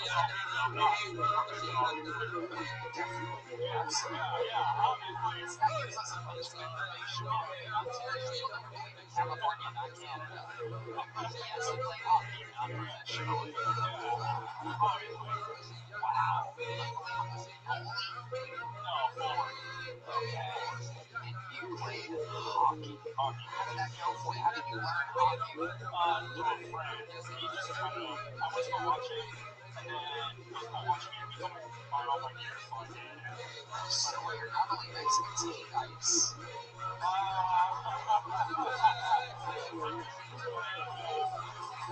Yes, it was, absolutely. So, other than hockey, you have any special skills or talents or anything like that? No, just hockey. What's your love life like?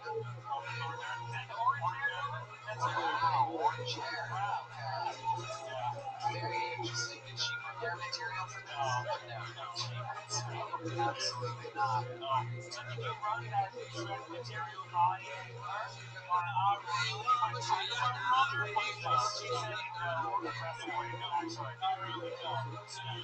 When he got up here, was at a point writing you and telling everybody to play with the swampy ass. sign off on that? Oh, that was good of you too. We're all on this video.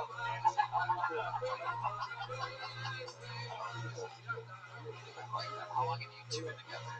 15 years. Kids. Why do you say it like that? I don't want to. You said it like you're from Ontario, Canada. No, I don't want to. Okay. What do? You have a pull-out method? Plan B. Plan B. You just haven't taken a bunch of Plan B? No, well, for the most part, what I do. Yeah. What kind of Mexican are you? You play hockey? You know what?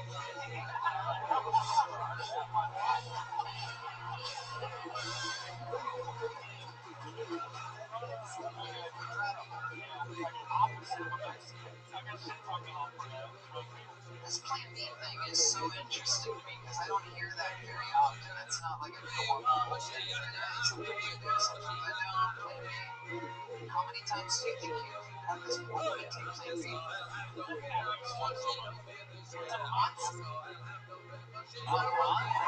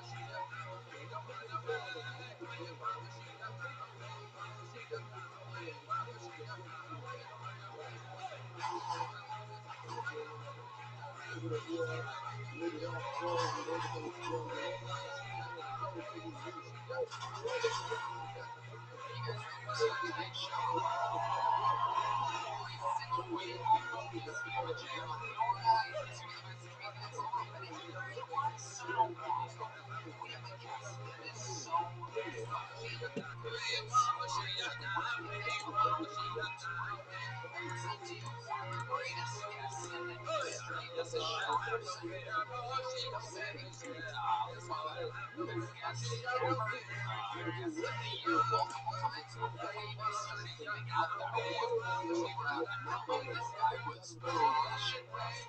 He's also literally one of the best comedians of all time. Ladies and gentlemen, tonight's guest, the one, the only, the great, Jimmy Carr.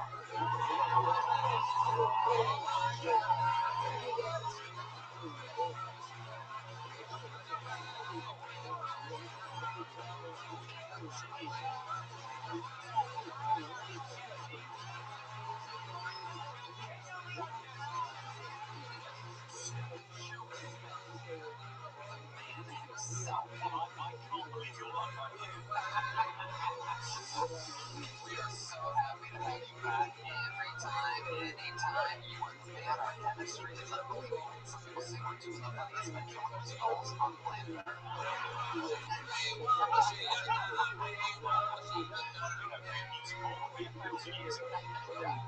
always had fun, Jimmy. You know how the show goes over 200 minutes. It's exciting. It's Monday tonight. Anything can happen. Sometimes plenty of bets, real quick veterans and games, 20, 30, 40-year comedy vets signing up, trying to make it finally in their lives, and they do here. Finally get respected in what we do.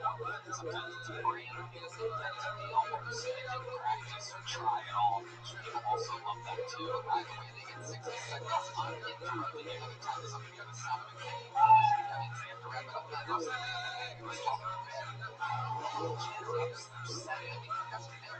I'm on the first one.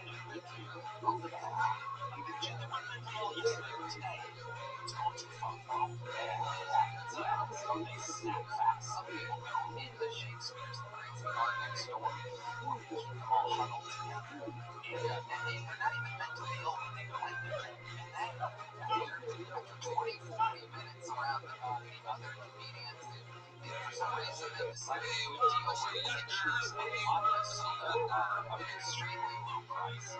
I can't imagine gasoline on vodka.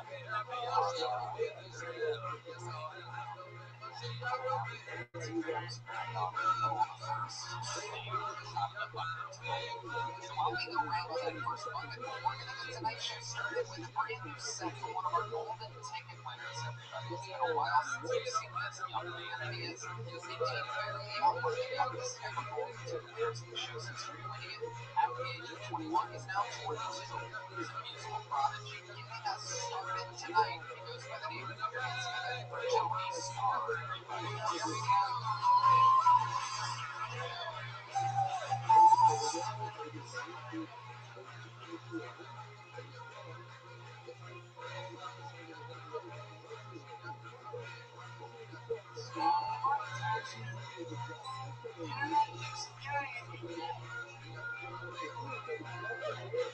That's wrong, offensive, and untrue.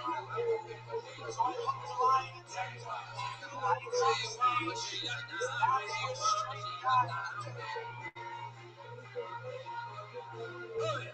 I've never had anything up my ass, except fear. And a lot of that was coming. Travel twice. Everyone's tried that. Everyone on this stage has tried that.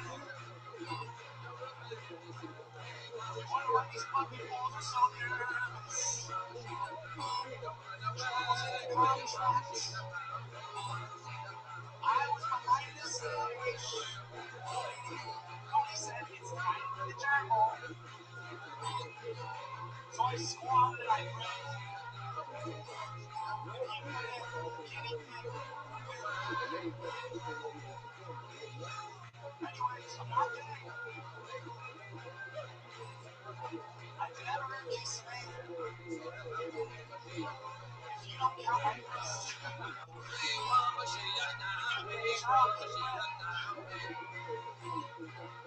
I don't even look gay. I see Leslie in the mirror.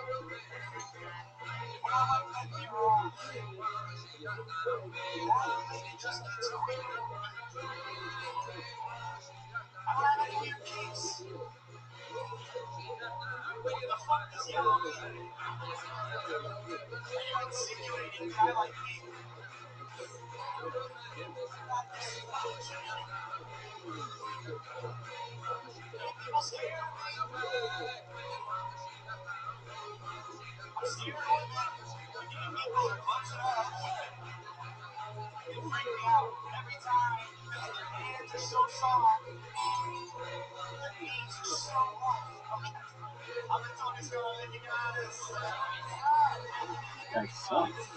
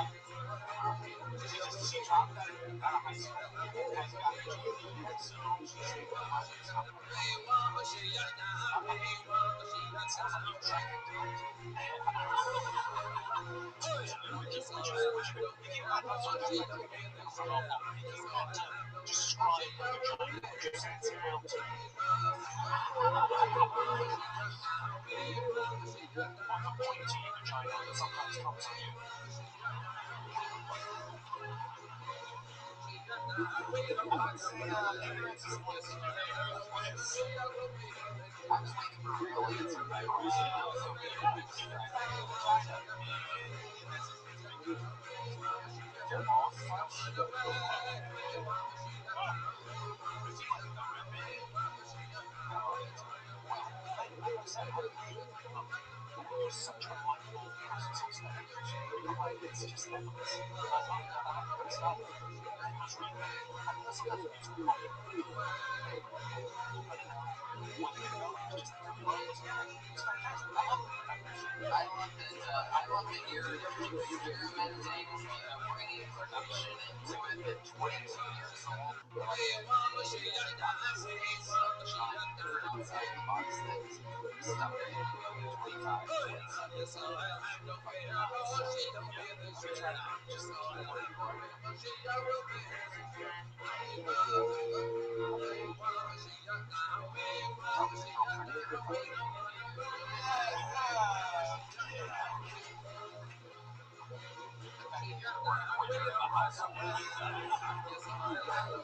That's the 22-year-old with an acoustic guitar. Just bringing home the bacon. I love it. Well, Tony, great start to the show. It's of course things if you don't mind, TutorStarComedy.com. There you go. Everybody. He is a young man indeed, and this looks like an old name. I do believe this guy was a war general at one point. We loyal to that people? I told you before a while, I think his statues are coming up. Makes me sort of believe it's the Tony video. Robert Lee, everybody. Here's Robert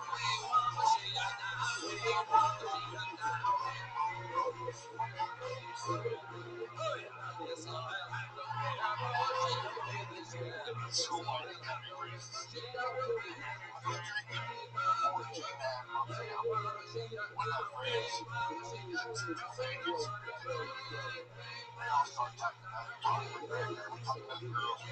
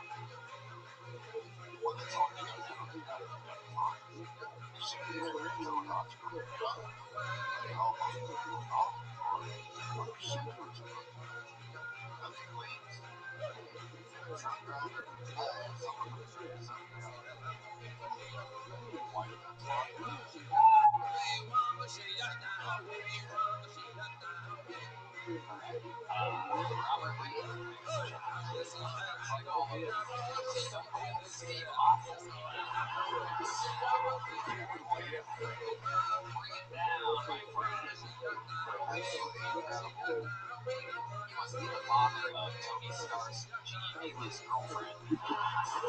Seemed like the graduating from high school would not be demand on you.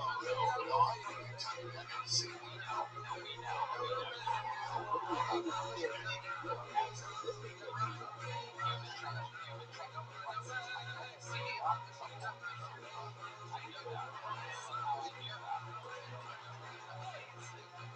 When did you serve your time? I'm a class A killer. Only one time I learned about this. The one time.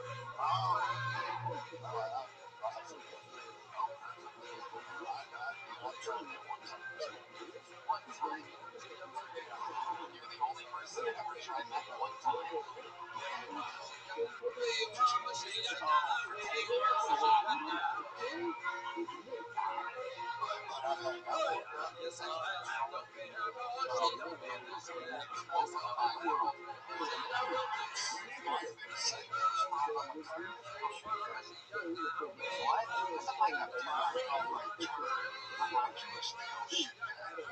Steel shit jack. Southwest non-Kentucky people what a shit jack is. Someone who's not born and bred in the land of incest.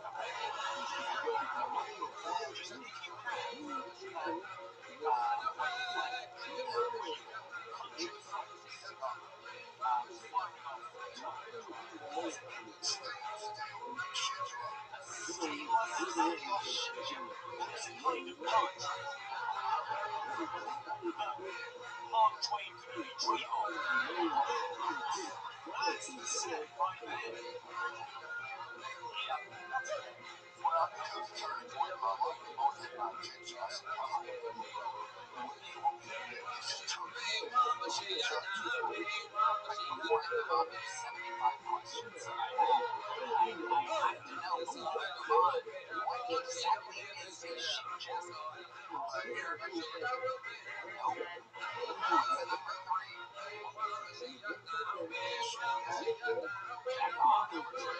Jack off. Jack off. Okay, I know you just did this entire act right then. Hold on a second. I'm gonna ask again. Describe what a physical substance of a steel ship jack is. What is that? It's wrong. Great.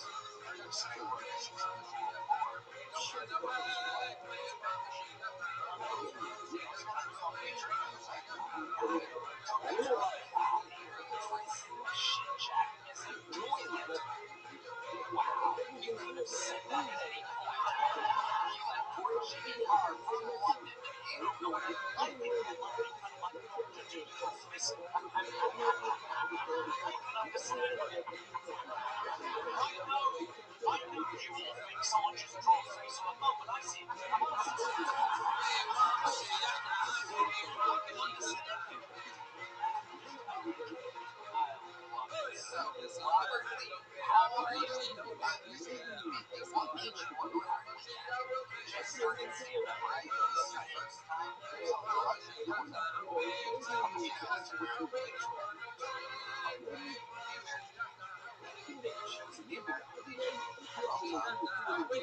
come to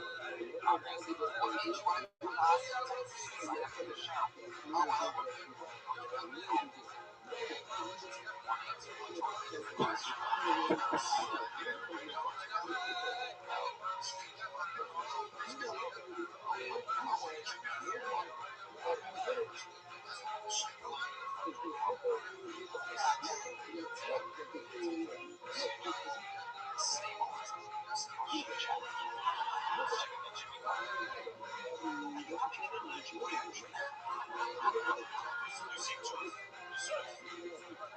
Describe it like you've been stung by something. Whatever it was racist. How many black friends do you have? All of them. Okay. Is it all black here? One. What's his name? Oh, sure, that's the racist. Say it was really racist. Stop racist. Stop his man. George.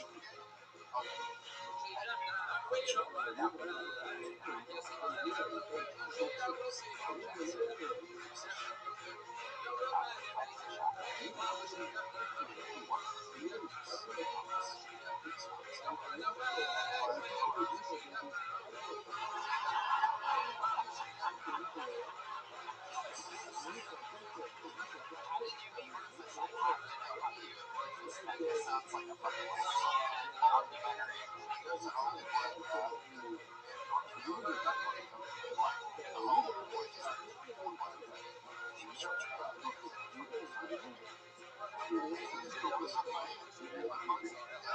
that's what happens when you keep white people. You were assigned to look at it. Wasn't a choice.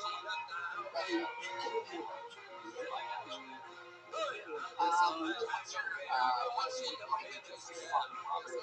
14 months off money for dinner in France.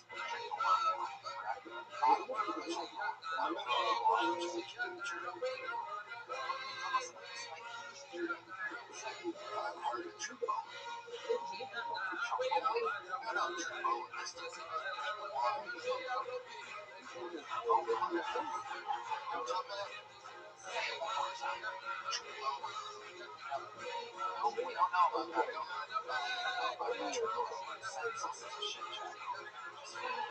Tell us what that is exactly. You're on it. You don't want to be nervous. Sure. Yeah, drier than a fucking whitewash bottle. Yep. So, yep. So you take your steroids. So what happens when you do take your steroids? Well, it's like muscle mass rock.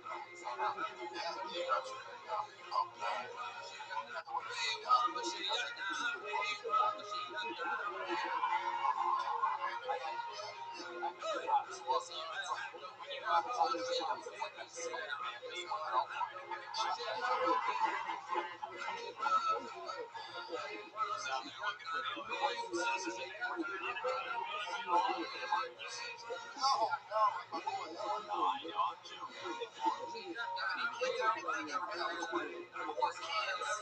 my goodness. How old's the youngest?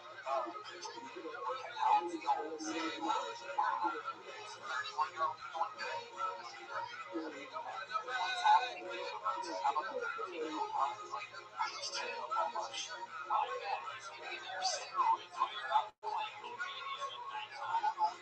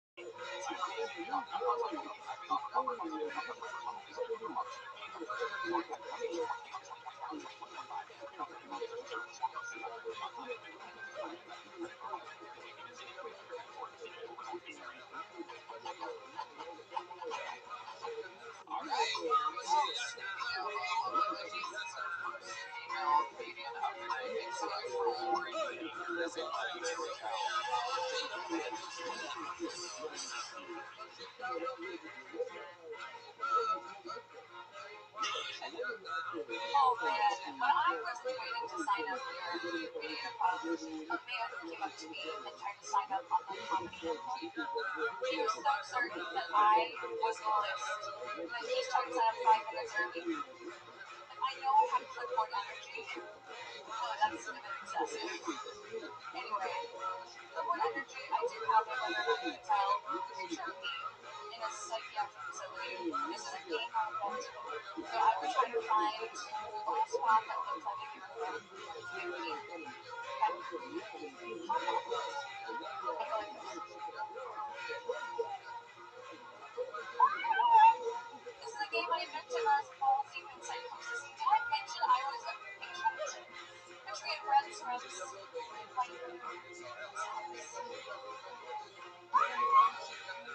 name was called and you're thinking you've seen him never in it. I thought about Rosebud Safer, Serena. One of her sisters died in the hot tub. I thought about her whole life.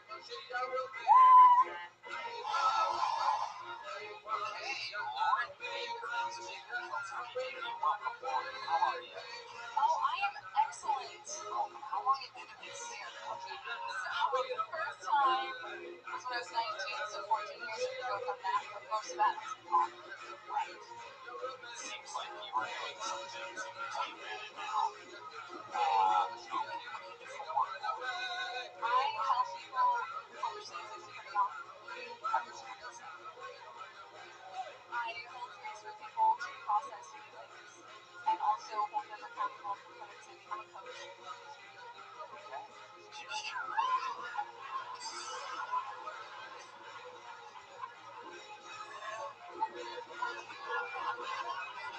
I'm loving these faces. Give it to me, buddy.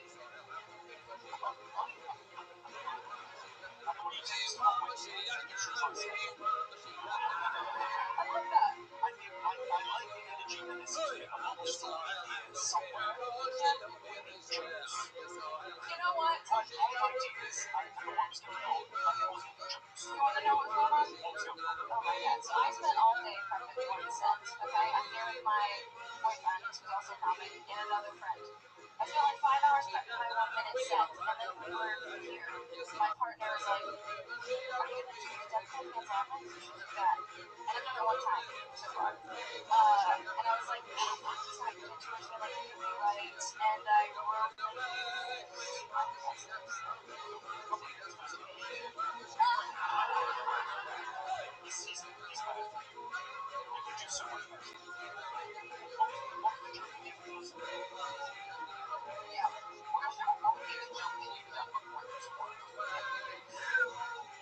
art more time to season with my crowd. There's management technique. You're gonna do all the things remember the whole minute or something.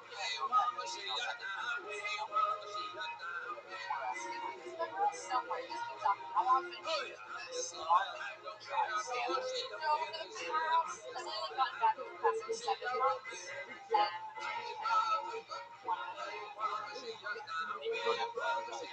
I do absolutely have it. I have so many minutes again. I just threw it out last minute, and then literally while I was waiting, it called. I was like, "There's something. No way." It called. I'll just break, chill out, and then they were like, "You did." I'll be back.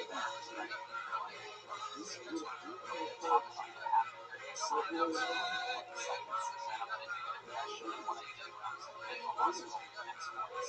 You know, I understand. I super appreciate the feedback.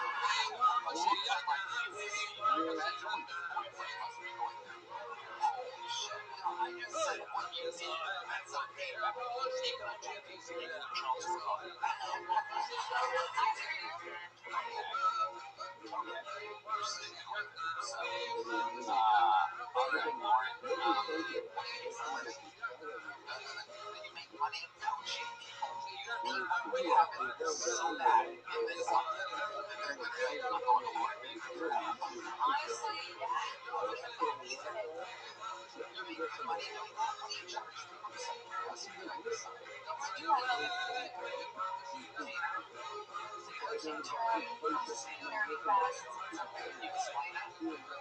So it would depend on the context, right? What's more applicable to you? Hourly? Let's say it's hourly. Let's say it's hourly. So you want to get about how many clients you have?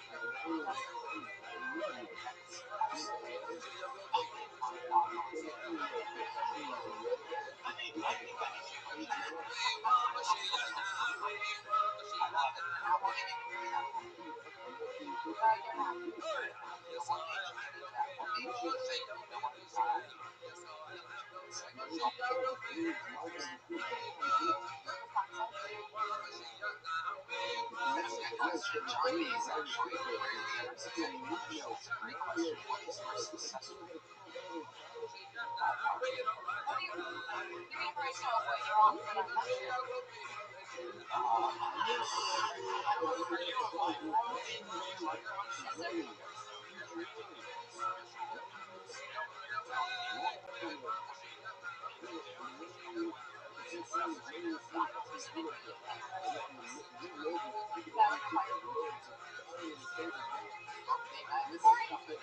Sorry, I would really appreciate to understand.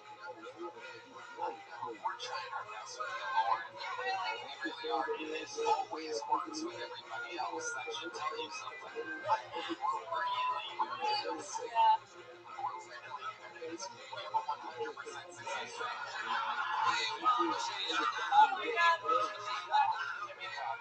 I feel like you kind of know. The system, it was pretty terrible. We want to help. We want people to do well. We're trying to get some stores in. I got some hot resistance. Hot resistance. Just tell us about yourself. So you run a mental institution. What do you do?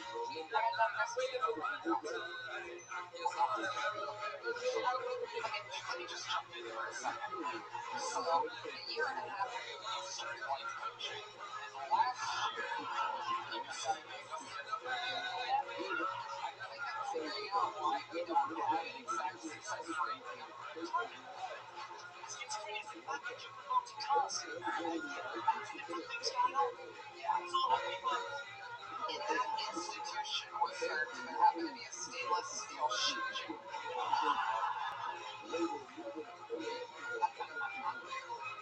John Gates is wondering if all of your clients are you.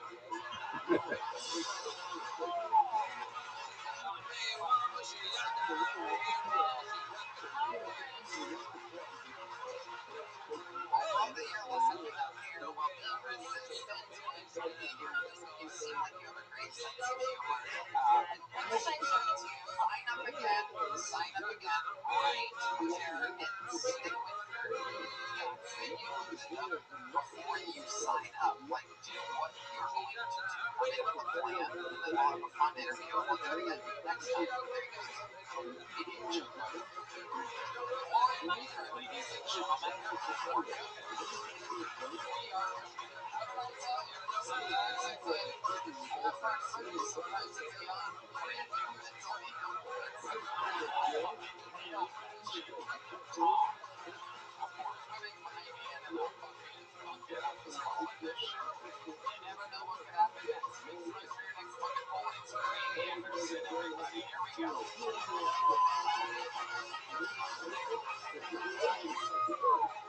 All right, I am also a schizophrenic life coach. Thank you. Everybody, I am reconnecting with my mom on social media. Thank you. I super like her and she unmatched me, so that's, yeah. Little rough. Tinder joke for you. Thank you. Yeah, you never been on Tinder in your life. Okay. Mark Scorsese is making a story about me and my friend's life in Austin, Texas, and it's called The Reporter, so that's very exciting. Yeah. Thank you. I've been dating a lot of tall girls these days, but I don't like all the trouble. Yeah, that's a little rough. Thank you. You guys are pretty proud. Let's give it up for you guys. Fuck yeah. Yeah. All right.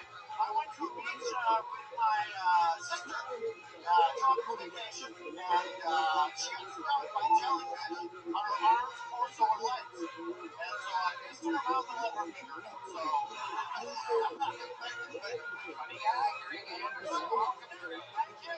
Welcome to Greg. How long have you been doing stand-up? I've been doing stand for about 12 years, and I started in beach golf. Tell us about that. How did you start that? I was sitting out the bottom of the Portuguese community. So I'm doing poetry, and I started doing stand-up. And then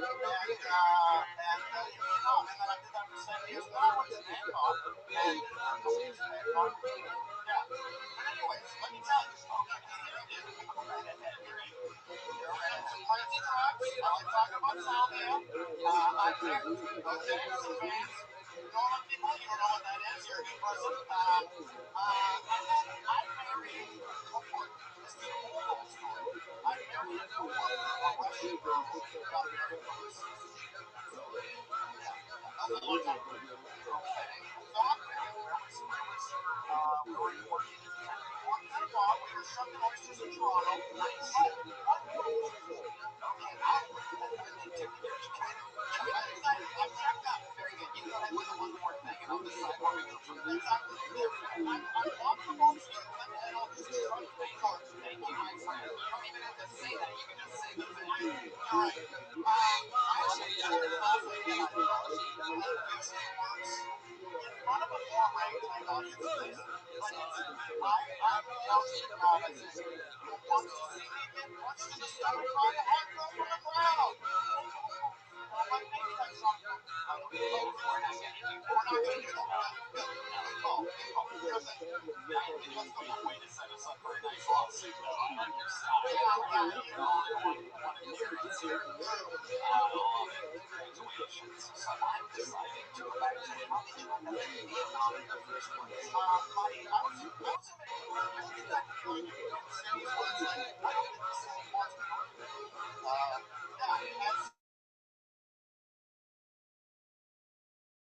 and and then I went to Vietnam. That's right. Yeah. That's about it. Tough being a tour guide for me. If we were in Vietnam, if I was in Vietnam right now, I would have a piece of shit motorbike, and I'd ride the fucking thing wherever the fuck I wanted to, okay? So fucking fun. If you go to Vietnam, don't ride a motorbike. If you're going to Vietnam, don't ride a motorbike. Don't ride a motorbike first. Yeah,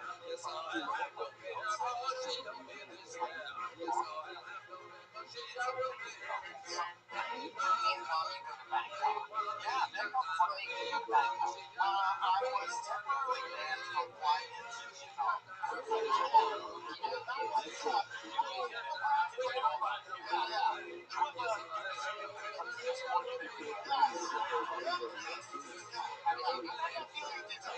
did you get banned from flying to Vietnam?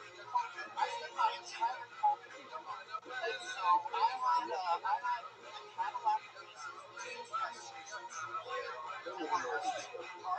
and so you're always supposed to, you get that card, you're always supposed to work on one place that gets you that card. I was like, I'm not going to get this card back. I'm going to work for that card. But it was COVID. Sometimes I couldn't fly out. So, I'm like that. I paid a $740 card to immigration. And I thought I was still going to get back to the country. And so I flew to Bangkok, and then exactly. Let's get to the source. I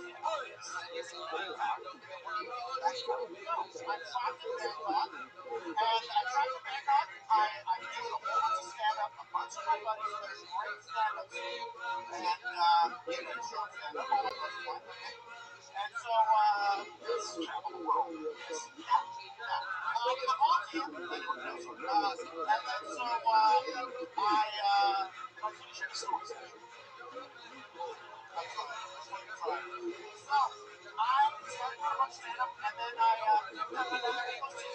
just signed a year contract. I do another year teaching at Bangkok. Where do you live right now? Right now I live here. I came here from Austin, Texas. Yeah, How long ago did you move to Austin, Texas? 2 months. What did you learn about Austin, Texas? So you've been all around the world. Pretty fucking kidding. What stands out to you about Austin, Texas? Don't give shout outs for places you've been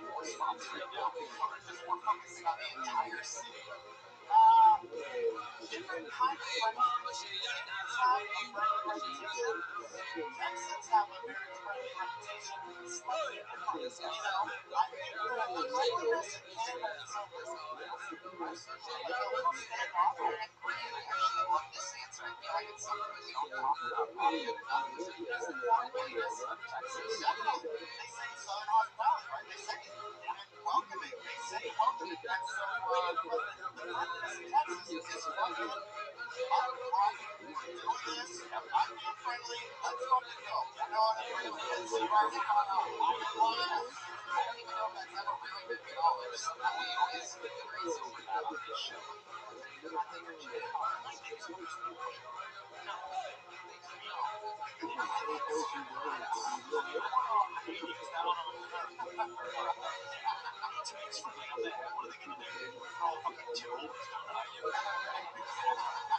And then we have it. Canada has a Texas too. We have their boundary now. Just fucking oil, cows, cowboy hats, no guns. No guns. True. We have guns. We have like, oh, I don't know, something. Every once in a while you still have your mass shoot or something. So how do you make money now? Now that you're in Austin, Texas, everybody knows how to speak English.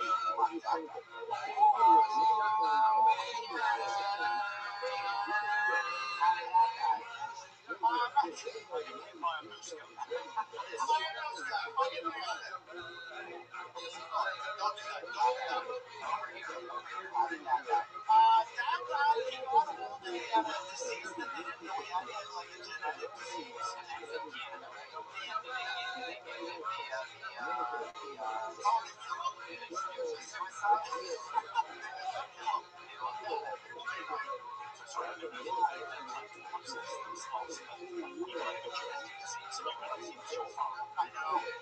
Yeah, I got the call, and I haven't followed up about that. Yeah. You're thinking he's in for an error. I think that's it. I think I know. Let me ask you this. Of all the women that you hooked up with in Vietnam,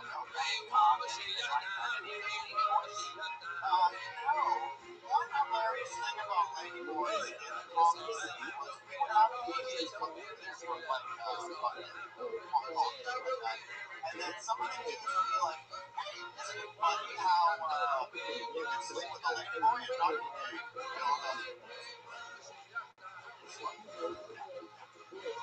That's it. Yeah, that's it. No, this is what I got earlier. Okay, great. No kids, no girlfriend. No kids, no girlfriend right now. Okay, why is that? No kids? One near miss, one where was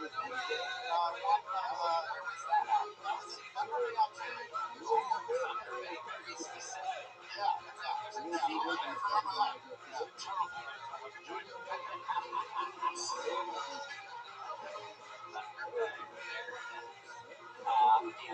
You guys took care of that. She took care of it. Thank God she's very cool. Yeah. I wasn't very cool. And she was very cool about it. Yes.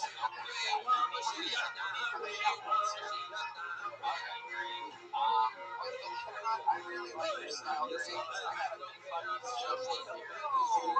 Yeah, you did. You had jokes. You made us laugh. There's a big piece.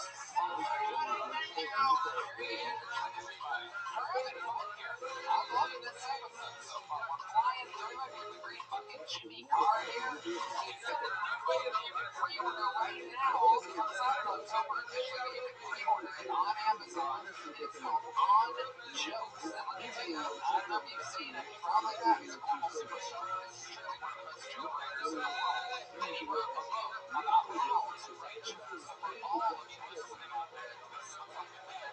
Pre-order the book. Alright, that's fucking cool. Sounds like another new name. It stands for Go Ahead, everybody. Go ahead.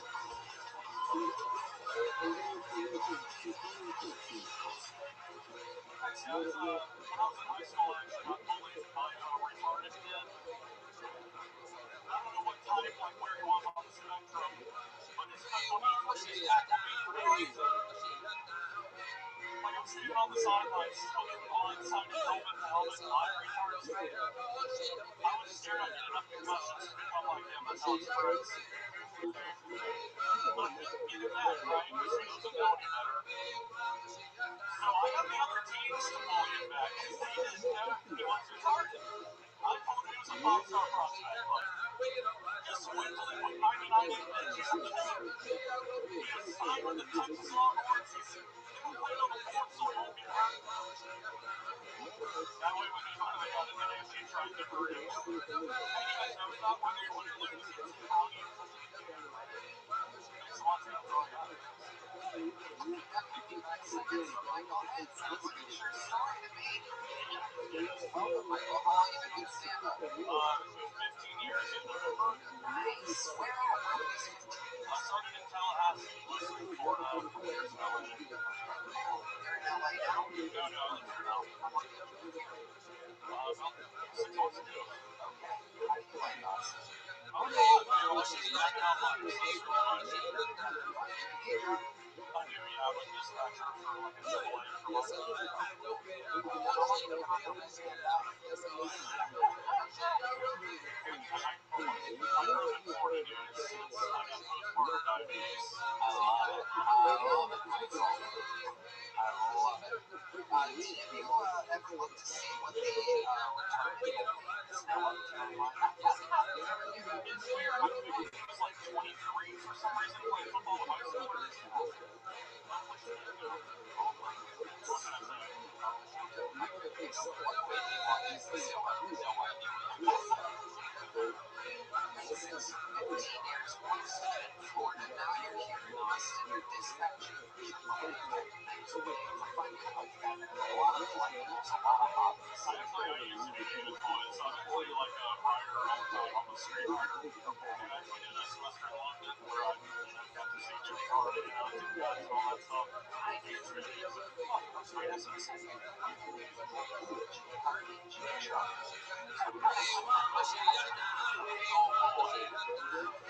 Michael, you've been out dating at all? Not since I'm here, yeah. That's the whole thing. Because you're on Austin, Texas, yeah. Really? Well, let me tell you something about this show. If we have turn on the red lights, Kino. We have a history on this show of giving a guy his biggest kiss ever in Austin, Texas.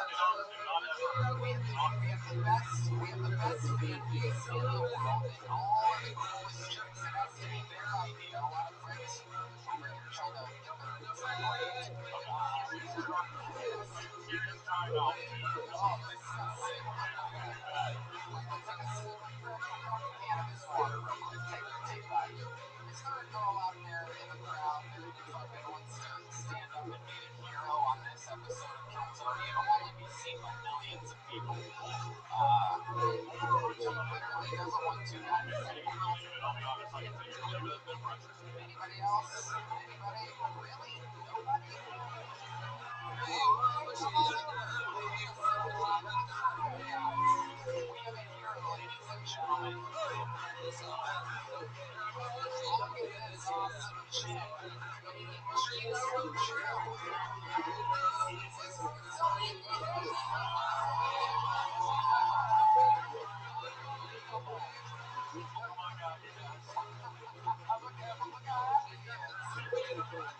What do you think about that? You just stole me from his speaker with Yes, you did. That is incredible. Yeah, that's good. Thanks. What's your name, sweetheart? Megan. What kind of Asian? What kind of Asian are you, Megan? Vietnamese? Look at that. Amazing. That's one of the greatest acts of war the Vietnamese have ever done on American soil. Hello. I'm pretty sure you really had a way with Vietnam.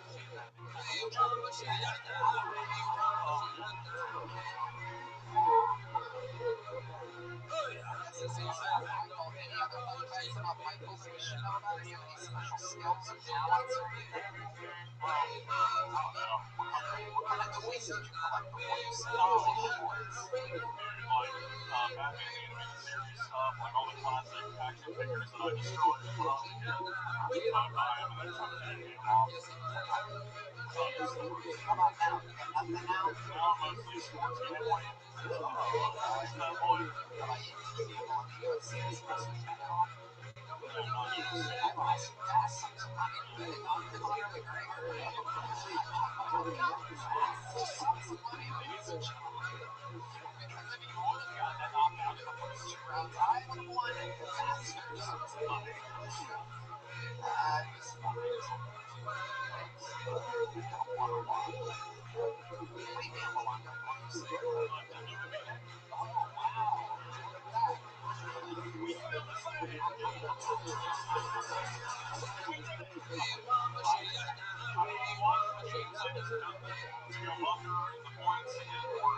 Are you serious?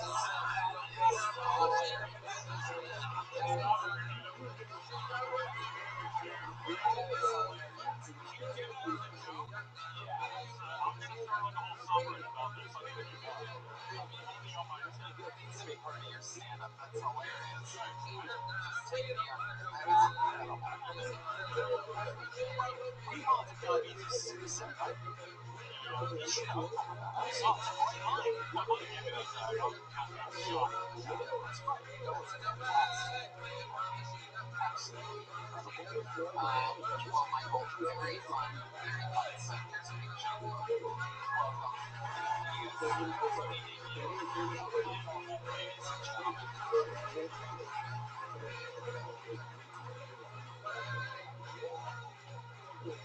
We're going to get one of our great regulars out here. We love this guy. He does a brand new Minute Plus every week. Not easy to do at all. One of the hardest things to do in the entire industry. Ladies and gentlemen, you're watching Bruno and Sports in front of your very eyes. This is the Block Show. What's going on in Texas? Ladies and gentlemen.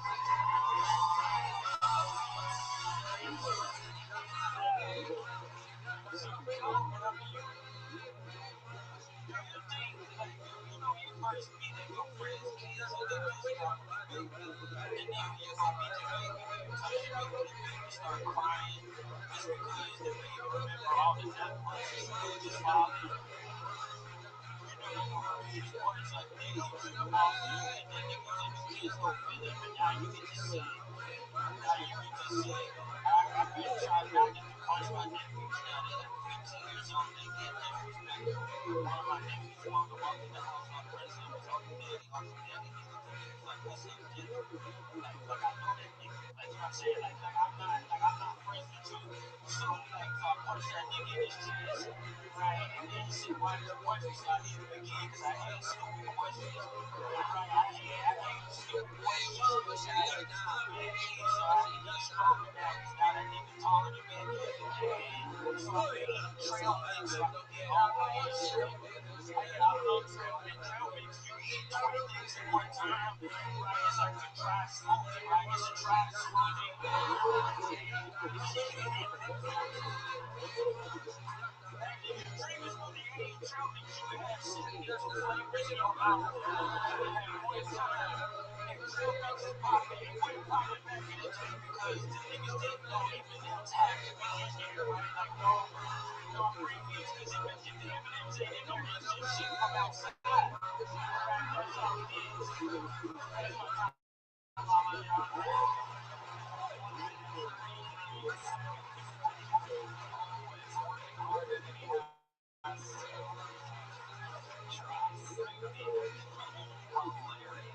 So funny.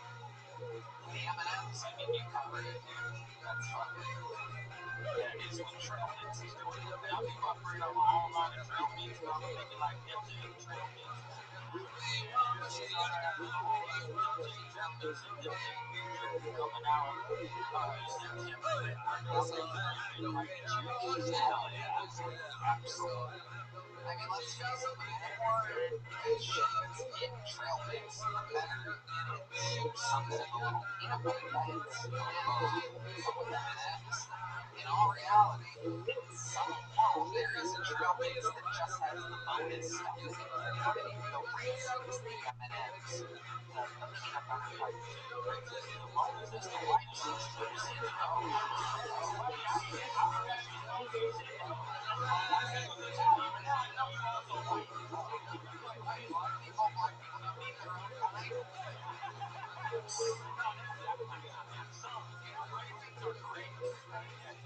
Oh, that's a chick on. That's hilarious. That's hilarious. White man, I never saw that. Racist is nasty. Y'all be putting that shit in stuff that nobody. Oh, you're talking about our potato salad, man. Oh my God. Yeah, no, we don't talk about race. And then there's M&M's next door. They don't want notice that they're racist. How about you? There's nothing more disappointing than a race when you put chocolate chip.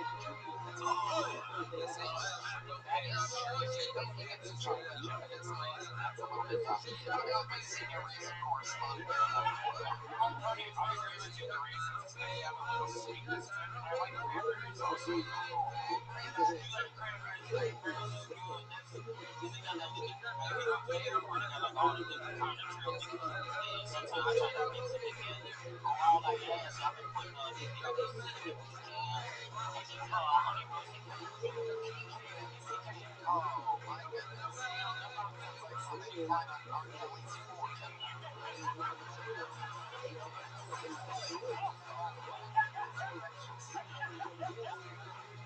I feel like I fell into a supplement. We are talking trail mix right now. Another rare treat here on the Shrimp Trail Mix World Phone. That's why y'all lost more.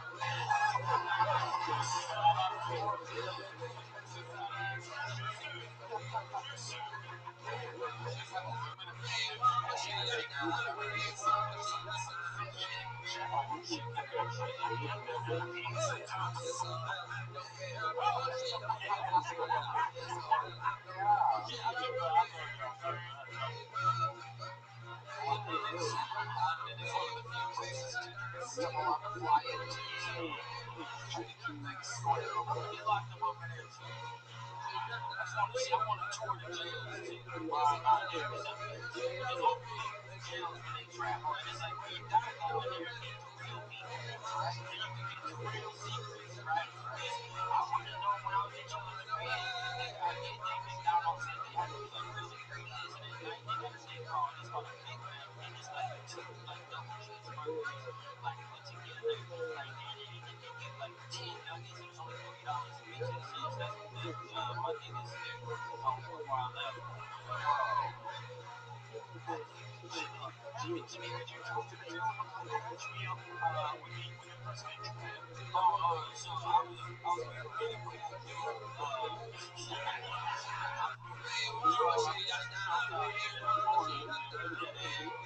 Somebody let that drugs in my bag, and then Japanese people love finding drugs.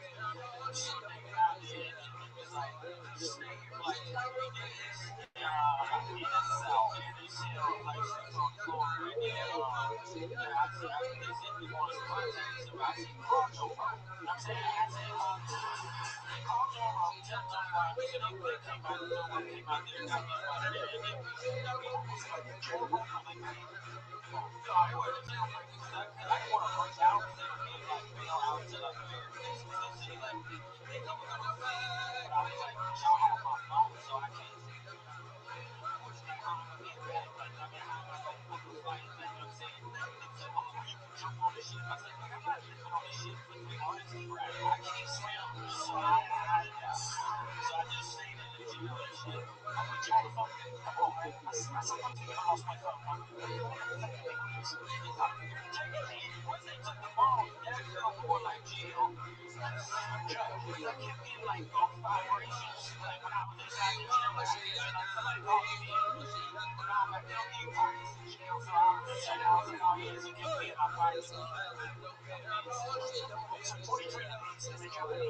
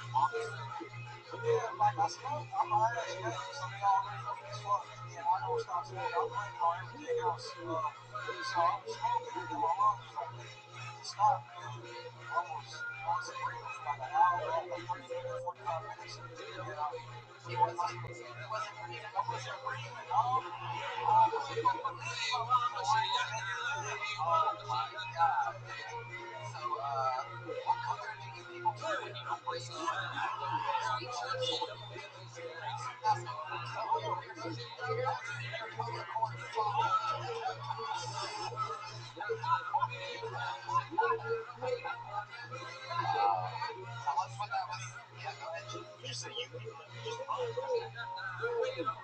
Are we investing back into the system? Oh, it's got sunglasses on. I just want to go like that.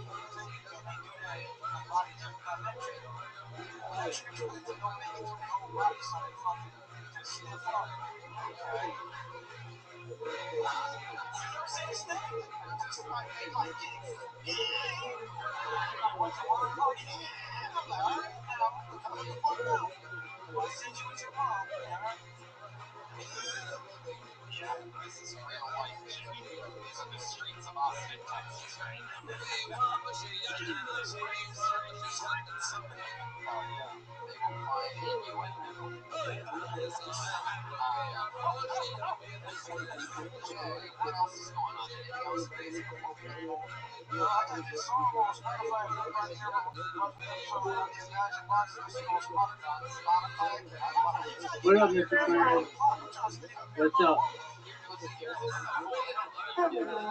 Hello. How's your...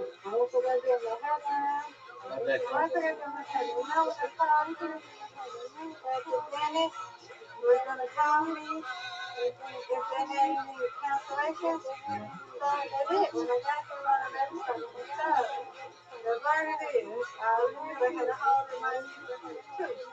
It's my upper left tooth. It's the left one. It's the left, yes. I have a big cavity that's spread it, I guess, and it's I'm holding it. So I have to get a root canal for the plant. Oh, wow. That's a lot. Yeah.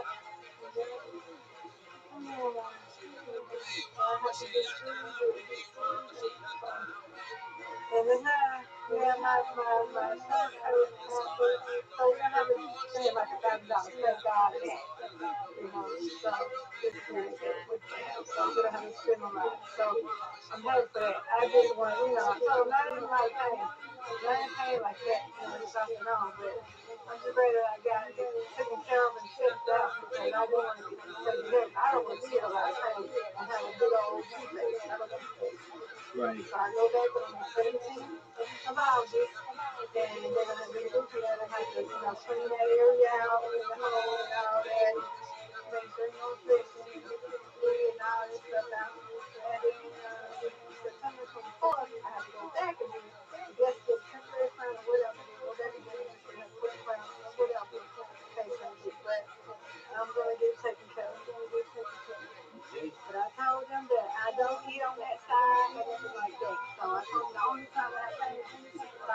If it's cold, so I'm just doing little simple stuff and it's cold. I'm gonna start doing installing my bottles and stuff like that because that's more better. It's more, it feels more better than just drinking out of a cup or something like that. Okay. So it's just,